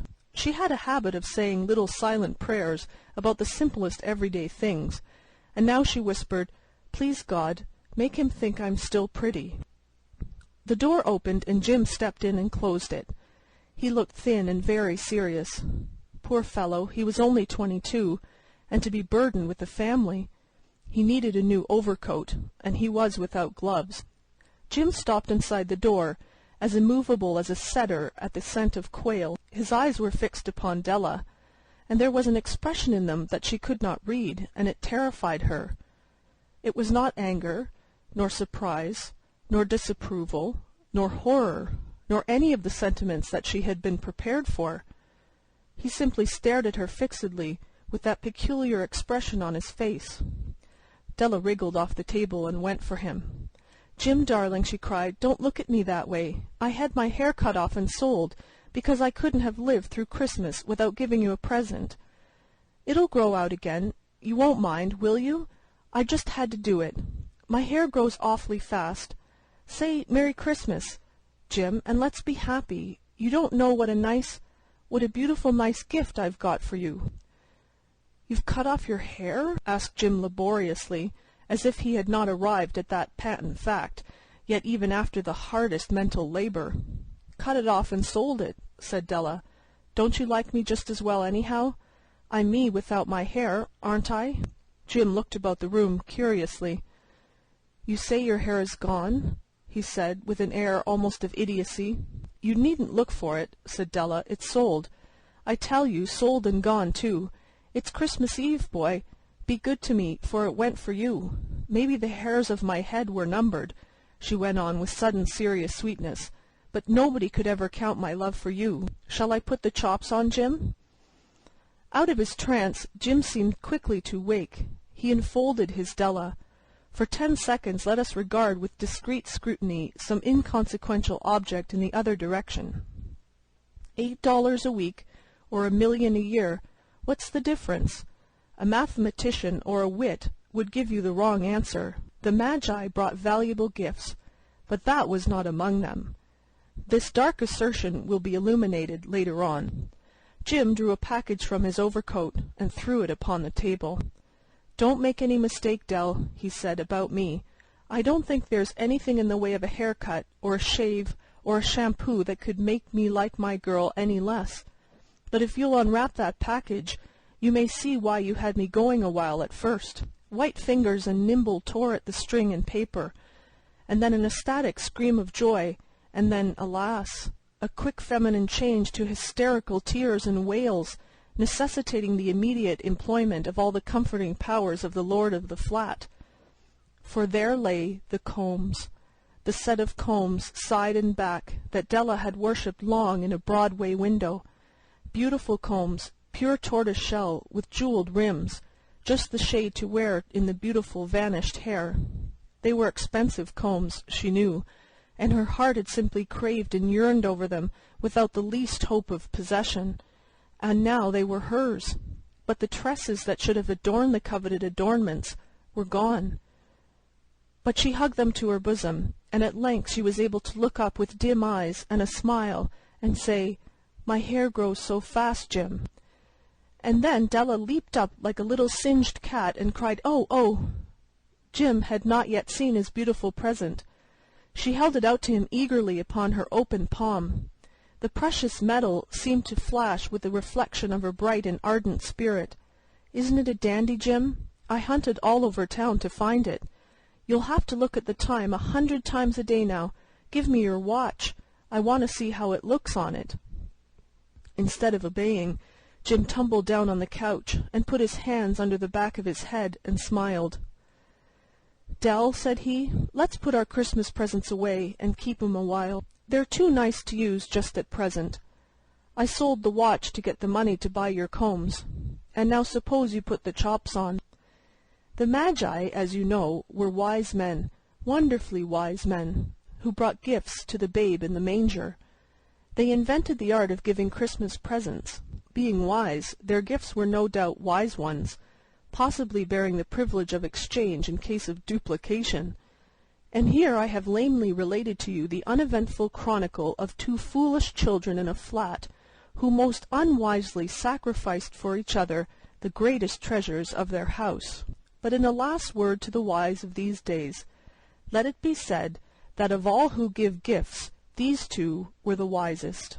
Of all who give and receive gifts, such as they are wisest. Everywhere they are wisest. They are the Magi. End of Chapter 2, The Gift of the Magi. Chapter 15, The Green Door. Suppose you should be walking down Broadway after dinner, with 10 minutes allotted to the consummation of your cigar while you are choosing between a diverting tragedy and something serious in the way of vaudeville. Suddenly a hand is laid upon your arm. You turn to look into the thrilling eyes of a beautiful woman, wonderful in diamonds and Russian sables. She thrusts hurriedly into your hand an extremely hot-buttered roll, flashes out a tiny pair of scissors, snips off the second button of your overcoat, meaningly ejaculates the one word parallelogram, and swiftly flies down a cross street, looking back fearfully over her shoulder. That would be adventure.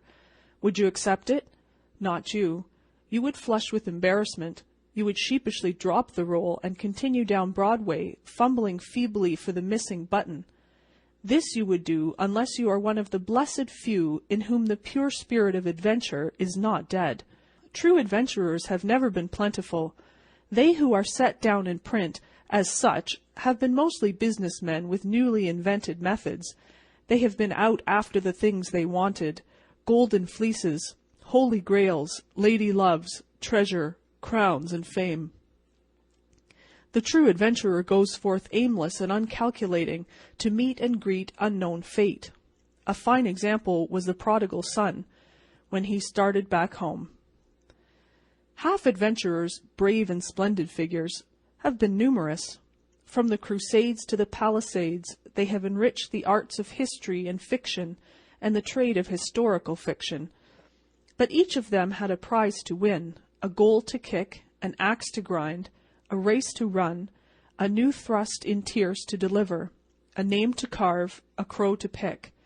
So they were not followers of true adventure. In the big city, the twin spirits, romance and adventure, are always abroad seeking worthy wooers. As we roam the streets, they slyly peep at us and challenge us in 20 different guises. Without knowing why, we look up suddenly to see in a window a face that seems to belong to our gallery of intimate portraits. In a sleeping thoroughfare, we hear a cry of agony and fear coming from an empty and shuttered house.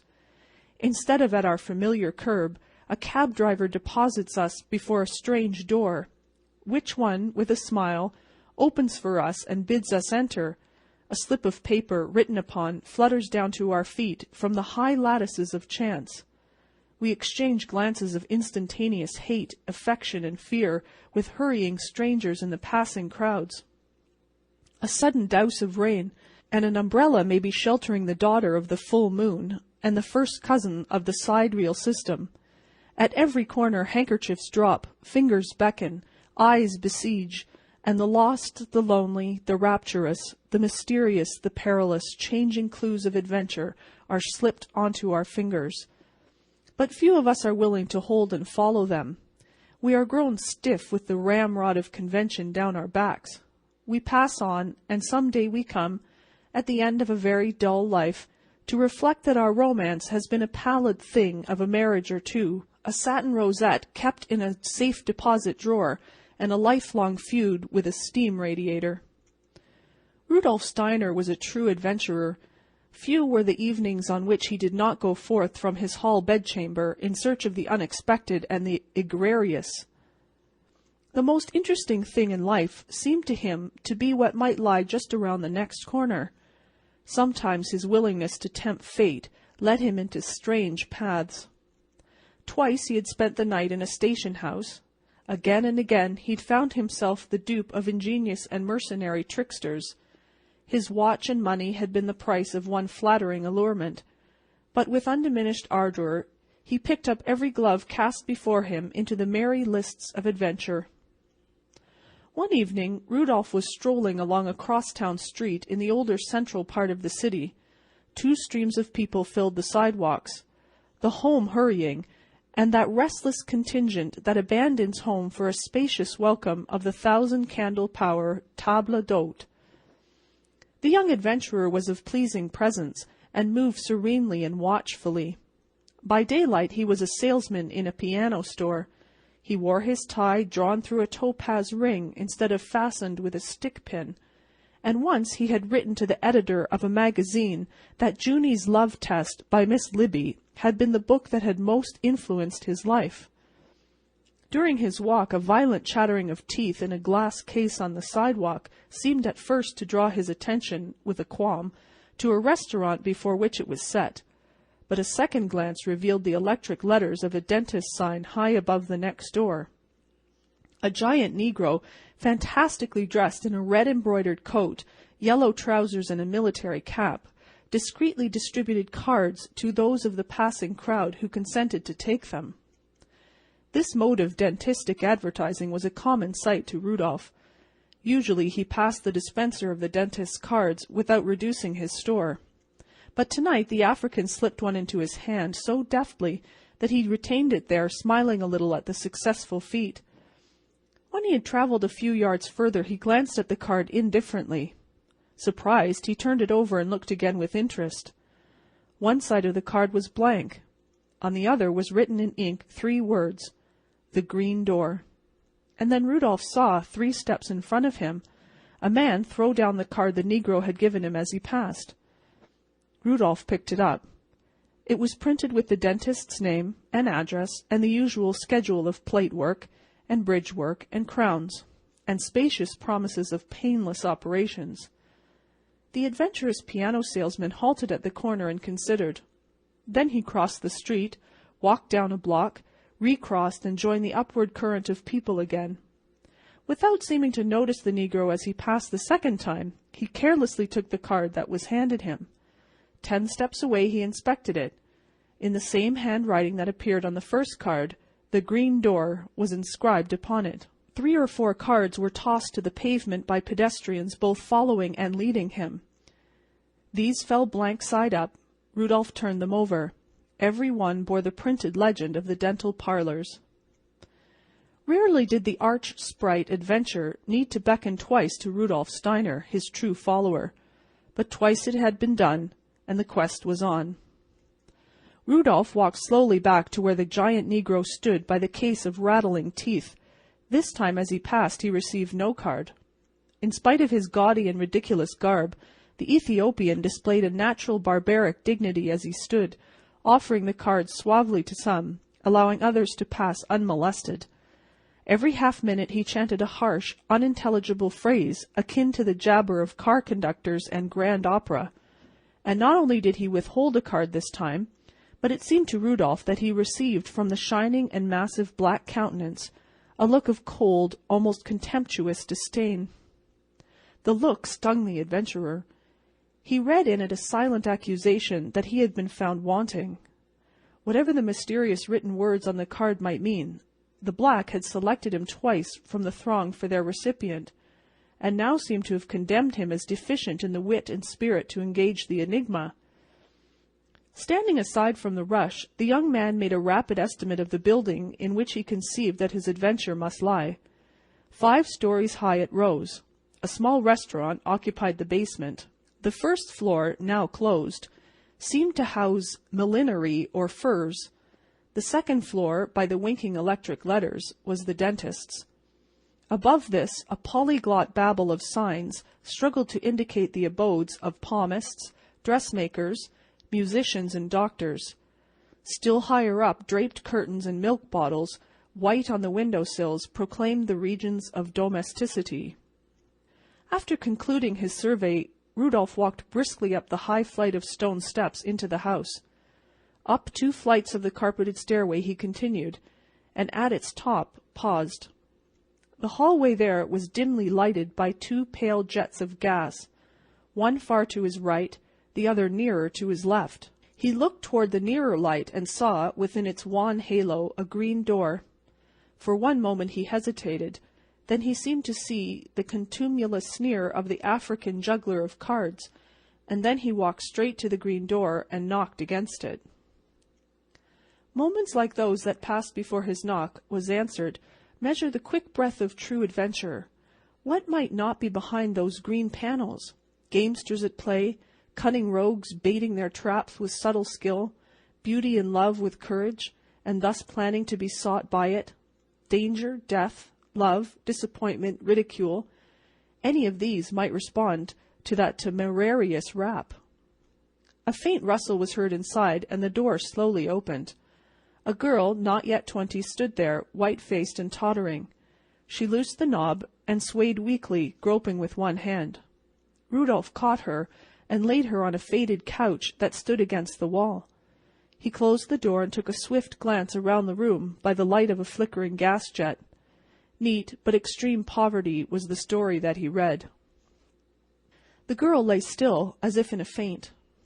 Rudolph looked around the room excitedly for a barrel. People must be rolled upon a barrel who— no, that was for drowned persons. He began to fan her with his hat.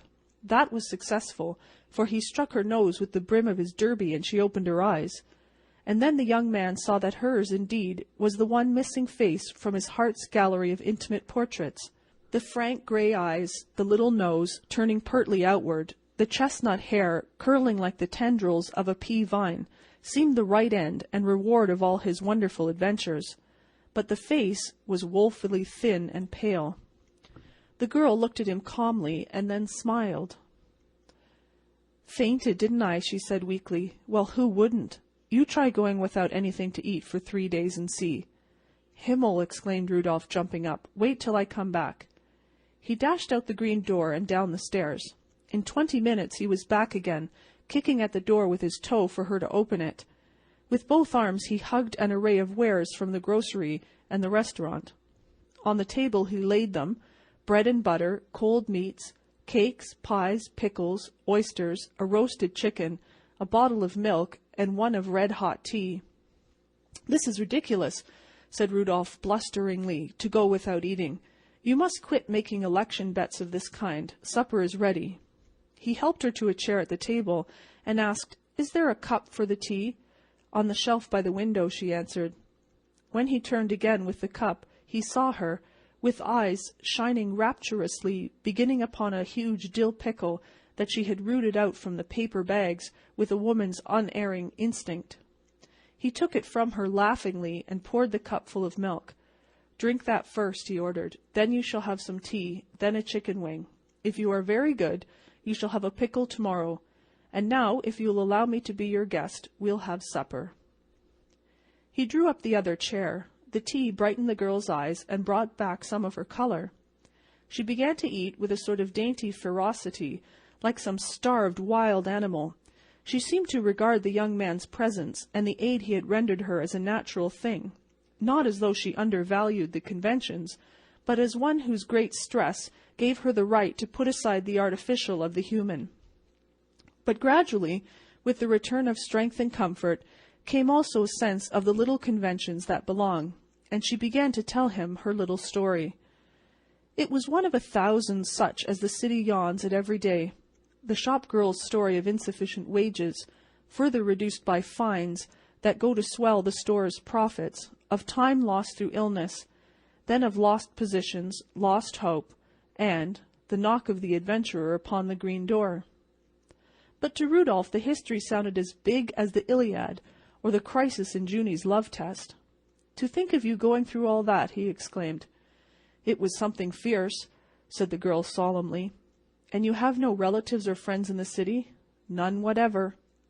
"I am all alone in the world, too," said Rudolph after a pause. "I am glad of that," said the girl promptly, and somehow it pleased the young man to hear that she approved of his bereft condition. Very suddenly her eyelids dropped and she sighed deeply. "I'm awfully sleepy," she said, "and I feel so good." Then Rudolph rose and took his hat. "I'll say good night. A long night's sleep will be fine for you." He held out his hand and she took it and said good night. But her eyes asked a question so eloquently, so frankly and pathetically, that he answered it with words. "Oh, I'm coming back tomorrow to see how you are getting along. You can't get rid of me so easily."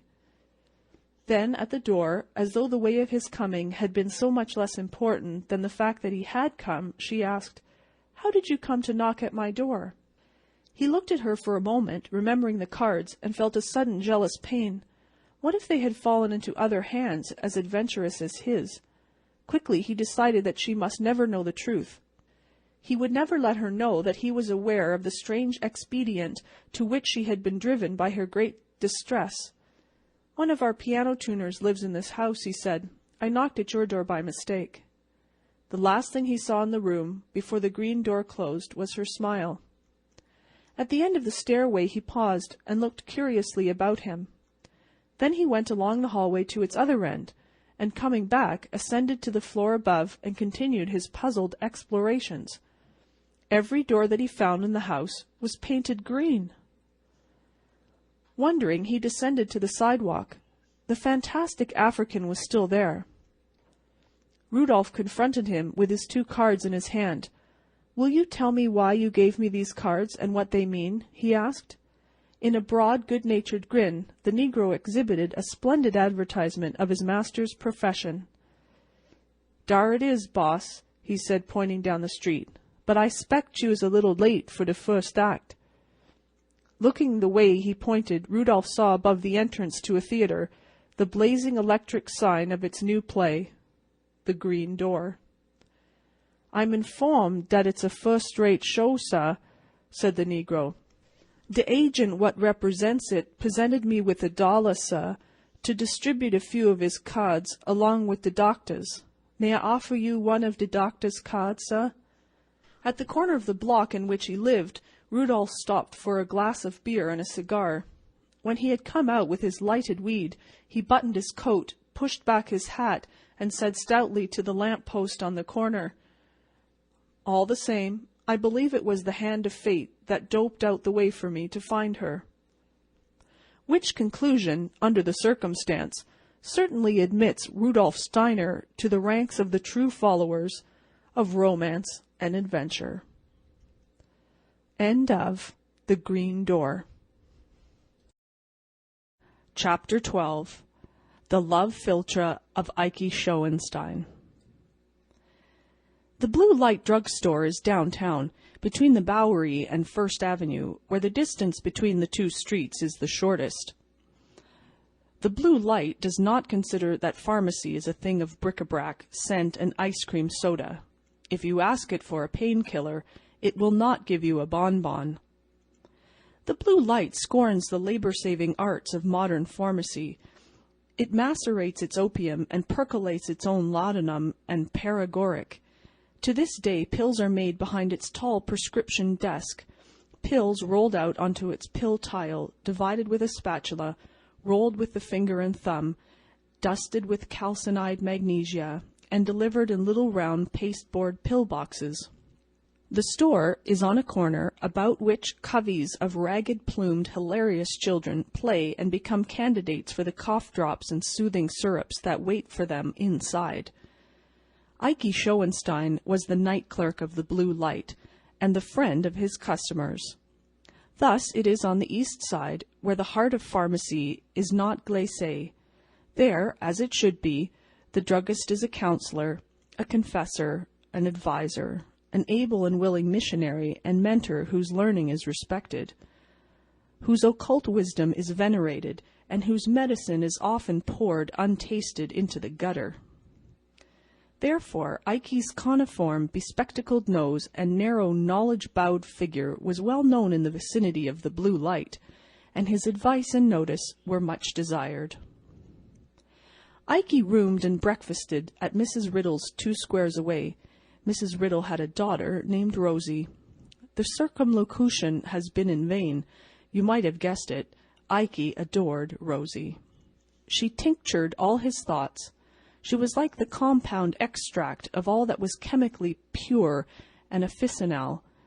The dispensatory contained nothing equal to her, but Ike was timid, and his hopes remained insoluble in the menstruum of his backwardness and fears.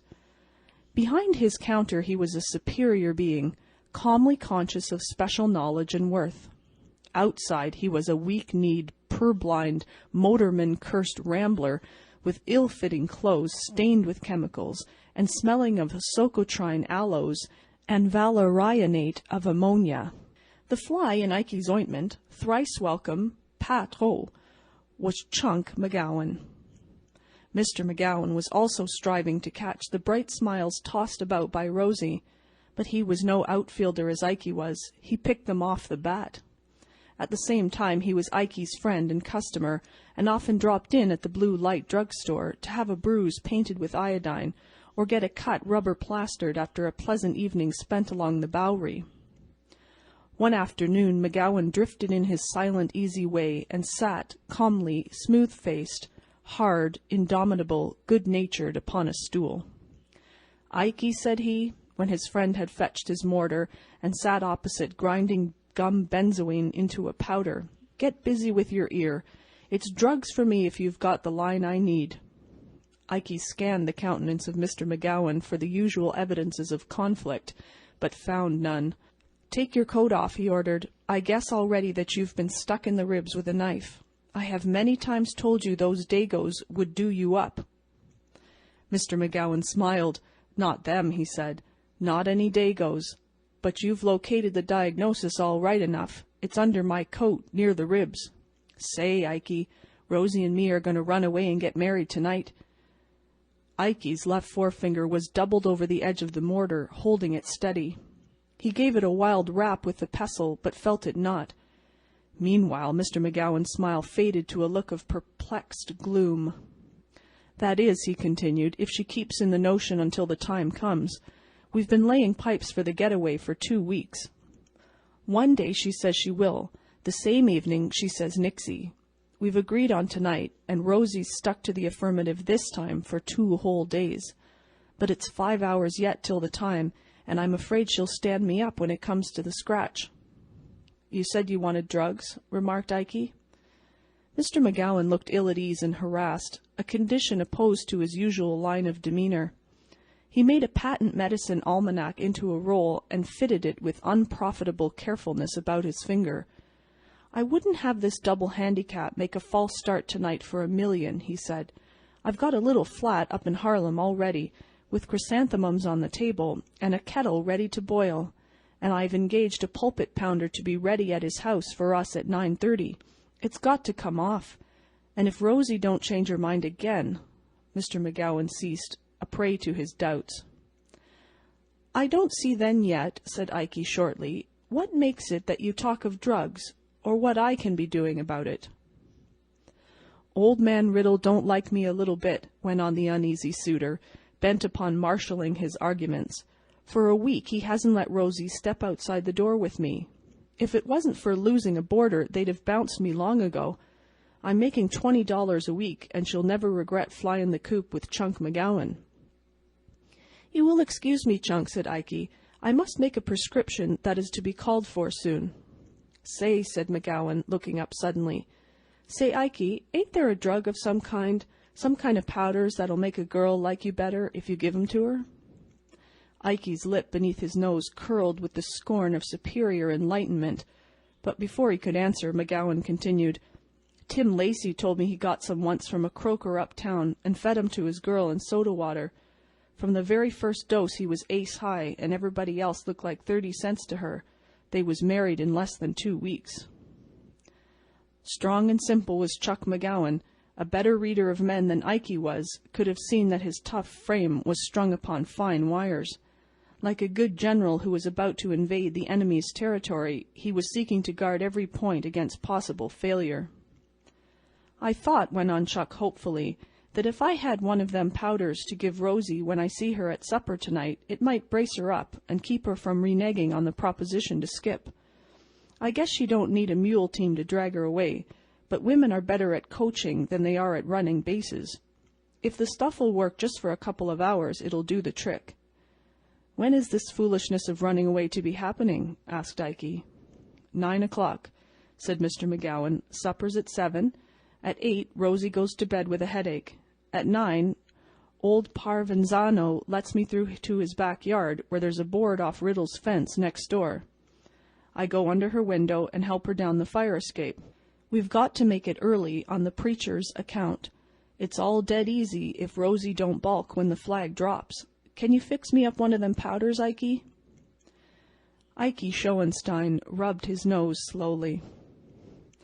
"Chunk," said he, "it is of drugs of that nature that pharmaceuticists must have much carefulness. To you alone of my acquaintance would I entrust a powder like that, but for you I shall make it, and you shall see how it makes Rosie to think of you." Ikey went behind the prescription desk. There he crushed to a powder 2 soluble tablets, each containing 1/4 of a grain of morphia. To them he added a little sugar of milk to increase the bulk, and folded the mixture neatly in a white paper. Taken by an adult, this powder would ensure several hours of heavy slumber without danger to the sleeper. This he handed to Chunk McGowan, telling him to administer it in a liquid if possible, and received the hearty thanks of the backyard Lochinvar. The subtlety of Ikey's action becomes apparent upon recital of his subsequent move. He sent a messenger for Mr. Riddle and disclosed the plans of Mr. McGowan for eloping with Rosie. Mr. Riddle was a stout man, brick-dusty of complexion and sudden in action. "Much obliged," he said briefly to Ikey. "The lazy Irish loafer. My own room's just above Rosie's. I'll just go up there myself after supper and load the shotgun and wait. If he comes in my backyard, he'll go away in an ambulance instead of a bridal chaise." With Rosie held in the clutches of Morpheus for a many hours' deep slumber, and the bloodthirsty parent waiting, armed and forewarned, Ikey felt that his rival was close indeed upon discomfiture. All night in the Blue Light drugstore he waited at his duties for chance news of the tragedy, but none came. At 8 o'clock in the morning the day clerk arrived, and Ikey started hurriedly for Mrs. Riddle's to learn the outcome. And lo, as he stepped out of the store, who but Chunk McGowan sprang from a passing streetcar and grasped his hand. Chunk McGowan, with a victor's smile and flushed with joy. "Pulled it off," said Chuck with Elysium in his grin.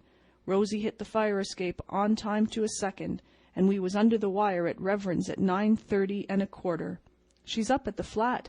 She cooked eggs this morning in a blue kimono. Lord, how lucky I am. You must pace up some day, Ikey, and feed with us.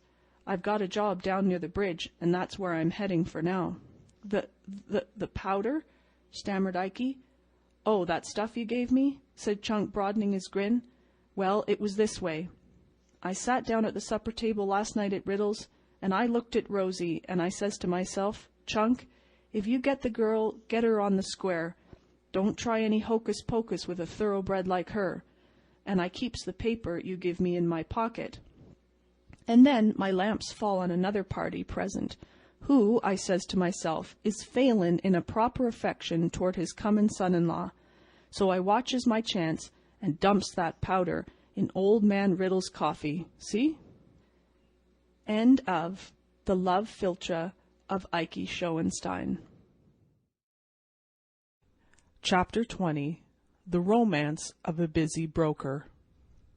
Pitcher, confidential clerk in the office of Harvey Maxwell, broker, allowed a look of mild interest and surprise to visit his usually expressionless countenance when his employer briskly entered at 9:30 in company with his young lady stenographer. With a snappy "Good morning, Pitcher," Maxwell dashed at his desk as though he were intending to leap over it, and then plunged into the great heap of letters and telegrams waiting there for him. The young lady had been Maxwell's stenographer for a year. She was beautiful in a way that was decidedly unstenographic. She forewent the pomp of the alluring pompadour. She wore no chains, bracelets, or lockets. She had not the air of being about to accept an invitation to luncheon. Her dress was grey and plain, but it fitted her figure with fidelity and discretion. In her neat black turban hat there was the gold-green wing of a macaw. On this morning she was softly and shyly radiant. Her eyes were dreamily bright, her cheeks genuine peach blow, her expression a happy one, tinged with reminiscence. Pitcher, still mildly curious, noticed a difference in her ways this morning. Instead of going straight into the adjoining room, where her desk was, she lingered, slightly irresolute, in the outer office. Once she moved over by Maxwell's desk, near enough for him to be aware of her presence. The machine sitting at that desk was no longer a man. It was a busy New York broker, moved by buzzing wheels and uncoiling springs. "Well, what is it? Anything?" asked Maxwell sharply. His opened mail lay like a bank of stage snow on his crowded desk. His keen grey eye, impersonal and brusque, flashed upon her half impatiently. "Nothing," answered the stenographer, moving away with a little smile. "Mr. Pitcher," she said to the confidential clerk, "did Mr. Maxwell say anything yesterday about engaging another stenographer?" "He did," answered Pitcher. "He told me to get another one. I notified the agency yesterday afternoon to send over a few samples this morning. It's 9:45 o'clock, and not a single picture hat or piece of pineapple chewing gum has shown up yet." "I will do the work as usual, then," said the young lady, "until someone comes to fill the place." And she went to her desk at once and hung the black turban hat with the green gold macaw wing in its accustomed place. He who has been denied the spectacle of a busy Manhattan broker during a rush of business is handicapped for the profession of anthropology. The poet sings of the crowded hour of glorious life. The broker's hour is not only crowded, but the minutes and seconds are hanging to all the straps and packing both front and rear platforms. And this day was Harvey Maxwell's busy day. The ticker began to reel out jerkily its fitful coils of tape. The desk telephone had a chronic attack of buzzing. Men began to throng into the office and call at him over the railing, jovially, sharply, viciously, excitedly. Messenger boys ran in and out with messages and telegrams. The clerks in the office jumped about like sailors during a storm. Even Pitcher's face relaxed into something resembling animation. On the exchange there were hurricanes and landslides and snowstorms and glaciers and volcanoes, and those elemental disturbances were reproduced in miniature in the broker's office. Maxwell shoved his chair against the wall and transacted business after the manner of a toe dancer. He jumped from ticker to phone, from desk to door, with the trained agility of a harlequin.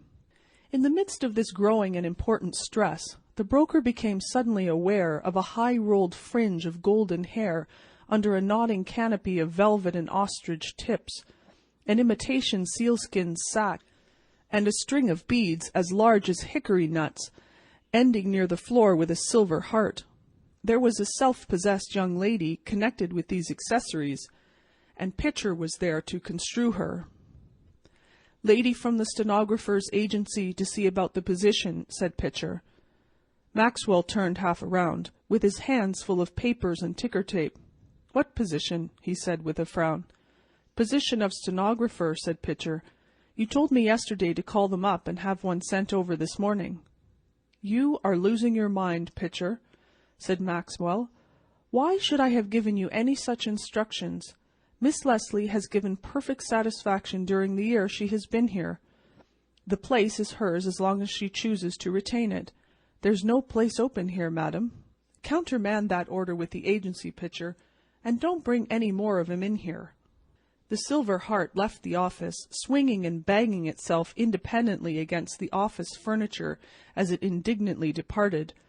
Pitcher seized a moment to remark to the bookkeeper that the old man seemed to get more absent-minded and forgetful every day of the world. The rush and pace of business grew fiercer and faster. On the floor they were pounding half a dozen stocks in which Maxwell's customers were heavy investors. Orders to buy and sell were coming and going as swift as the flight of swallows. Some of his own holdings were imperiled, and the man was working like some high-geared, delicate, strong machine, strung to full tension, going at full speed, accurate, never hesitating, with the proper word and decision, and act ready and prompt as clockwork. Stocks and bonds, loans and mortgages, margins and securities. Here was a world of finance, and there was no room in it for the human world or the world of nature. When the luncheon hour drew near, there came a slight lull in the uproar.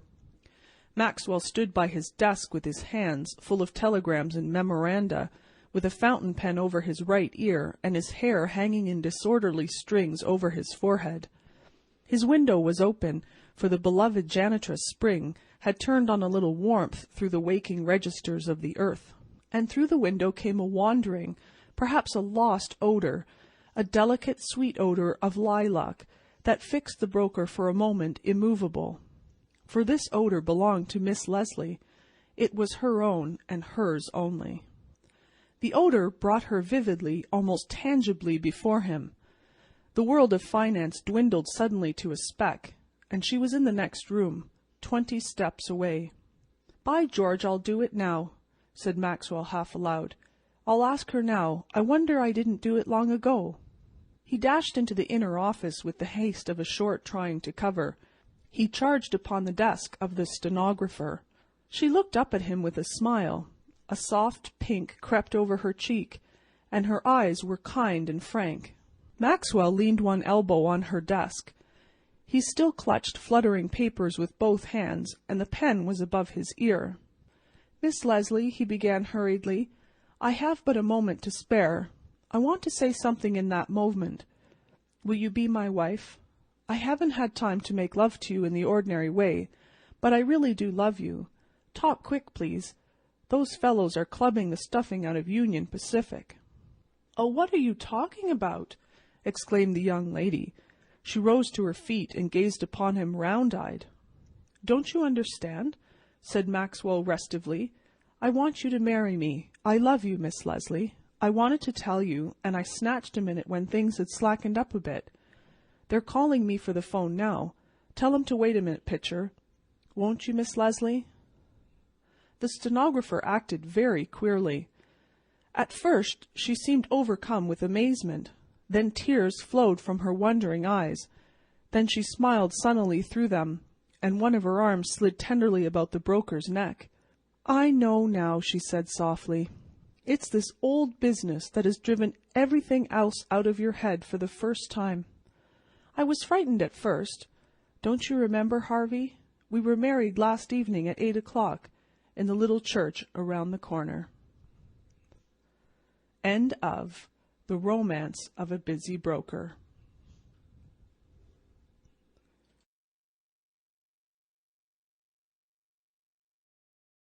Chapter 5.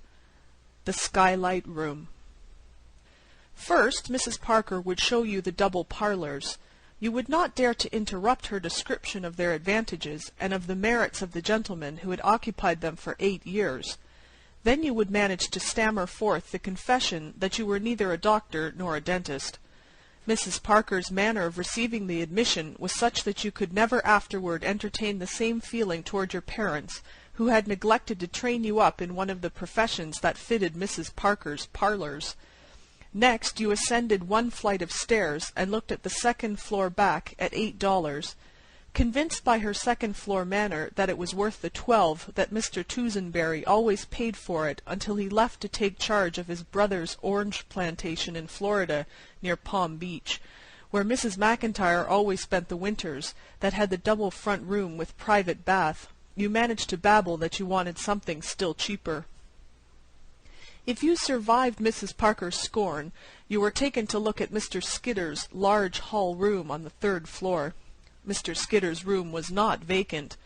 He wrote plays and smoked cigarettes in it all day long, but every room hunter was made to visit his room to admire the lambrequins. After each visit, Mr. Skidder, from the fright caused by possible eviction, would pay something on his rent. Then, oh then, if you still stood on one foot, with your hot hand clutching the 3 moist dollars in your pocket, and hoarsely proclaimed your hideous and culpable poverty, never more would Mrs. Parker be cicerone of yours. She would honk loudly the word Clara. She would show you her back and march downstairs. Then Clara, the colored maid, would escort you up the carpeted ladder that served for the 4th flight, and show you the skylight room. It occupied 7 by 8 feet of floor space at the middle of the hall. On each side of it was a dark lumber closet or storeroom. In it was an iron cot, a washstand, and a chair. A shelf was the dresser. Its 4 bare walls seemed to close in upon you like the sides of a coffin. Your hand crept to your throat, you gasped, you looked up as from a well, and breathed once more. Through the glass of the little skylight you saw a square of blue infinity. $2, sir, Clara would say in her half-contemptuous, half-Tuscagenial tones. One day Miss Leeson came hunting for a room. She carried a typewriter made to be lugged around by a much larger lady. She was a very little girl, with eyes and hair that kept on growing after she had stopped, and that always looked as if they were saying, "Goodness me, why didn't you keep up with us?" Mrs. Parker showed her the double parlours. In this closet, she said, one could keep a skeleton or anesthetic or coal. "But I am neither a doctor nor a dentist," said Miss Leeson with a shiver. Mrs. Parker gave her the incredulous, pitying, sneering, icy stare that she kept for those who failed to qualify as doctors or dentists, and led the way to the 2nd floor back. $8? said Miss Leeson. "Dear me, I'm not Hetty if I do look green. I'm just a poor little working girl. Show me something higher and lower." Mr. Skidder jumped and strewed the floor with cigarette stubs at the rap on his door. "Excuse me, Mr. Skidder," said Mrs. Parker, with her demon's smile at his pale looks. "I didn't know you were in. I asked the lady to have a look at your lambrequins." "They're too lovely for anything," said Miss Leeson, smiling in exactly the way the angels do. After they had gone, Mr. Skidder got very busy erasing the tall, black-haired heroine from his latest, unproduced play, and inserting a small, roguish one with heavy, bright hair and vivacious features. "Anna Held'll jump at it," said Mr. Skidder to himself, putting his feet up against the lambrequins and disappearing in a cloud of smoke like an aerial cuttlefish. Presently the tocsin call of Clara sounded to the world the state of Miss Leeson's purse.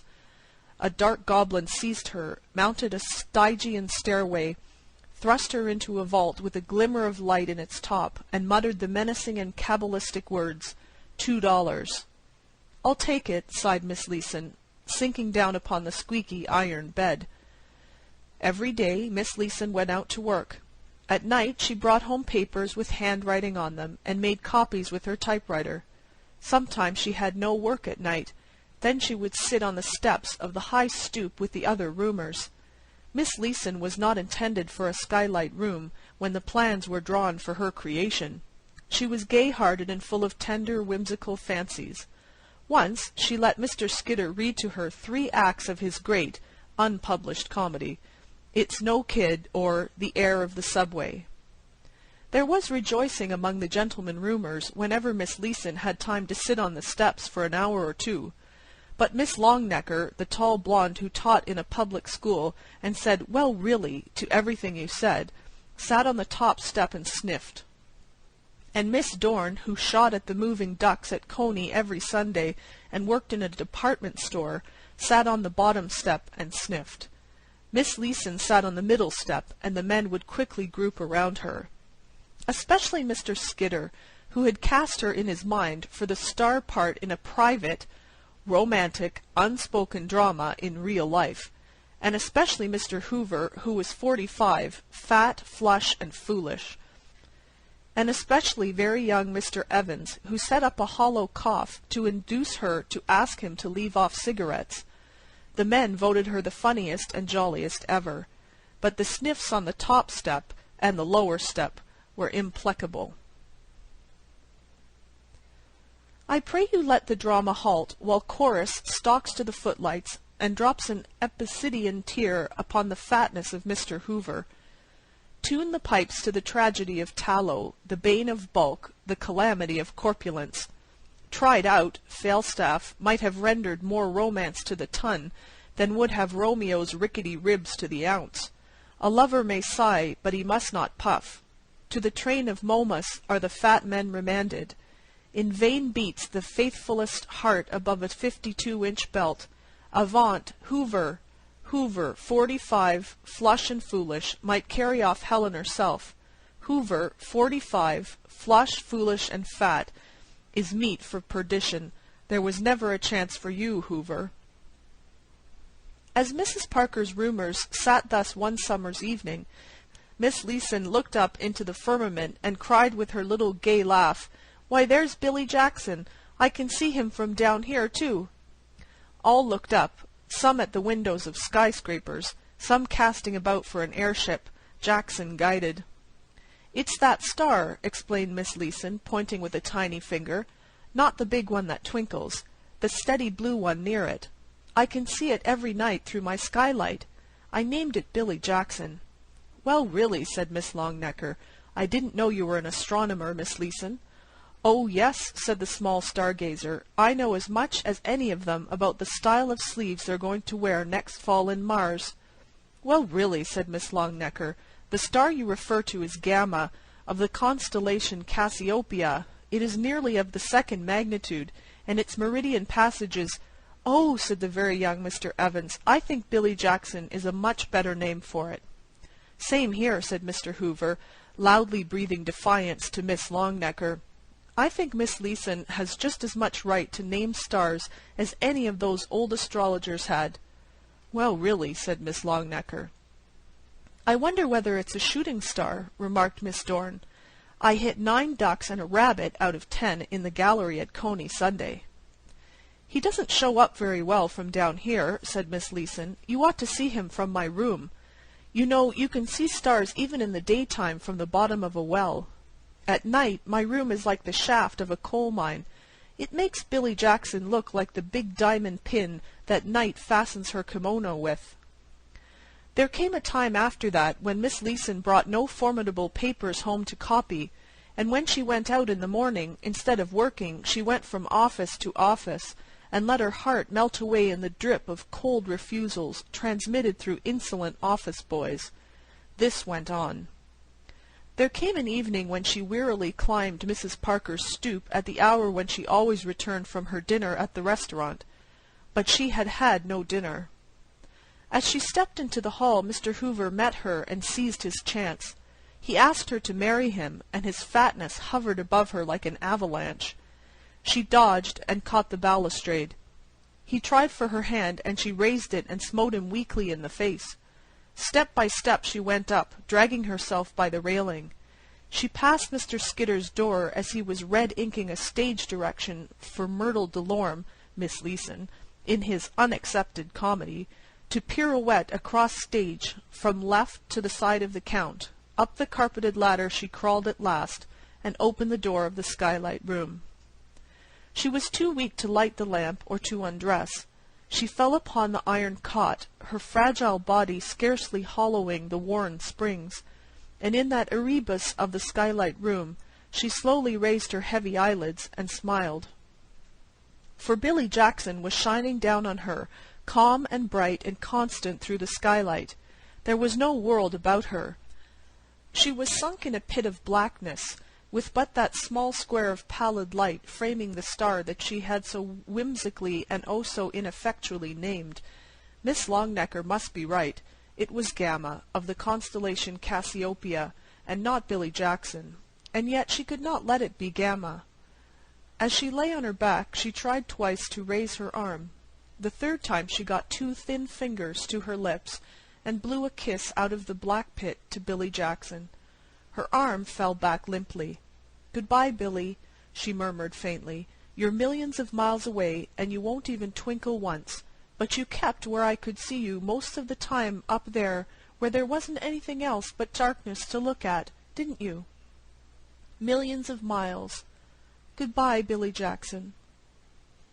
Clara, the colored maid, found the door locked at 10 the next day, and they forced it open. Vinegar and the slapping of wrists and burnt feathers proving of no avail, someone ran to phone for an ambulance. In due time it backed up to the door with much gong clanging, and the capable young medico in his white linen coat, ready, active, confident, with his smooth face, half debonair, half grim, danced up the steps.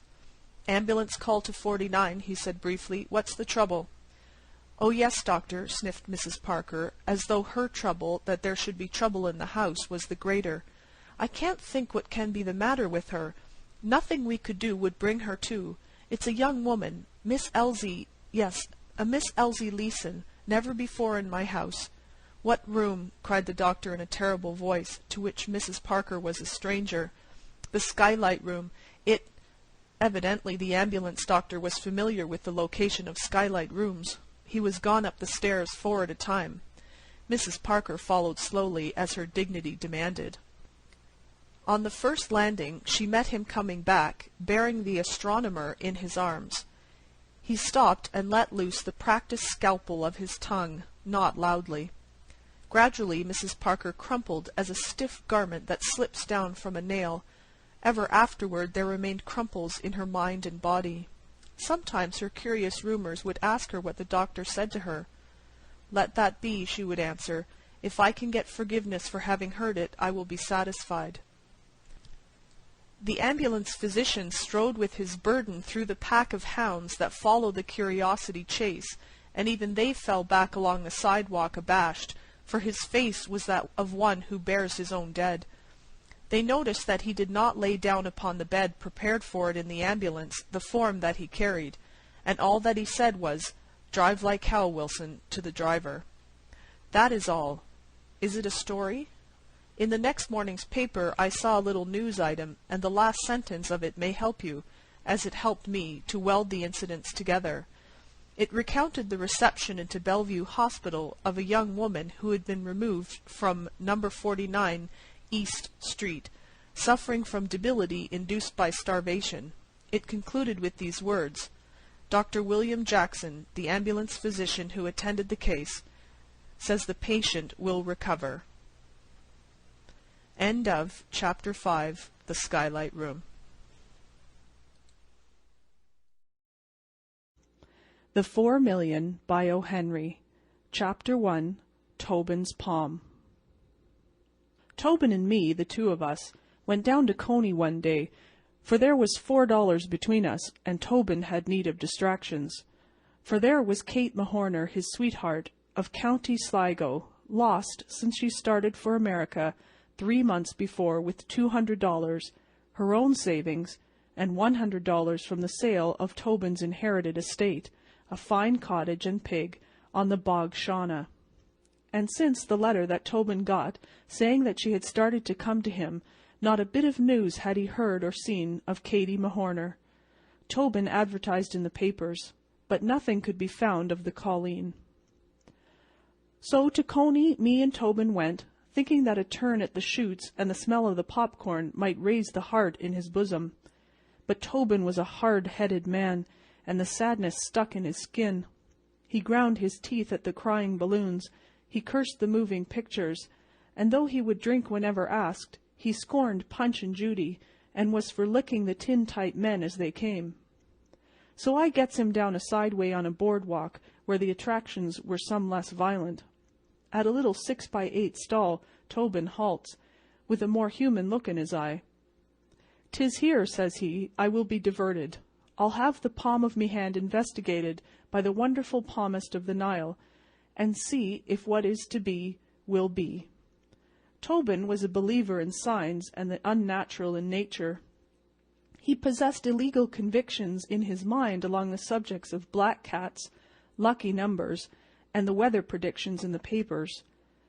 We went into the enchanted chicken coop, which was fixed mysterious with red cloth and pictures of hands with lines crossin' 'em like a railroad centre. The sign over the door says it is Madame Zozo, the Egyptian palmist. There was a fat woman inside in a red jumper, with pothooks and beasties embroidered upon it. Tobin gives her 10 cents and extends one of his hands. She lifts Tobin's hand, which is own brother to the hoof of a dray horse, and examines it to see whether 'tis a stone in the frog or a cast shoe he has come for. "Man," says this Madame Zozo, "the line of your fate shows—" "'Tis not me foot at all," says Tobin, interrupting. "Sure, 'tis no beauty, but ye hold the palm of me hand." "The line shows," says the madam, "that you've not arrived at your time of life without bad luck, and there's more to come. The Mount of Venus, or is that a stone bruise, shows that you've been in love. There's been trouble in your life on account of your sweetheart."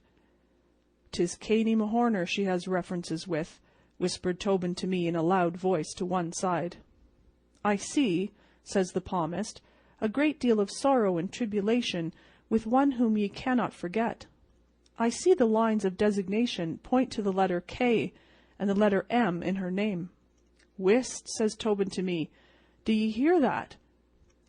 "Look out," goes on the palmist, "for a dark man and a light woman, for they'll both bring ye trouble. You'll make a voyage upon the water very soon, and have a financial loss. I see one line that brings good luck. There's a man coming into your life who will fetch ye good fortune. You'll know him when you see him by his crooked nose." "Is his name set down?" asks Tobin. "'Twill be convenient in the way of greeting when he backs up to dump off the good luck."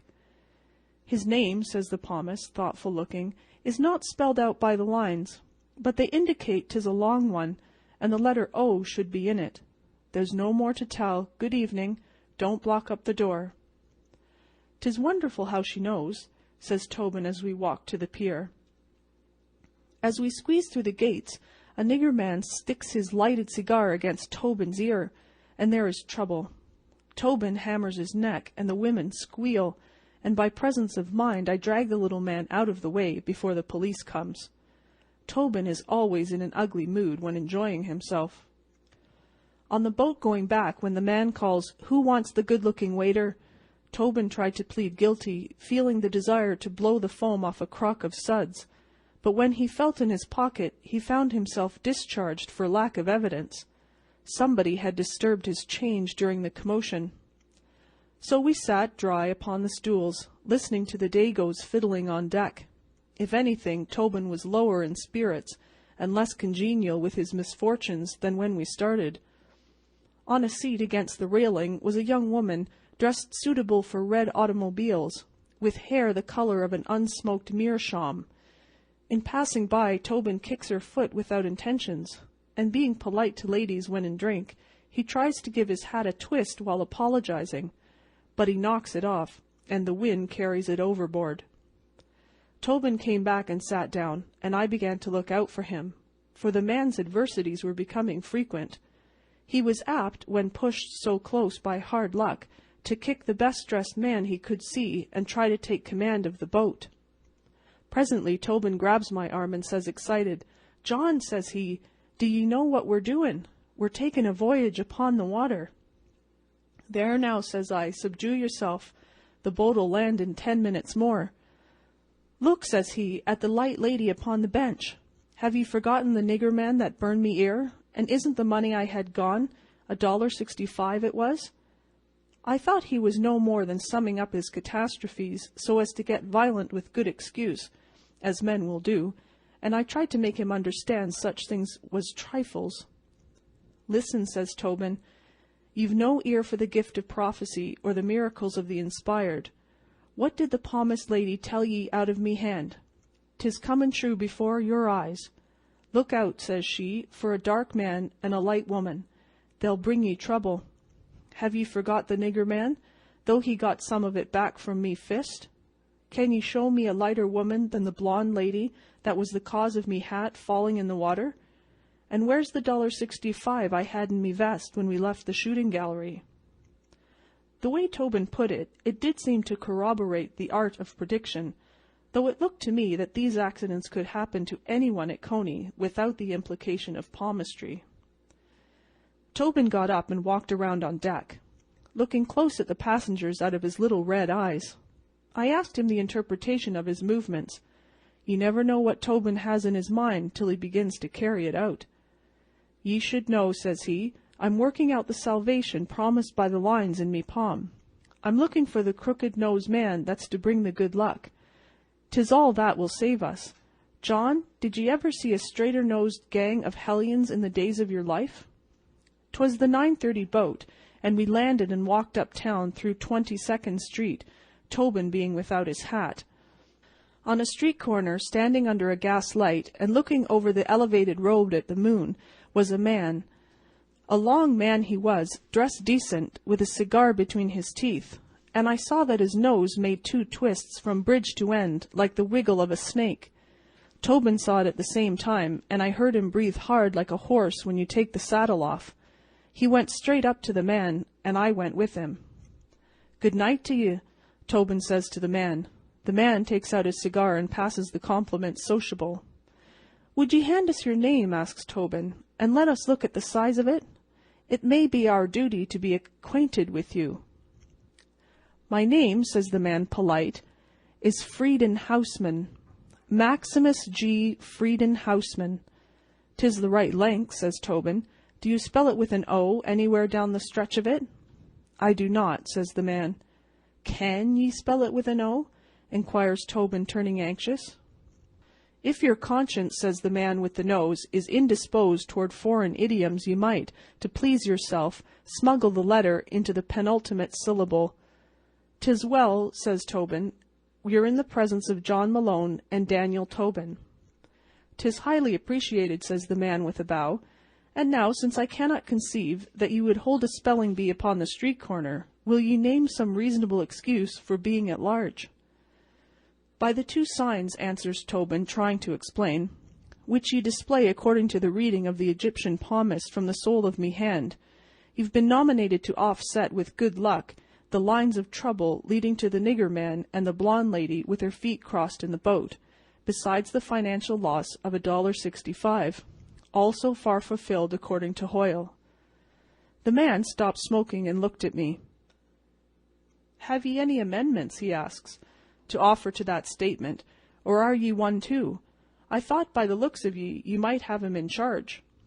"None," says I to him, "except that as one horseshoe resembles another, so are ye the picture of good luck as predicted by the hand of me friend. If not, then the lines of Danny's hand may have been crossed. I don't know." "There's 2 of you," says the man with the nose, looking up and down for the sight of a policeman. "I've enjoyed your company immense. Good night." With that he shoves his cigar in his mouth and moves across the street, stepping fast. But Tobin sticks close to one side of him and me at the other. "What?" says he, stopping on the opposite sidewalk and pushing back his hat. "Do you follow me?"